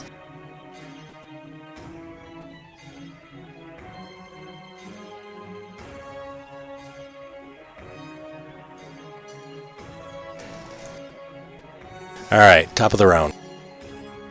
Mizrix.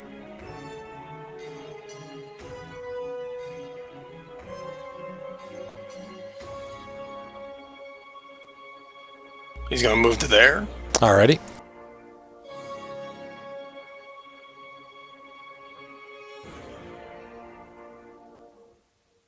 And he is going to cast Frostbite. Sounds good.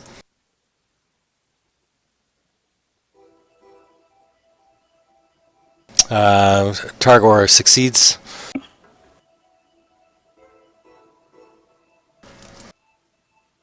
Kursk, perception for me, please.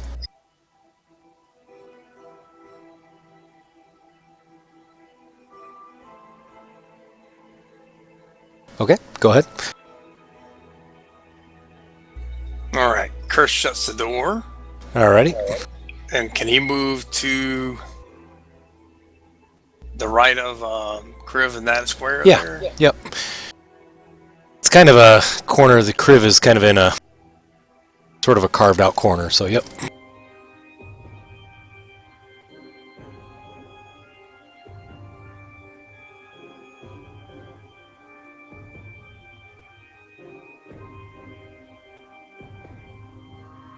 He will use Talon. Okay.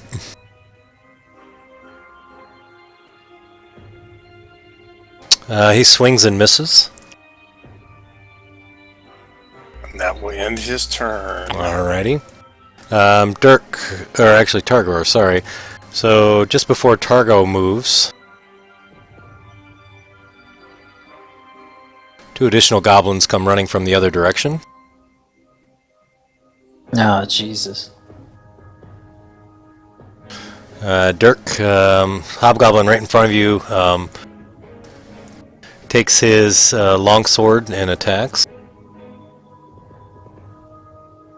He misses. The other one also runs in and swings with his longsword.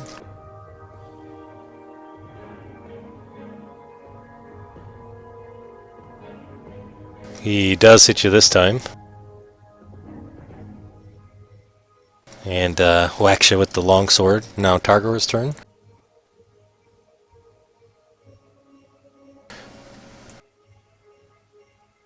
Kursk, he sees that you've now stepped into the fighting realm here and immediately swings with his longsword.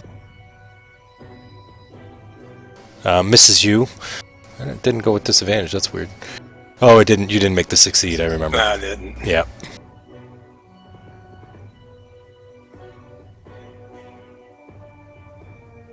Alright, Gilbert. Alright, I'll move here. Okay. And I'll cast Spiritual Weapon behind Hobgoblin 1. Alrighty, sounds good. I mean, hopefully he doesn't have the Mage Slayer feat. Probably not.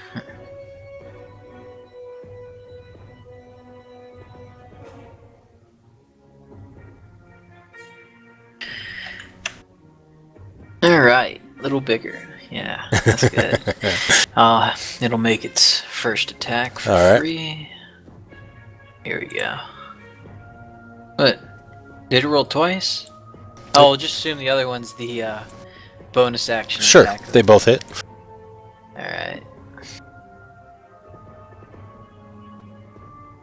There you go. Okay. He's a lot weaker than I thought.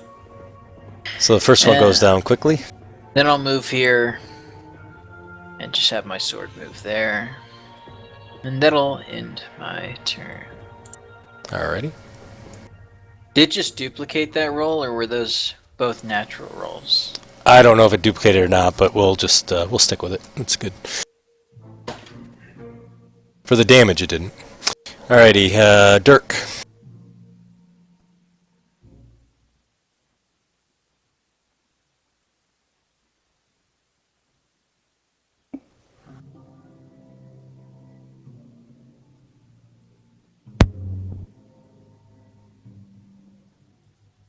Going to cast Cure Wounds as a level 2 spell.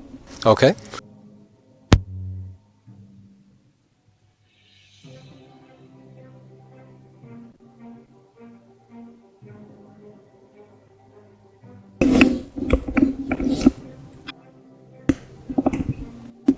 Gilbert, you damaged yourself. Huh? How did I do that? Let me look. Oh, I was charging myself and it. I can just put myself back to full health. Yeah, 15 damage. There we go. Good catch. Good catch. Kriv, I need a Constitution check too, when you have a chance for Pass Without Trace. Hey Greg, how do I a D8 to this roll? What's that, buddy? How do I add 8 to my heal spell? Oh, you when you left click on the heal button, you right click and it'll add dice each time you right click. Yeah, thanks, Group.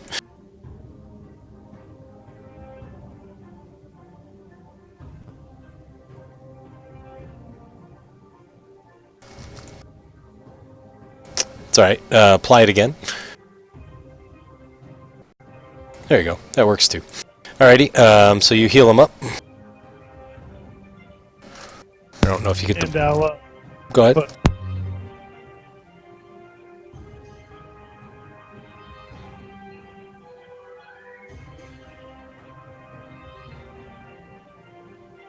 Is Jerk's mic bad? Yeah, he's using push to talk, I think, and it kind of goes weird sometimes. I'm gonna stay put. I'm gonna stay right here. Alrighty. Sounds good. 20. The hobgoblin behind Targor there sheathes his sword and pulls out a longbow.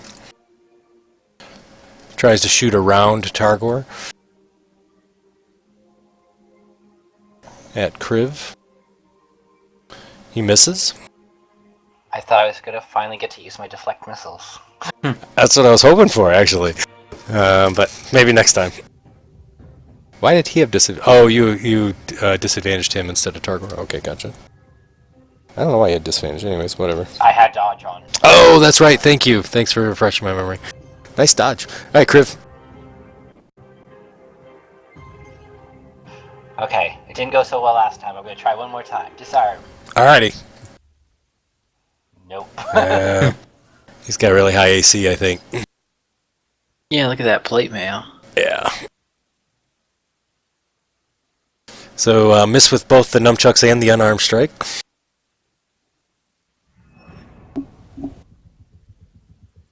Alright, Mizrik.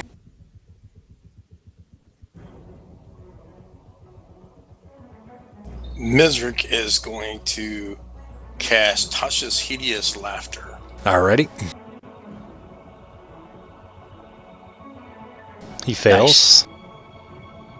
Nice. Such a crazy spell, dude. It's awesome. Nice. So he is now down prone, laughing out loud, hysterically. Hobgoblin behind was like,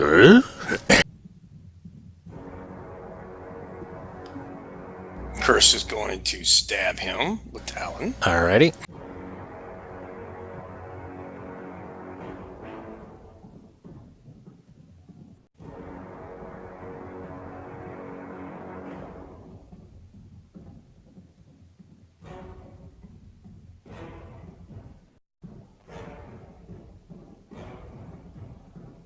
That's a hit.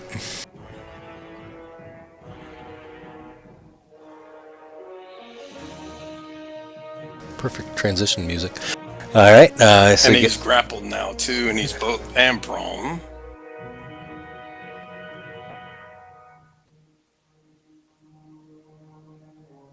And he needs to make a save, correct? Yep. You can just drop it on him if you can. If not, I can. So either way. He failed. Alright, that ends Curse turn.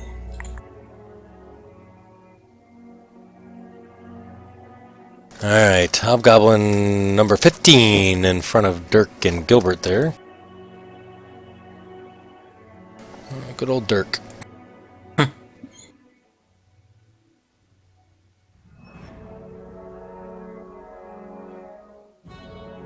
Seeing his buddy has fallen in combat.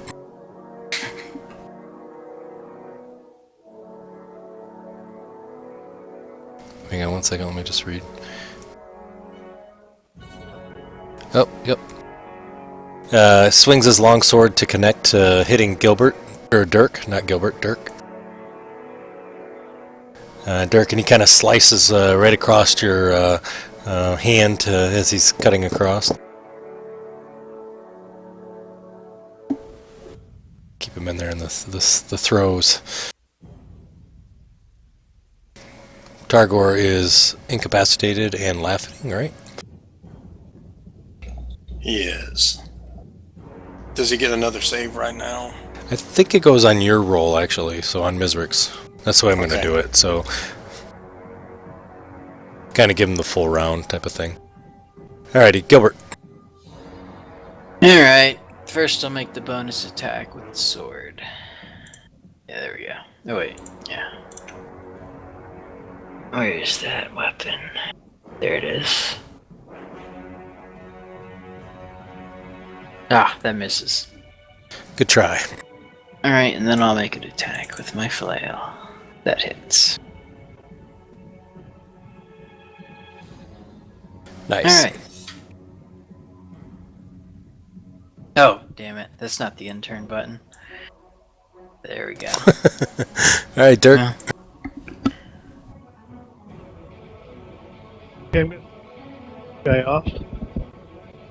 Alrighty. Make sure you untarget me. Right.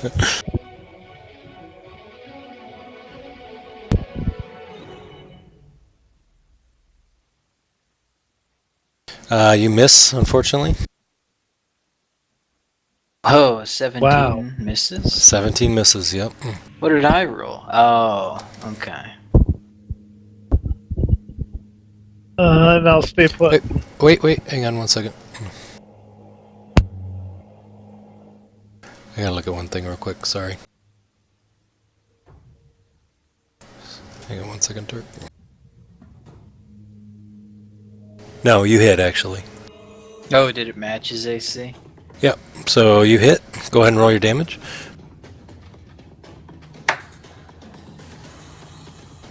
Nice. So you Plus quickly Hobgoblin dispatch him. 15 got guidance on him. Yeah, it was an accident when I was trying to end my turn. He's He'll- dead he'll now. die with it. He's dead now. I got rid of the guidance shortcut button at the bottom. Alrighty, so Hobgoblin 20 takes another shot. At Kriv, so he can do his Yep. grab, snatch the arrow. It's at out. Kriv, absolutely. I have no key points, so I can't throw it back. I know, that's cool too. He shoots wide anyways, so... You kind of hear him yelling at the top of his lungs. "Arark, arark!" Hey, I speak Goblin. Do I know what he said? Yep, you will in just a sec. I think so does. Yeah, the wizard. Yeah, so does Mizric. Yeah. Yep. They're yelling intruders, intruders. They let an owlbear in. They left him alone. Kriv, you're up. Hold on. Criff thinks there's something in his throat. Halitosis! Nice. Oh, they both succeed. Dodgy hobgoblins. Shouldn't Targor automatically fail? Because he's incapacitated. It looked like he took a huge chunk Yeah. of damage. Did it just do full damage anyways? His health just went down by half. He should with incapacitated, right? I'm looking. 1 second. Bear with me. I can't remember off the top of my head. It's getting late, so now my head's kind of like swimming. Helps if you don't look. If you look in the right book.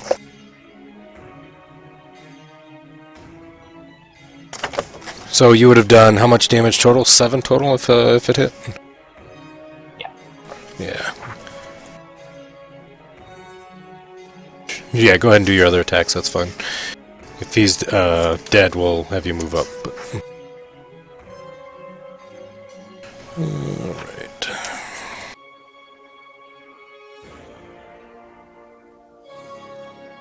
Capacity can't take actions or reactions. Huh. I guess you wouldn't be able to dodge. So yeah, he'll take full damage. I moved anyways. Alright, great. Excellent.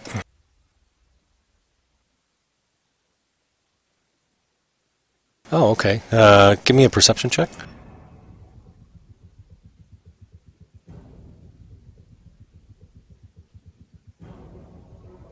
Technically, Saving throws aren't reactions. Is that what it is? Yeah, usually it'll actually list if it has a change to a saving throw. It's kind of weird that you're incapacitated. You Yeah. can't. You can a dodge, reaction right? is a turn you can take. You know. Yeah. Okay. Yeah. That's okay. So, Kriv, as you step 5 feet, you see a goblin immediately behind Mizrik about to stab him. Oh, shit. Mizrik, behind you! As you go running by. You could stop if you wanted. I can't help him anyway, so. Sounds He's good. already lost. So, Goblin 17 does get an attack. When you know Mizrik did the no and not cast Mage Armor on himself before I he went saw into this. that. He got hit. And so he's kind of stabbed in the back by this goblin. Damn. That goblin has a higher modifier than their boss. Crazy, isn't it? Yeah. Alright, Mizrik's up. Alright. Mizrik is going to cast Mage Armor on himself. Alrighty, sounds good. Doesn't take a slot.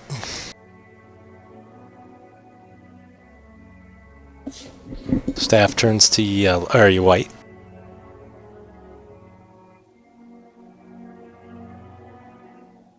Let me ask you this. Is that an action for him to use the staff?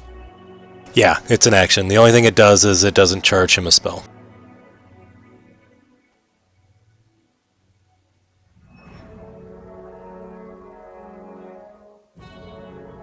Just give me 1 second. I'm seeing if he has Yeah, no problem. bonus action. I think he has shield, but I think that's the only bonus. But double check just to be sure. I guess he couldn't have used shield, could he? No, it's a missile strike only, I think, and magic missiles. Alright, well, Mizrik uses Mage Armor, and he ends his turn. Alrighty. Does he see any more goblins coming up from the rear? He does. Oh. Okay. He sees another one coming around the corner. Mizrik will skedaddle Alrighty. to there. Gotcha. I know he's going to get an opportunity attack, but Yep. he's not going to be sitting there holding the line against the goblins. Yeah. Probably a good idea. So he swings at Mizrik and hits.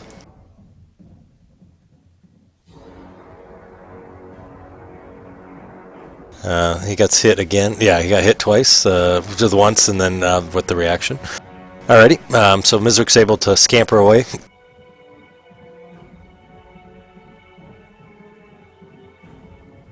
Alright, I'm trying to remember right now. Is the sword in him right now, so they just roll damage? Yes, that's correct.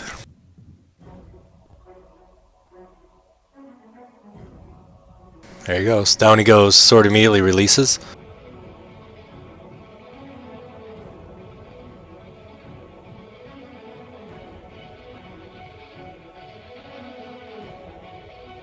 Just going to move there and block the passage. Alrighty.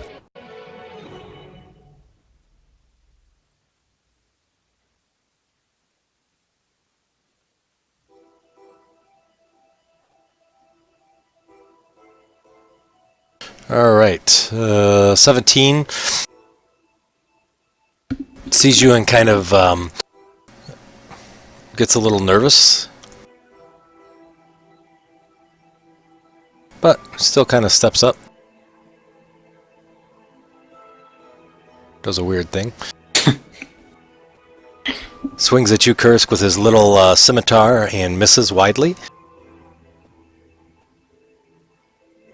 Goblin 20 sees you standing there and grabs his short bow and pulls out an arrow. Fires up towards your head and hits. And he kind of yells back in Goblin to something and then steps 5 feet over. At that point, you see another goblin peek around the corner with his bow immediately drawn. I'll give you the goblin comment in just a minute.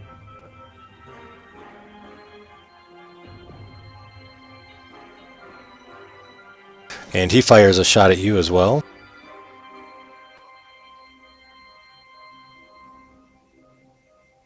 Is he a bigger goblin? He is. Look at how big his token is. No, he's the same size. When I was talking, I was moving over his token and made it bigger. When I push to talk, it makes him bigger. Alrighty, he misses as well. Gilbert. I'm here. Okay. I'll move here first. And then, let's get a shatter on those goblins. Let's see how big that is. 10-foot radius sphere. Draw one. Alrighty. Oh my gosh, are they that big? Oh no, 10 feet. Yeah, whoops. Yeah. Yeah, there we go. And, do those saving throws. Oh yeah, I gotta target them. There we go.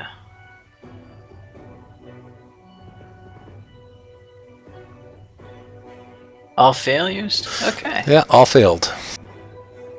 I don't need to buff the damage. And that actually breaks all their equipment too, because they're not holding it anymore. Alright, gotcha. So all of them die there, and you see another, hear another body farther in the room fall as well. Oh, alright. Awesome. And then I'll move to What do you mean? here. What do you mean by breaks their equipment? Well, shatter damages objects that aren't being wielded or held. Once they die, they're not, considered holding their things anymore. Chris doesn't like that. Don't use that spell no more. Well, it only does the damage to the object. It might not have broke, Depends on object health. Alright. You did a lot of damage. Yeah, 2 of those were max. So, Alright, that'll do it. Oh wait, I'm also gonna move my sword like, I don't know. It doesn't really matter right there, I guess. It can move through things. okay. I don't know if it counts as a person though, if you attack in the same square as it. I'm not Maybe sure. It says in the description, I'll look. Actually, you could probably move it all the way up to him. I think you got 40 feet of movement or 30 feet of movement out of it. Or I think it's... Or is it 20? Yeah. I wasn't sure if it blocked the way though.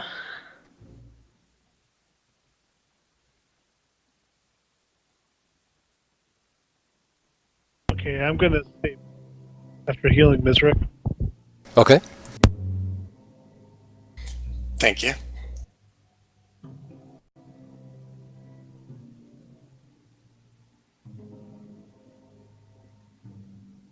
Oops. He disappeared. Isn't that amazing? Whoa. Oh, Wait, did he actually? No, he didn't. Okay. I accidentally deleted him. Could have been fighting illusions. I don't remember if he had damage, so I don't think he did. He's now number did. 23. Yeah, Did he? yeah. He has 3. Thank you. Oh yeah, he got hit by the Thanks, guys. acid breath. Oh, that's right. Thank you. All right, he's still there. Dirk, you're up. Or you already did, right? Yeah, I'm all set. All right, we'll put him down at the bottom since that was my mistake. All right, He was just before me. he was just before you? Yeah. Okay. I'll fix him. All right, who's next? Kriv. Yep. Okay, so he was just before you. I gotcha. All right. Sorry. So he's going to take another shot at you, Kriv, with the bow. Through a brick wall? Sure, go right ahead. He misses as well. Oh, no, that's right. You weren't there. He's shooting at Gilbert. Sorry. Gilbert, he misses you. Alright. And he now sees that he's vastly outnumbered.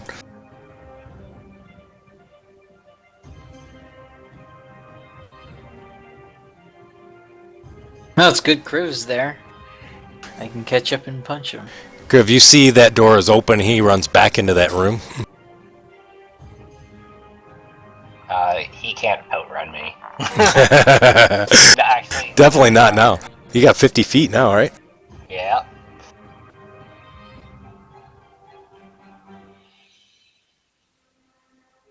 Alrighty.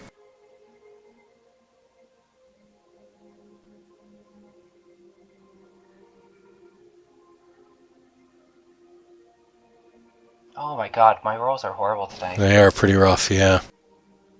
Still nothing. Maybe he will outrun you. Can he run 50 feet? He's gonna go down that secret passage. Alrighty. Is he?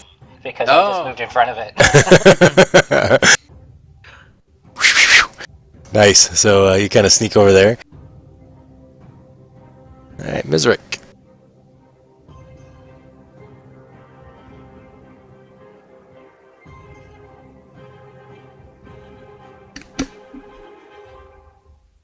Mizik runs there. Alrighty. Is he able to see the hobgoblin? He is.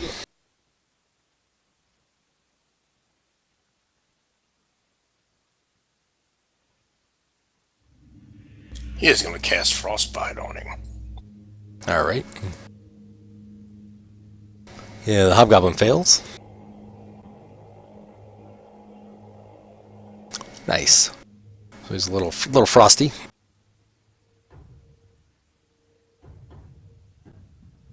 Alright. Kursk. Oh, yeah, go ahead, Kursk. Can I have perception checks by everybody but Mizrick and Kriv?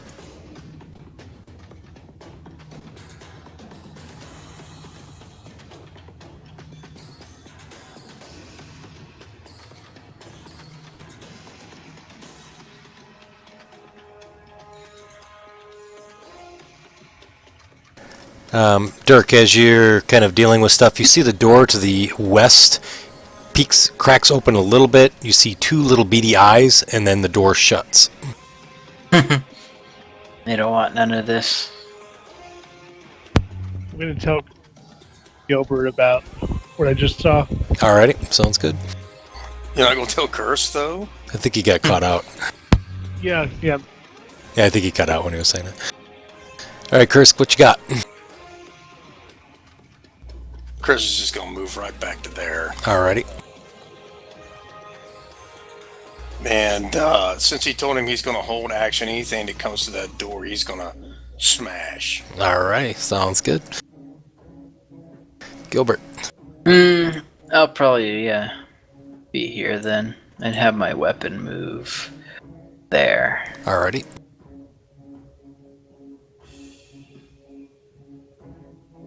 Yeah, there we go. Alright. And then hold reaction to attack whatever comes through this door Okay. with my spiritual weapon. Alright, this door is open, and you can Oh. see a little bit into the room, but you don't see any creatures. Alright. There we go.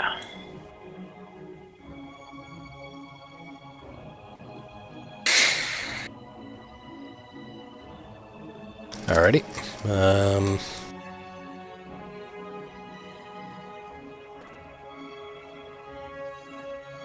Hobgoblin steps forward.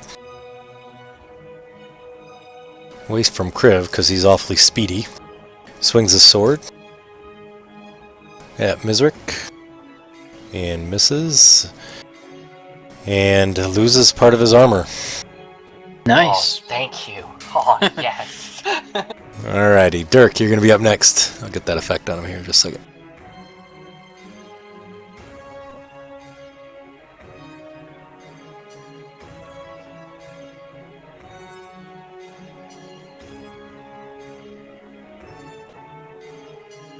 Self a heal.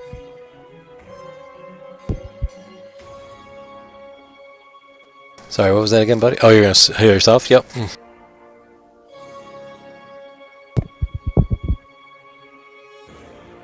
And I'll head south. Alrighty.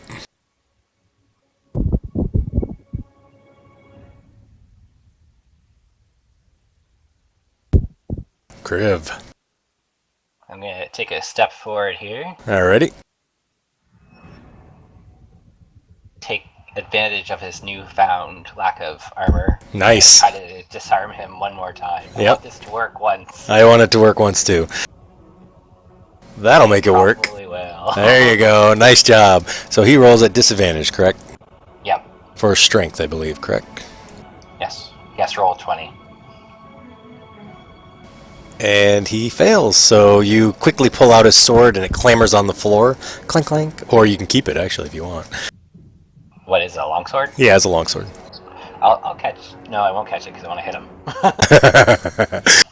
Nice. You hit him this time. I'm just going to follow through the disarm with a grandpa kick. Alrighty. Nice. And then move back to the entrance. Alrighty.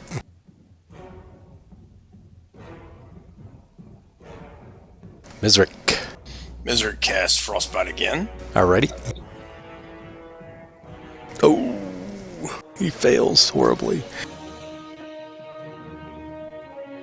And he's dying. He had 1 hit point. Alright. Alright. Are we still in combat mode? We are. You guys, well, unless you don't want to, but there's somebody that just peeked at you. How dare they? Didn't you not want to kill anyone when we got here? Okay, when we're getting ganged up by goblins, you know, Goblins, hobgoblins, owlbears. be happy you guys come first, you know. Alright, curse. So is the door open to the inside of that room or the outside in the hallway? So the door opens to the inside of the room. Curse is going to bull rush it and bash open the door. Alrighty, sounds good. I need a strength check. Athletics? Sure. Nice. So you hit the door, and as you hit the door busts into kind of a million pieces unless you wanted to squish somebody with it. I'd rather squish somebody with it if they're behind it. Alright, you can give it a try and see. You're not sure if they're behind it or not, so what would you want to do?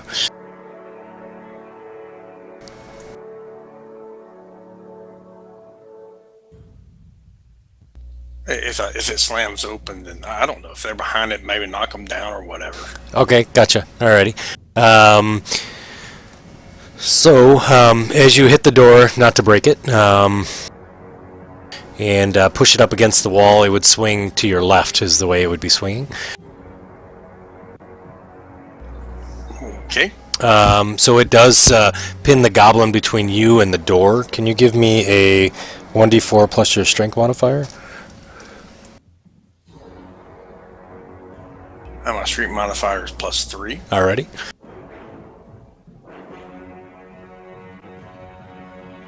Alrighty, so the goblin that had peeked through the door is kind of stuck between the door and the wall. You see kind of a bunch of blood sort of squirts out from the side of the wall as his face is kind of squished by the door.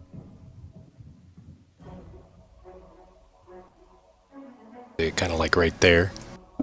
All right. And then I will... Wait, can I still attack? You can, but you see from the other side, the other door is now open, and there's 2 goblin archers there who immediately release arrows. Of course. Right? They were ready for you guys this time. But you can get ready to do your attack as well if you want. He misses.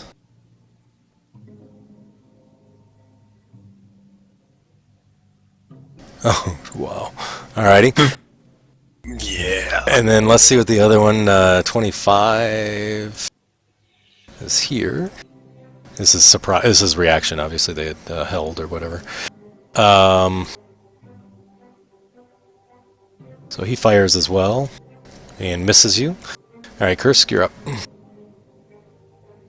Do I see the other goblins? Absolutely.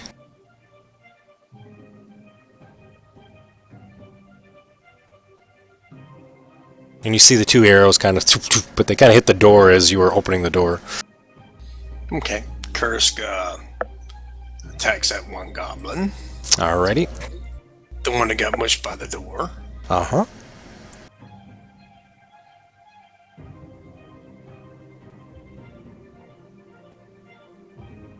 I'm going to guess that was a hit. It was a hit, absolutely.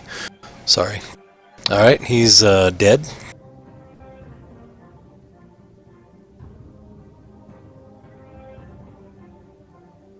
Then he screams and moves up there. Alrighty. Which goblin that fumbled his stuff? Number 1. So he gets Okay, good to go. Yep. So you hit him, you get a critical. Well, I can't hit him yet. Okay. Well, when you can, you'll get a critical on it. Alright, let's start moving in here. What do I Alright. see there? So as you enter into this room, you see that this is a large hall that ends in a wall of rubble, but the remainder is intact. This looks like it was probably the castle's banquet hall. It's got a soaring high ceiling, about 25 feet. There's large wooden tables and plain benches. You see a brass brazier full of glowing coals that are tucked in a corner. There's dirty dishes and stew pots and moldy breads and gnawed bones kind of all over the table. Otherwise, the room has no creatures that you can see. And there is a door at the far end that is open. Pretty gray looking to me. That's all I see.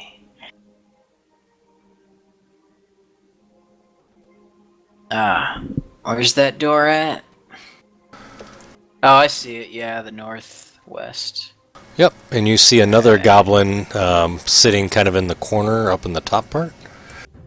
And this goblin, much like the hobgoblin, appears to have a little bit finer things, maybe the leader of the group. Yogg. Okay. I'll move up rest of my movement here. Alrighty. Alright, I am glad Droop isn't here to see what I'm about to do. Yeah, me too. Can spells knock things out? Can spells knock things out? No. I think it's no only ranged melee, attacks or right? magic. It's Yeah. only melee. Okay. Let me draw this cone. Say 15 foot. Let's see if I can do this. Yeah, there we go. Yep. Okay.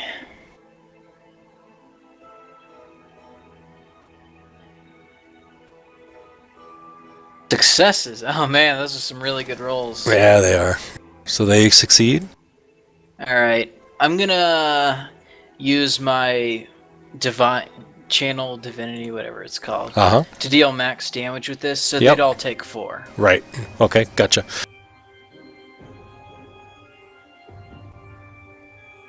And then that'll end my turn. So the goblin number 1 is dead.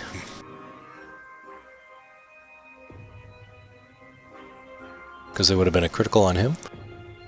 Oh yeah. Alrighty. Who's next? Yeg. Oh yeah, and this just right there, I guess. Okay.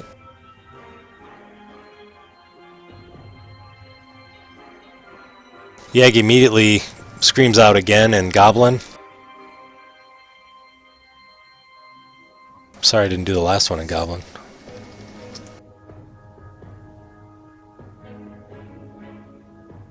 Now, is he yelling that to his own guys? No, he's just yelling it in general. Would Mizric hear that? Yeah, both doors are open. Yeah, I think he would, because he's yelling it loud enough that he's hoping anybody and everybody can hear him. Okay. He steps around the corner, opens a door, and goes into the next room. And shuts the door behind him.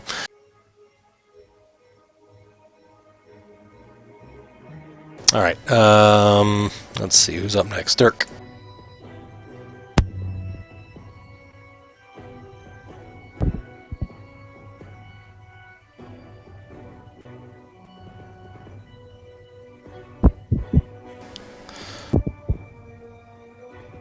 Okay, I'll move up to this square.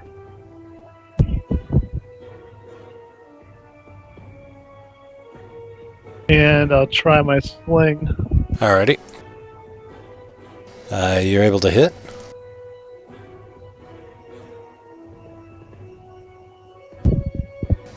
Nice. So you hit him with one of the rocks, and he kind of collapses down to the ground.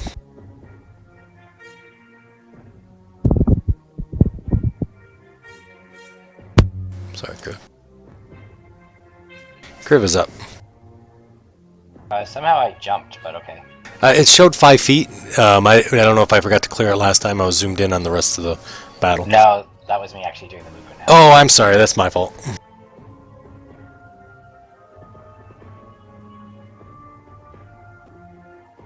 You guys have like alerted pretty much the entire castle.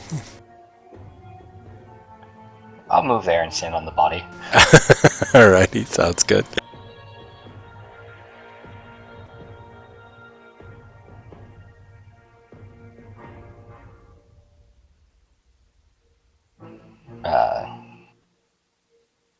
Alright, Mizrik. Mizrik moves to there. Alrighty. Oh, Mizrik. Okay. Just prior to Mizrik moving there, there's a large creature that's sitting right above him. How large? So, he was just sort of stealthily hanging out over the door waiting for someone to step on him. Or to step there. He falls from the ceiling.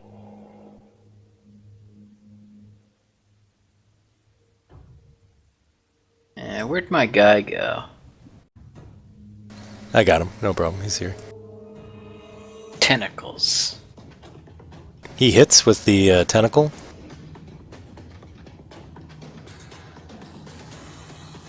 Mizrik will never miss another game again. And then, let's see. I got a question for you. Yeah, please. Can he from what I'm reading, it says it's just an invisible barrier of magic force that protects you. Until the start of your next turn, you have an AC of +5 to AC, including against trigger, Yes, against a reaction. trigger attack or no damage from magic missile. So it seems to me this can be used for melee or magic missile or whatever. Oh, did I misread it? I thought it was only for...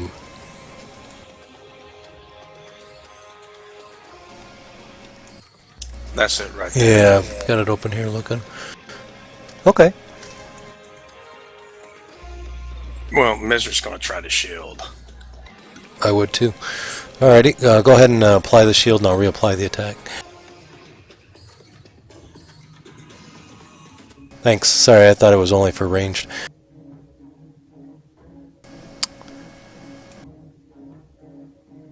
So he misses at the attack? Yes.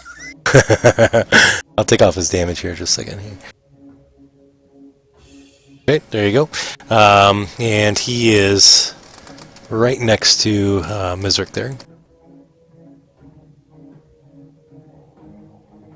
So it's Mizrik's turn now. Yep.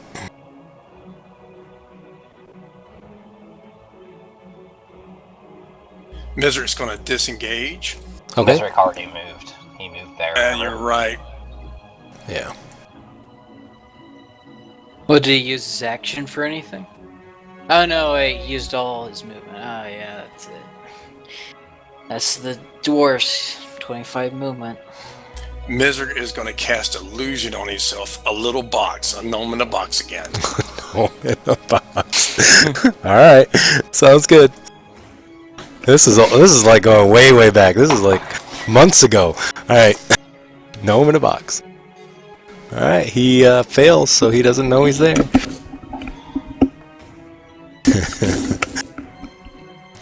All right, so he is a gnome in the box. Oh, and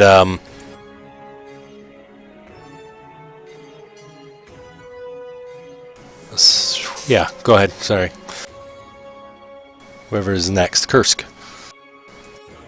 Curse is going to move over there. Behind him. Okay. So he can get some advantage from the gnome in the box. Alrighty. I don't know if that's going to distract him or not.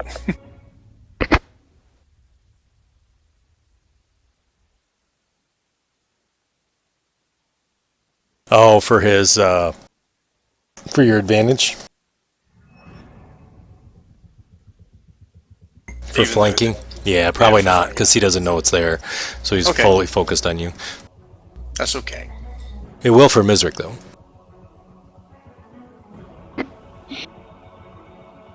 Mizrik owes me. He does owe you. Oh! Oh, so And he misses. misses. Yeah.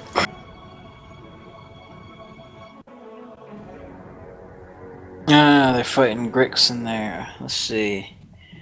You're not getting more of my spell slots, guys. Hey, how far is that? I have to actually count. 15, 20, looking for? 25, 30. Yeah, I can't go close enough.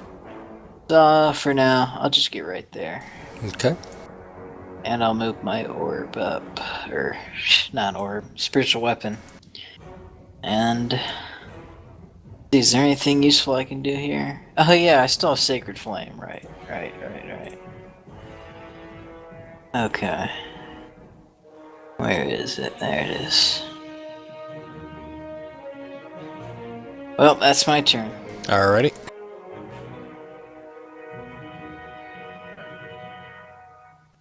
Step right here. Okay.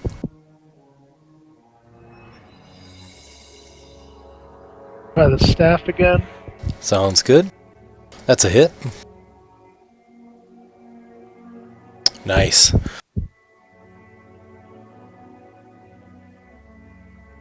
Okay.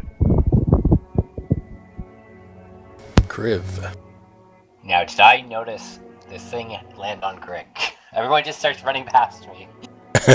Yeah, you're like, what the hell's going on? I'll run up and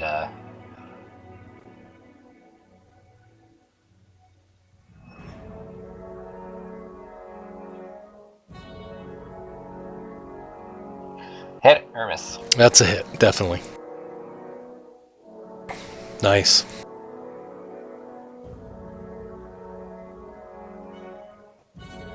You hit again? So I'm going to uppercut him with the nunchuck, and Nice. I'm going to plant my foot so that way he is pinned against the wall for a second. Then I'm going to run away like a little bit. Alrighty. You notice that with your attacks, you do all the things that you do, but it doesn't seem to be quite as effective as you've seen previously when you've attacked.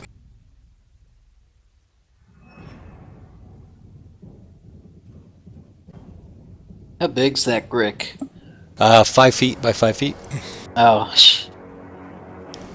So let's see. Kursk, he reaches out back at you with a tentacle. That time he does hit. He grabs you with the tentacle, and he's able to bring, when he hits you with the tentacle, kind of brings his beak closer to you as well. And he takes a bite at you, and misses with the bite. Mizrik. Mizrik is going to disengage Alrighty. and move there. Okay. I don't think he can do anything else. Alrighty.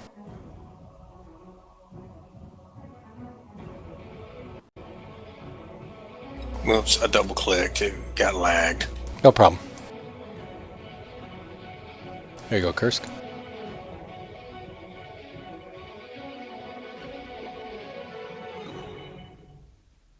Curse is going to do a trip attack. Okay.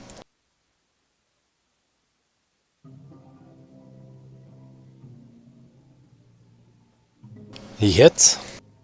So he's grappled.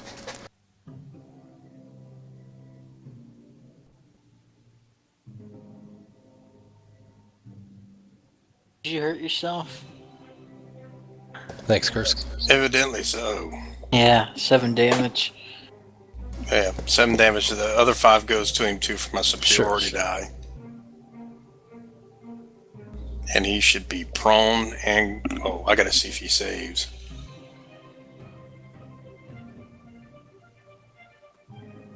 Oh, Damn. He did.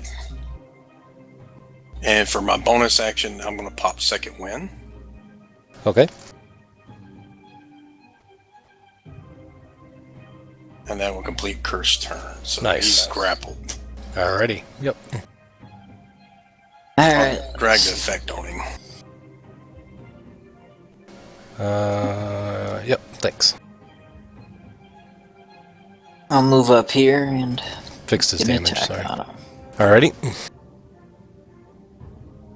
Oh, good. Yeah. Nice hit. No, he's still alive. Yep. You noticed the same thing Kriv did. When you hit it, it just didn't quite do as much damage as you remember. Alright, I'll move that there and turn. Alrighty. There we go. Dirk. Okay, one more. Do it. Nice hit.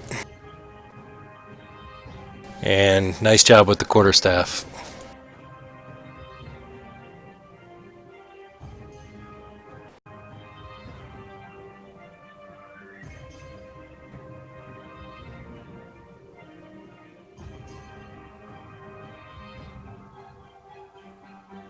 All right.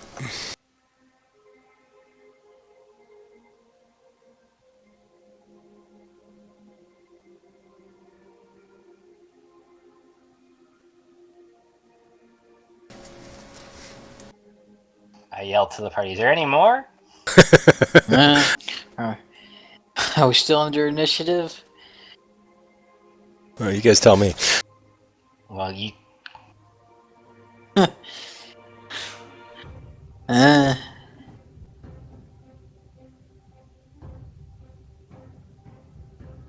We gotta break out of the cycle. Chris says, let's look north. I go this way. Alrighty. There's a door there immediately to the north and one to the west. I'm going to cast Minor Illusion of an image of myself standing here Okay. in my spot. I'm Yep. going to take a step to the left, and then I'm going to open the door. Alrighty, sounds good. So as you do, you see a storeroom with a passageway that leads to a door to the west.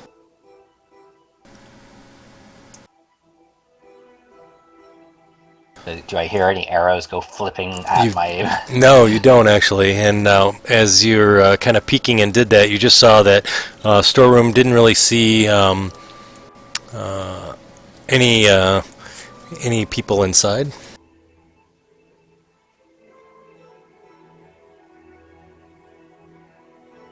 So we're continuing on in turn. Yeah, it looks like we are. So I saw Kursk where you're going to go up the middle. That's actually a stone wall. There's two curtains, one on one side, one on the other. Okay. Curse to go through the right side curtain. Alrighty. Misric will move to there and complete his turn. Okay. There we go. Curse, open up that curtain and take a look-see. Kursk immediately sees a sword. Of course he does. Of course, right? That's kind of his MO. That sword hits. You also see three goblins in this circular room along the back side of the wall.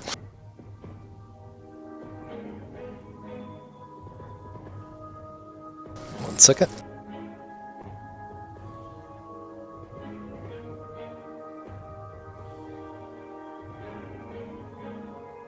All right, Kursk. Oh, they got names. What is that? Chapel? It does look kind of like a chapelish to Kursk, yep. I hope we're not killing followers of Lathander right now. I don't think you could stop Kursk if you wanted. Alright, that one's dead.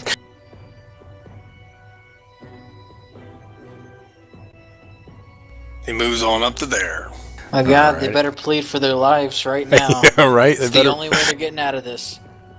So, looking in here, you see that there is a blood-stained altar that has a blood-stained cloth on it, and there's some clerical stuff in here, but otherwise you're too busy. Sounds like the Thunder. As Curse was looking up, he kind of looked over. He looked over to his left and see what was behind curtain number 2. Oh yeah, that's right. That would be another goblin that's hiding back there. Oh, I'm glad I'm just running up to heal you.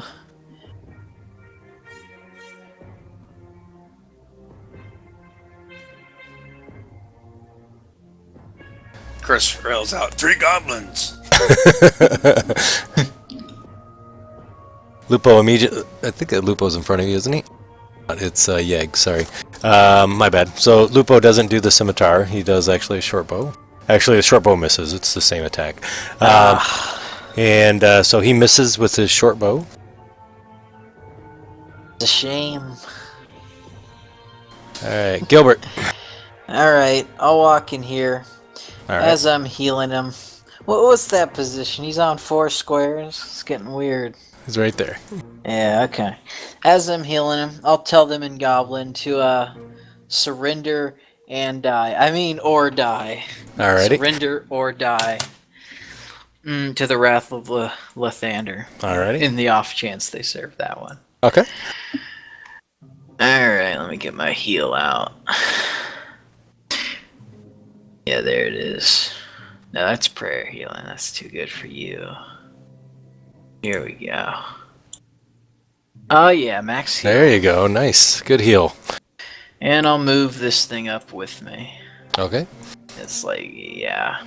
It can't block people because it's just a floating weapon, so they're good to walk through it.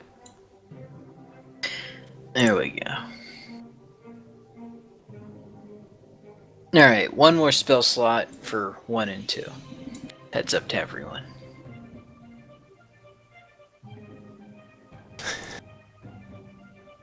Alrighty. I agree. Okay. So Yeg in front of you, Kursk, kind of shakily brings out his scimitar and tries to slice and slash across you. Damn shame, Yeg. Oh, he misses.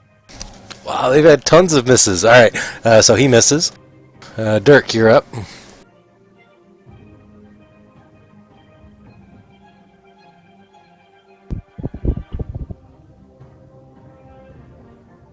So I'll move right around to there Alrighty.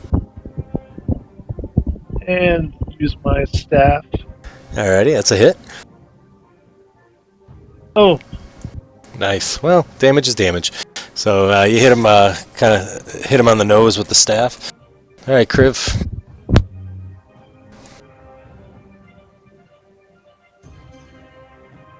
So Kriv, you step in here. You see that this is a obvious storeroom. You see old casks of salted meat and sacks of rotting grain fill the storage room.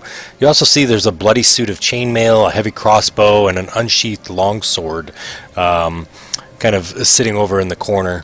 And you see the longsword even has like a symbol kind of carved into the hilt, but you're unable to tell what it is from here. I'm going to yoink it before Curse gets in. All right. So you pick up this suit of chainmail, crossbow, and the longsword. You see it has an emblem of Neverwinter on the hilt. Or wherever it is in the room. Yeah, right there is fine. All right. Seeing how the door is closed. The door is closed. Yeah. You wouldn't know whether they were fighting over there or not, to be honest. Misery.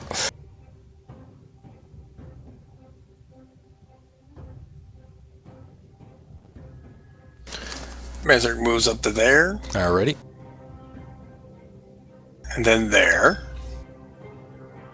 Okay.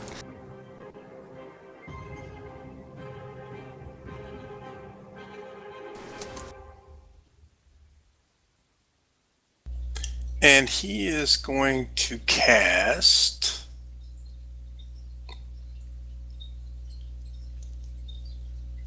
Frostbite. Good old frostbite. I like it. It's a good little spell. It's a really nice spell from the elemental evil. It's nice. Nice. Good job. Sorry, I'm just looking something up real quick here. Bear with me for 1 second. Alright. Just going back to see when... Do you remember what round you cast your spiritual weapon? Because I think it... Oh yeah. think Like way back. Yeah. It's probably gone by now. It hasn't even made an attack. Yeah, I think it is. I think it's been a 10 minute. rounds. Yeah, we're on round 12. That thing can go. Alrighty. My bad. Miserik already did his thing, right? There we go. He did. Alright, cool. Goblin 21. See Reason Goblin 21. Nope, he doesn't. Well, we probably killed too many for them to back down now. Yeah. Ooh. Dirk, he takes offense to you bumping him in the nose with your quarterstaff, and stabs you, and it kind of slides right through the side of your flank there. Kursk, you're up.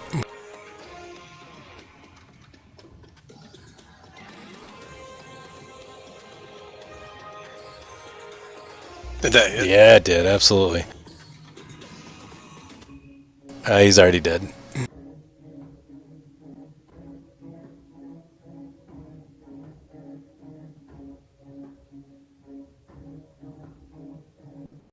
Hupo. Lahupo? I don't know how to say it. I don't know. Anyways, Lahupo, or Lupo, or whatever it is, drops a short bow, pulls out the scimitar, and slashes. And he misses. Gilbert. Alright, it looks like Dirk's dying to that goblin. I gotta save him. Alrighty. That goblin's too strong for you, Dirk. I got him. And you missed. Never mind. Maybe not. Alright, Dirk.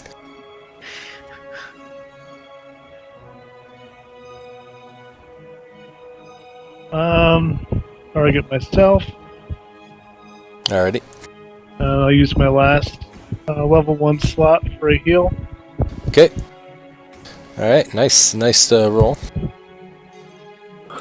I'll stay put. Alrighty. Kriv. I think I heard Gilbert there yell, "I'm coming to help you." Alrighty. I'm gonna kick the door open. Alright, strength check or athletics. Alright. Is that from me? I think it's from Kriv actually first. Okay. Alright, so Kriv, you're able to kick the door. Gilbert, dexterity? Alright. Saving throw? Yes, please. Oh, shoot. Yep, good job. So you're able to dodge out of the way. The door goes swinging around, and Goblin 21 tries to make a dex save as well. He fails. Can you roll a 1d4 plus your strength, Kriv?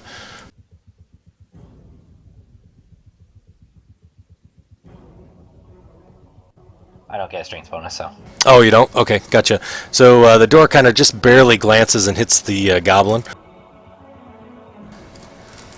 Oh, wait, do you have a negative modifier?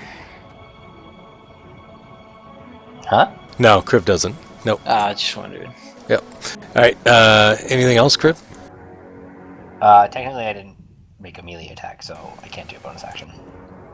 Okay, gotcha. Mizrik. Mizrik will attack Goblin number 21. Alrighty. What generates the number? It's a random number. Oh, okay. So this isn't a ranged attack, so it shouldn't be any minuses. Nope. Oh, what is it? Conjuration? Like Sacred Flame? Yeah, Oh, something yeah, like that. Frostbite. He made it. Yeah. Oh, which goblin said LOL? Who would dare laugh at our party? Oh, it wasn't Goblin. Oh, that's I nice. just made the assumption. It was, actually. Alrighty. Goblin 21 is going to run.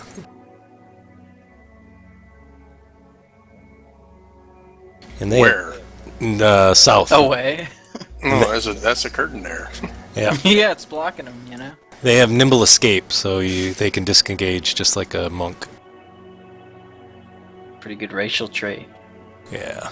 Wonder if that'll come with the class when it comes out. I bet it will. I bet it will. I think he needs to run faster. Alrighty. Kursk, you're up.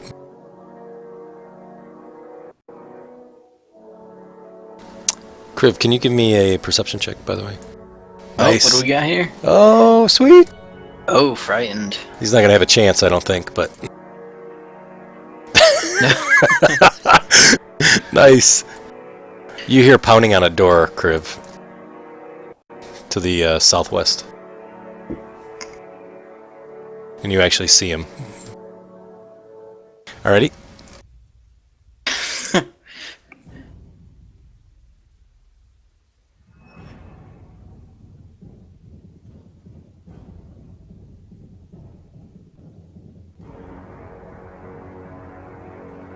Lupo is dead. Gilbert. Alright. Let's see. 5, 10, 15, 20, 25, 30.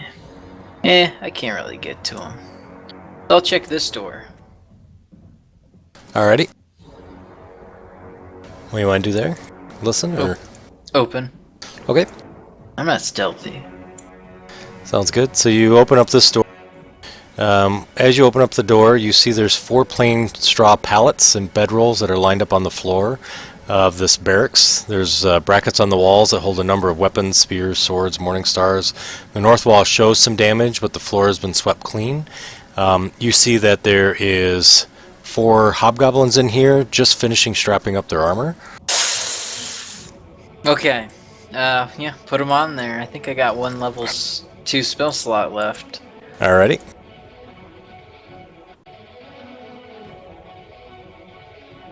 Let me drag them on real quick.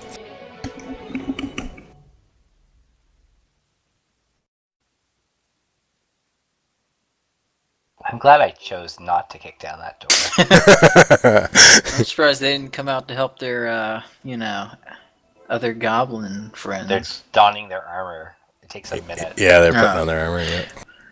Alright. There they are. Dexterity saving throw or constitution saving throw? I don't think their dex is that good, is it? Anyone remember? Not with plate mail. Dex is the better. They probably would have good con. Okay, then I'll use a level 2 Thunder Wave. Okay. Do you want me to draw the cone? No, I'm good. They're all together. Alright. 2 succeeded, 2 failed. Alright. Oh. Get another damage die here. There we go. Nice. So 2 of them are dead. And I'm gonna... I think I used 20 movement. I'll walk in. I can tank them. Alrighty. Alright. And that's my turn. Okay. Dirk.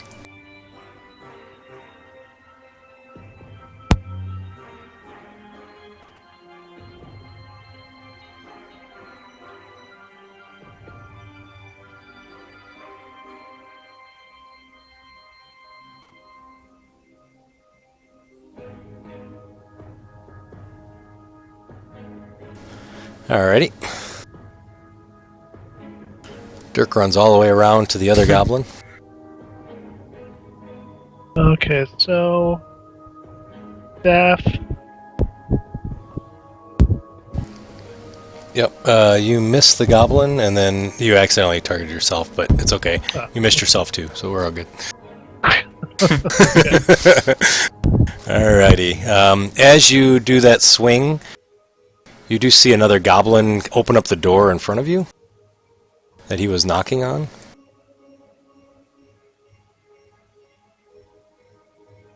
And looks out, sees you, and immediately pulls out his bow and shoots. Man, where did that one goblin go? Oh wait, was that Yogg? I think it was. He misses. Yogg's dead, yeah. Yeah. Alrighty. Kriv. Kriv's gonna walk up, cracking his knuckles. Alrighty.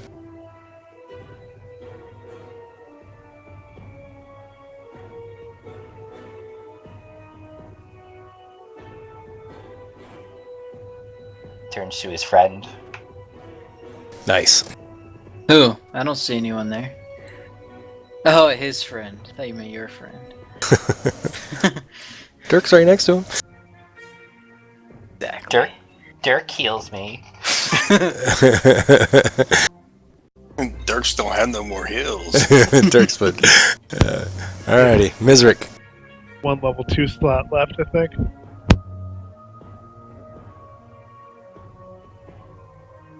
Mizrik moves to there. Alrighty. I don't think he could see anything. He could see the hobgoblins, I think, with Gilbert, probably, but can't see down below.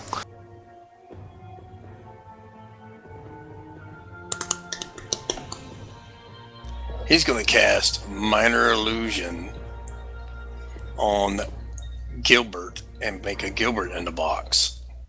Okay, sounds good. So it's a big box.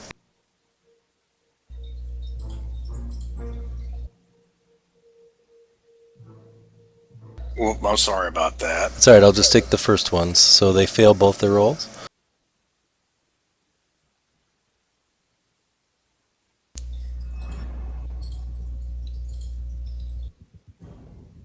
Alright. And he put Gilbert in a box. Gilbert's in a box. Griv. Kursk. Kursk, sorry. Griv. Kursk, Griv. Yeah, go. Kursk can move up to there. Yep, Kursk, you see another goblin in the back of the room.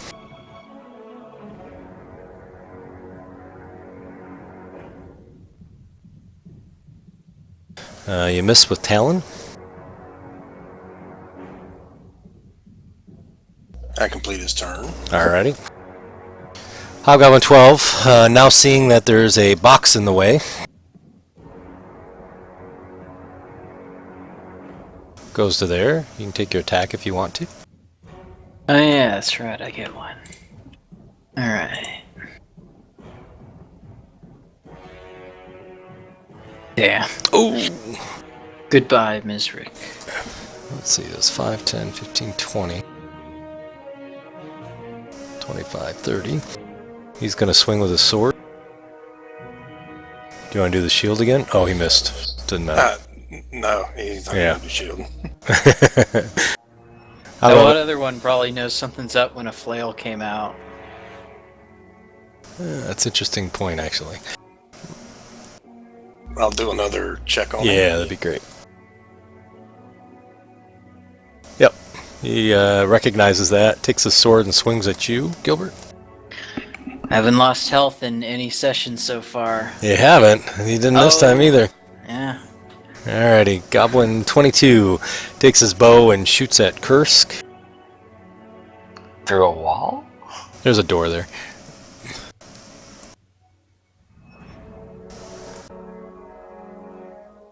Is it? Oh, I guess the door is up by you, Kriv. Oh well, that's alright. I thought the door was below. He misses, regardless. Call it a double door at this point. There you go. Yeah. Gilbert, you're up. Alright. Let's see if he's willing to hit me as I walk over here. Alrighty. You'll Go for it? Oh, of course he does.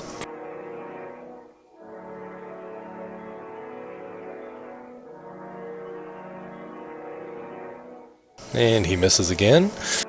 Damn, I was actually hoping he'd hit that time. Wow. Damn. Well, that's my turn.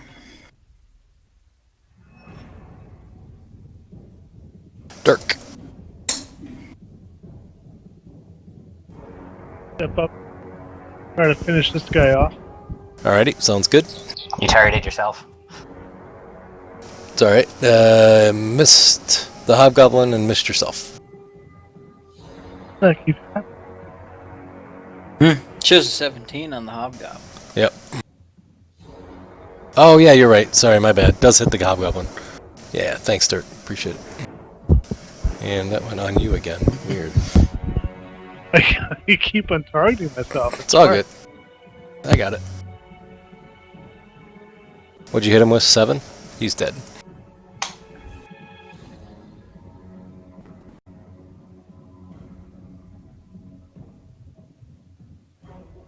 Alrighty. Goblin 12. I thought the door was where Kursk is, so I'm going to keep playing that the door is where Kursk is. Oh, Kursk. He stabs. Yeah, it's pretty good there, Kursk. Kriv, you're up.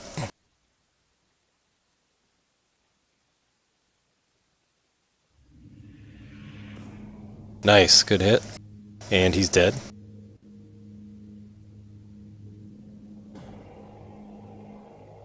Yep. I can't. I can't move because of the token. There we go. There you go.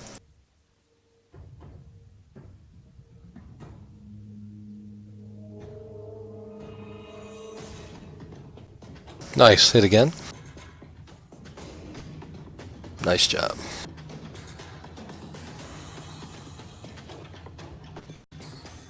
Misery. So Misery still sees Hobgoblin number Yep. 2.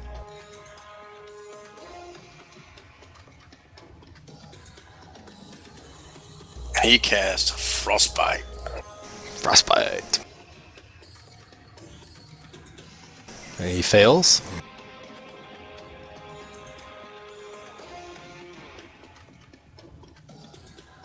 Alrighty.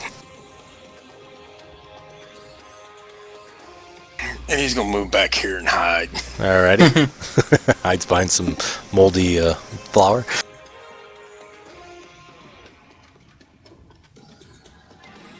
Chris moves up to there. Alrighty.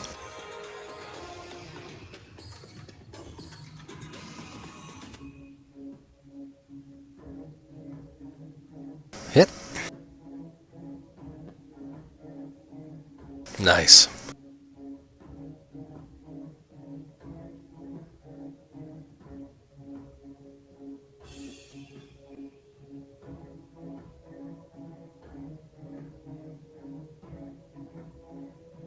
Now, that last movement would be all his movement. Alrighty. Sounds good.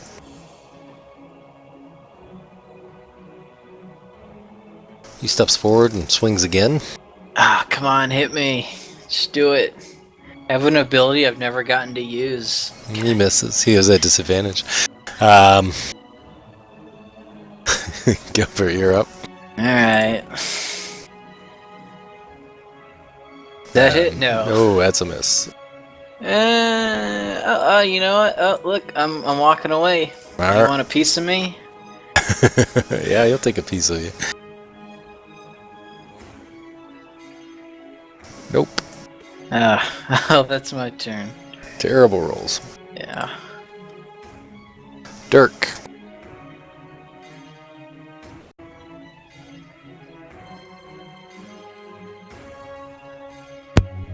Did it again. Weird. Am I targeted? Yeah, I got the hobgoblin targeted for you.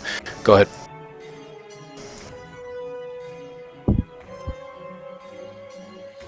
Nice. That's a hit. And he's dead. Alright, this place has got to be cleared out.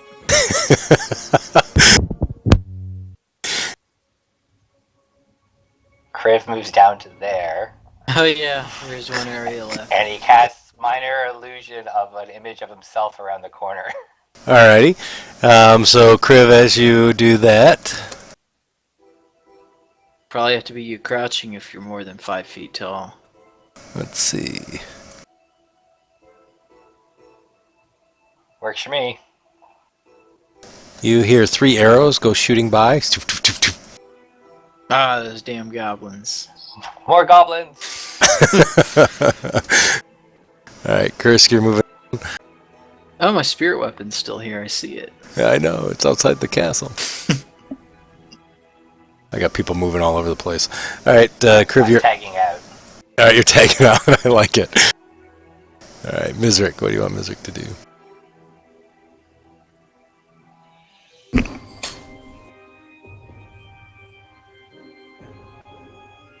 He'll move to there. Alrighty. And if any goblins poke their heads around, the first one that pokes his head around will get frostbit. Alrighty. Let's see. Kursk, you can go. Okay, where is this door at? Right in front of you. Here. Immediately to the Where? south, yep.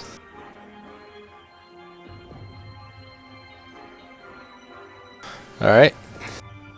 So as you charge in, you see 3 hobgoblins to the side of you. Ooh, Or not hobgoblins, goblins, sorry. Ah. I was going to say, I'm really glad I didn't go in.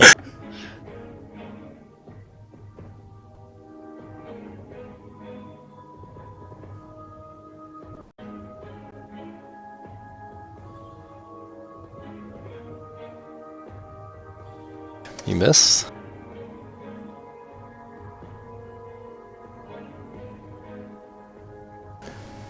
Nineteen takes an arrow and shoots at you. Going wide. And Gilbert. I guess I'll be there for moral support. Alrighty. Can you bless us? You want my last spell? Okay, fine. I'll give you my last spell slot. No, not for these. I was just kidding. Yeah, okay, good. I might need it for healing him if he Yeah, goes Hill down. Curse would be nice. You could say a regular blessing. Just say how much you appreciate us. And... Curse is one critical away from going down. Yeah, Or two it's lucky a touch. arrows. You know, I'll get to you next turn, maybe. Yeah, it is a touch attack. He's right, or a touch spell. The other one, it's so weak, not even worth looking at. All right, Goblin number 9. Sorry, I was. Anyways, hit.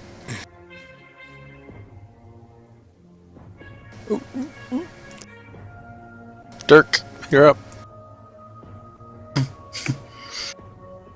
Getting kind of squeaky.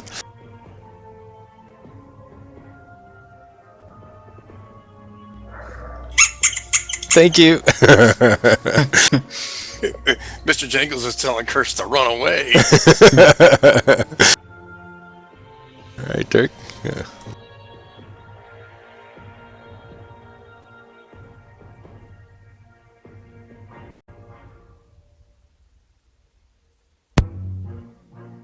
Sorry. Going to cast Healing Word Alrighty. first. And I'll do it at second level. Alrighty. There you go. Nice.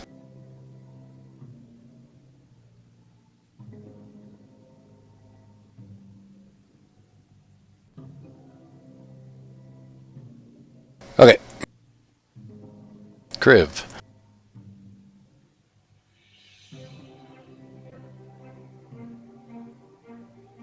Oh, miss with the nunchucks. Miss with the unarmed strike. A 14 misses them. Yeah. Well, shit. You got this, Kursk. Tap him on the shoulder.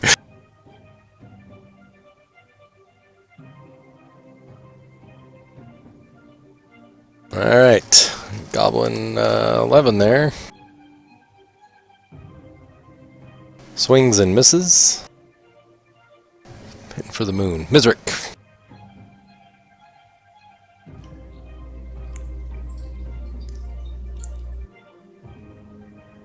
Can Mizrick see Goblin 11 or 9?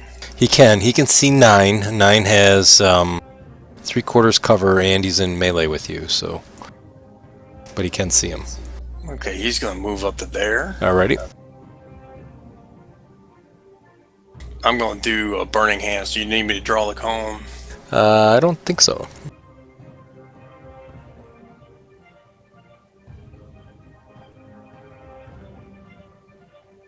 He's shooting it between your legs, is that what he's doing? Off your side. Oh, off of Reaching- Curse side. Reaching just past Kursk, right? Little hand Yeah. pops out. Just so he takes his hands, he puts his thumbs together and wiggles his fingers. Wow, you remembered. I'm impressed.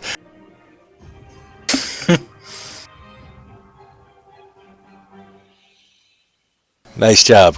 Yeah, they're dead. Yep, they're all dead. Nice job. You got inspiration for remembering all of Mizrick's little stuff. Nice job. Oh, so Mizrick gets inspiration? No, Curse does. Curse, I think Curse has already got inspiration. He didn't actually, no. He didn't have it. Oh, he didn't? No, So, he does He'll not. shove us a big star Oh, on your portrait. there you go. He Oh, does you now. put it on him. I just put it on, yeah, literally. Nice job. Any other doors? Alright. Any other doors you guys want to open? Aren't they all open now? Nope, there's one more. One left. Oh, yeah. Same deal. Move up, cast minor illusion, open door, let arrows fly. Alrighty. You open the door, and there is a beholder. No, I'm just kidding. This room has nothing in it. No arrows shoot out. They've seen that trick before. All right, time to loot. Nice job, guys. All right, I'm gonna go back to this room. Alrighty, let me unlock tokens here. Move where you'd like. All right, Curse would like to loot this area, these goblins. Alrighty. So, Kursk, I am going to say that you loot, but I'm going to have to go back and figure out because I didn't expect you guys to trigger the whole freaking castle. So, we'll have you loot the goblins. That's not a problem. Okay, In goblins, for a penny. hobgoblins. Yep. And he'll search all the rooms, and I know there's like this room up here where the hobgoblins are at had stuff too. Right. So the room that you just left was ruined barracks, showed ragged bedrolls scattered across the remaining floor. There's a twisting passage that goes into the banquet hall. I've already read you that description. These little corner rooms are archer posts. These are right where Kursk is at. And it's got debris in there, and there's arrow slits, but otherwise there's nothing else in there. Let's see.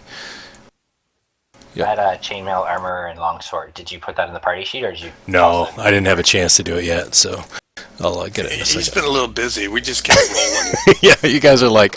Yeah, anyways. So this, the Hobgoblin's Barrack, we talked about the pallets that you saw. Hobgoblins are in here. And then there's 5 spears, 4 long swords, 3 morning stars, 2 great swords, and a fine quarterstaff. Fine. Fine. Mighty fine. 5 spears. Yep. 5 spears, 4 long swords, 3 morning stars, 2 great swords, and a fine quarterstaff and a pear tree. The quarterstaff has feathers and is surprisingly light. Has feathers engraved in it. And 1 quarterstaff. Yeah. And then you guys...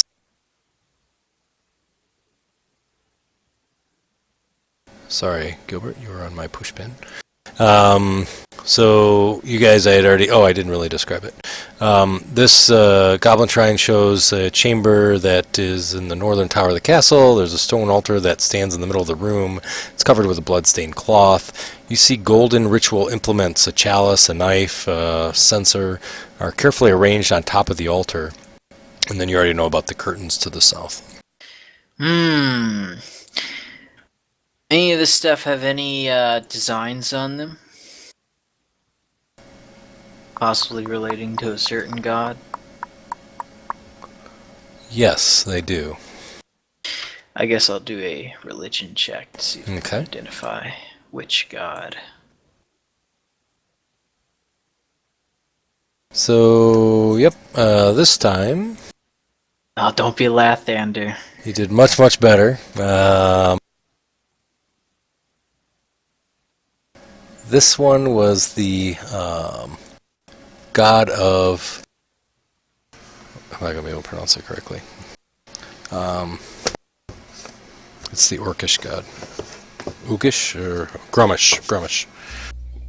Gromish? Yep. I've heard that name somewhere before. Yeah, it's the Orc god. Orc god. Yep. Why would goblins be serving an orc god? Do I know anything about this god? What alignment he is? Chaotic evil? Oh. Praise be to Lathander, your enemies are dead. There you go. Nice. Now, is that, as you said, it's gold, right? Yep. Waste not, what not, you know. That's what I always say. Let's get some of that gold. Alrighty. Well, they're gold items, actually. What's a censer? It's kind of like it holds incense that you can kind of shake and it lets smoke kind of come out. It's on a long chain. If you're Catholic, you see it all the time. If you're not, then you may not see it. Right, good. Good. I know where to donate these. Oh, wait, no, they have those designs on them. I can't give them to the Shrine of Luck. That'd be insulting. Probably not. I'll just have to sell these. Curse comes into the room as you're grabbing that stuff up. He goes, "Oh, that's loot. We all share." Yeah, alright, I'll hand him it. It's not like I was gonna, give it to the church now. The designs are so evil. Oh, and I gotta find a sensor.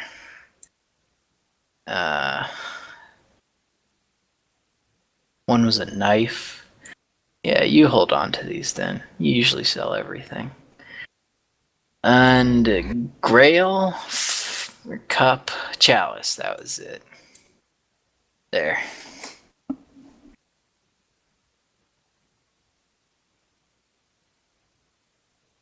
Alright. Hey, that statue. You said there was a statue of Lathander in here. Yep, in that room there. I like that statue. Is it movable? It's kind of up on the ceiling and big. So, not on the ceiling, but up on the wall. So no, it's not, unfortunately. Oh, is it built in? Yeah. Damn. I'm not going to try to break it down. The blasphemous. It would, yes. Can you get Kursk to do it? No, I don't want to, have this get broken. So, did I read? Yeah, so this is, the high narrow hall.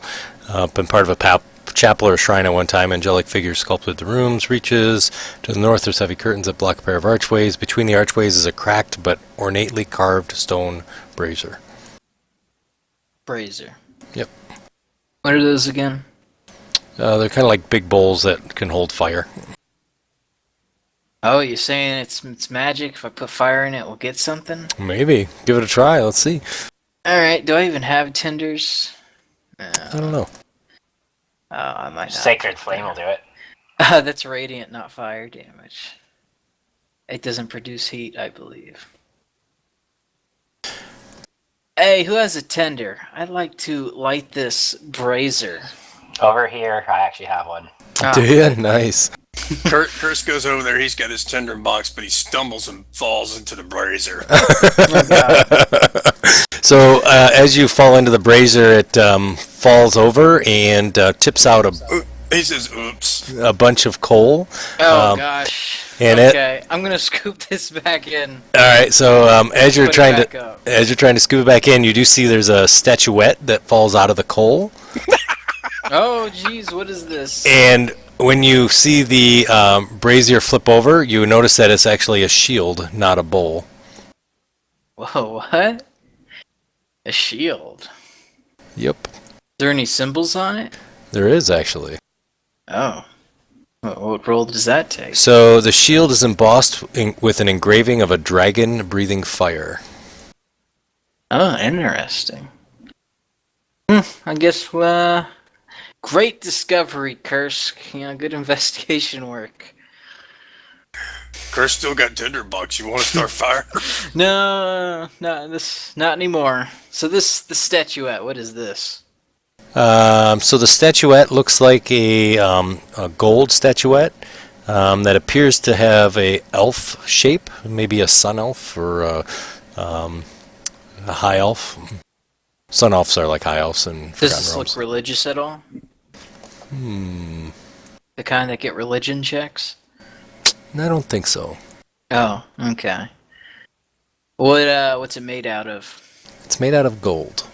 Oh, I want to show this to Lady Gariel before we decide to sell it. Okay. Yeah, but if there's nothing of interest, yeah, sure. We can bank this. All right. And I'll hold on to this religious shield, too, for now. Okay. Yeah, allegedly religious.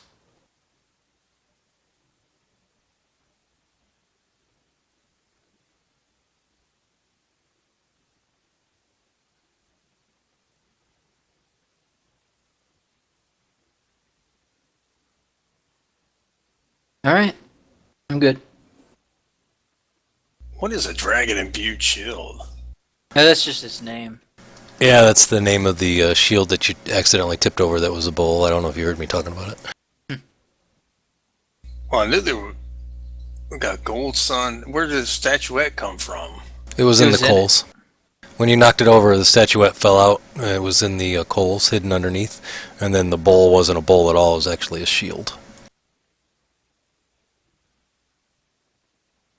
Good thing Kurska's clumsy. Yeah, no Yeah. kidding.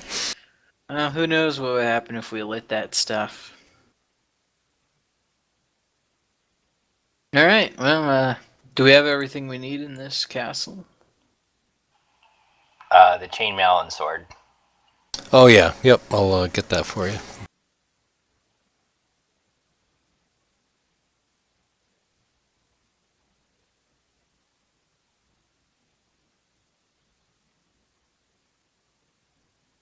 All right. Anything else? I'm good. Well, Kursk said we should take rest before we leave, and we also got that trap door to go check out. Oh yeah, we never did go down there. Alright, yeah, short rest sounds good. Alrighty. Where are you guys going to rest? I like Bugab- this room. Bugbear room. What? There's no bugbears here. Room where Bugbear was at. There was a bugbear in this castle? I think it was an owlbear, but yeah. Oh. No, there was a Bugbear over here with the doppelganger. Oh, yeah. Oh yeah. Sure. That's right. It's kind of weird. Okay, we should all probably rest in the same room then.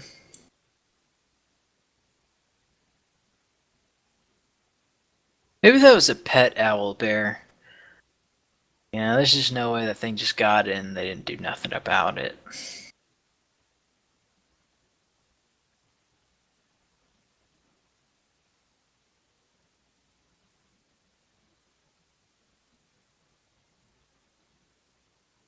Alright, during our short rest, I think you get 10 minutes of free activity. Yep.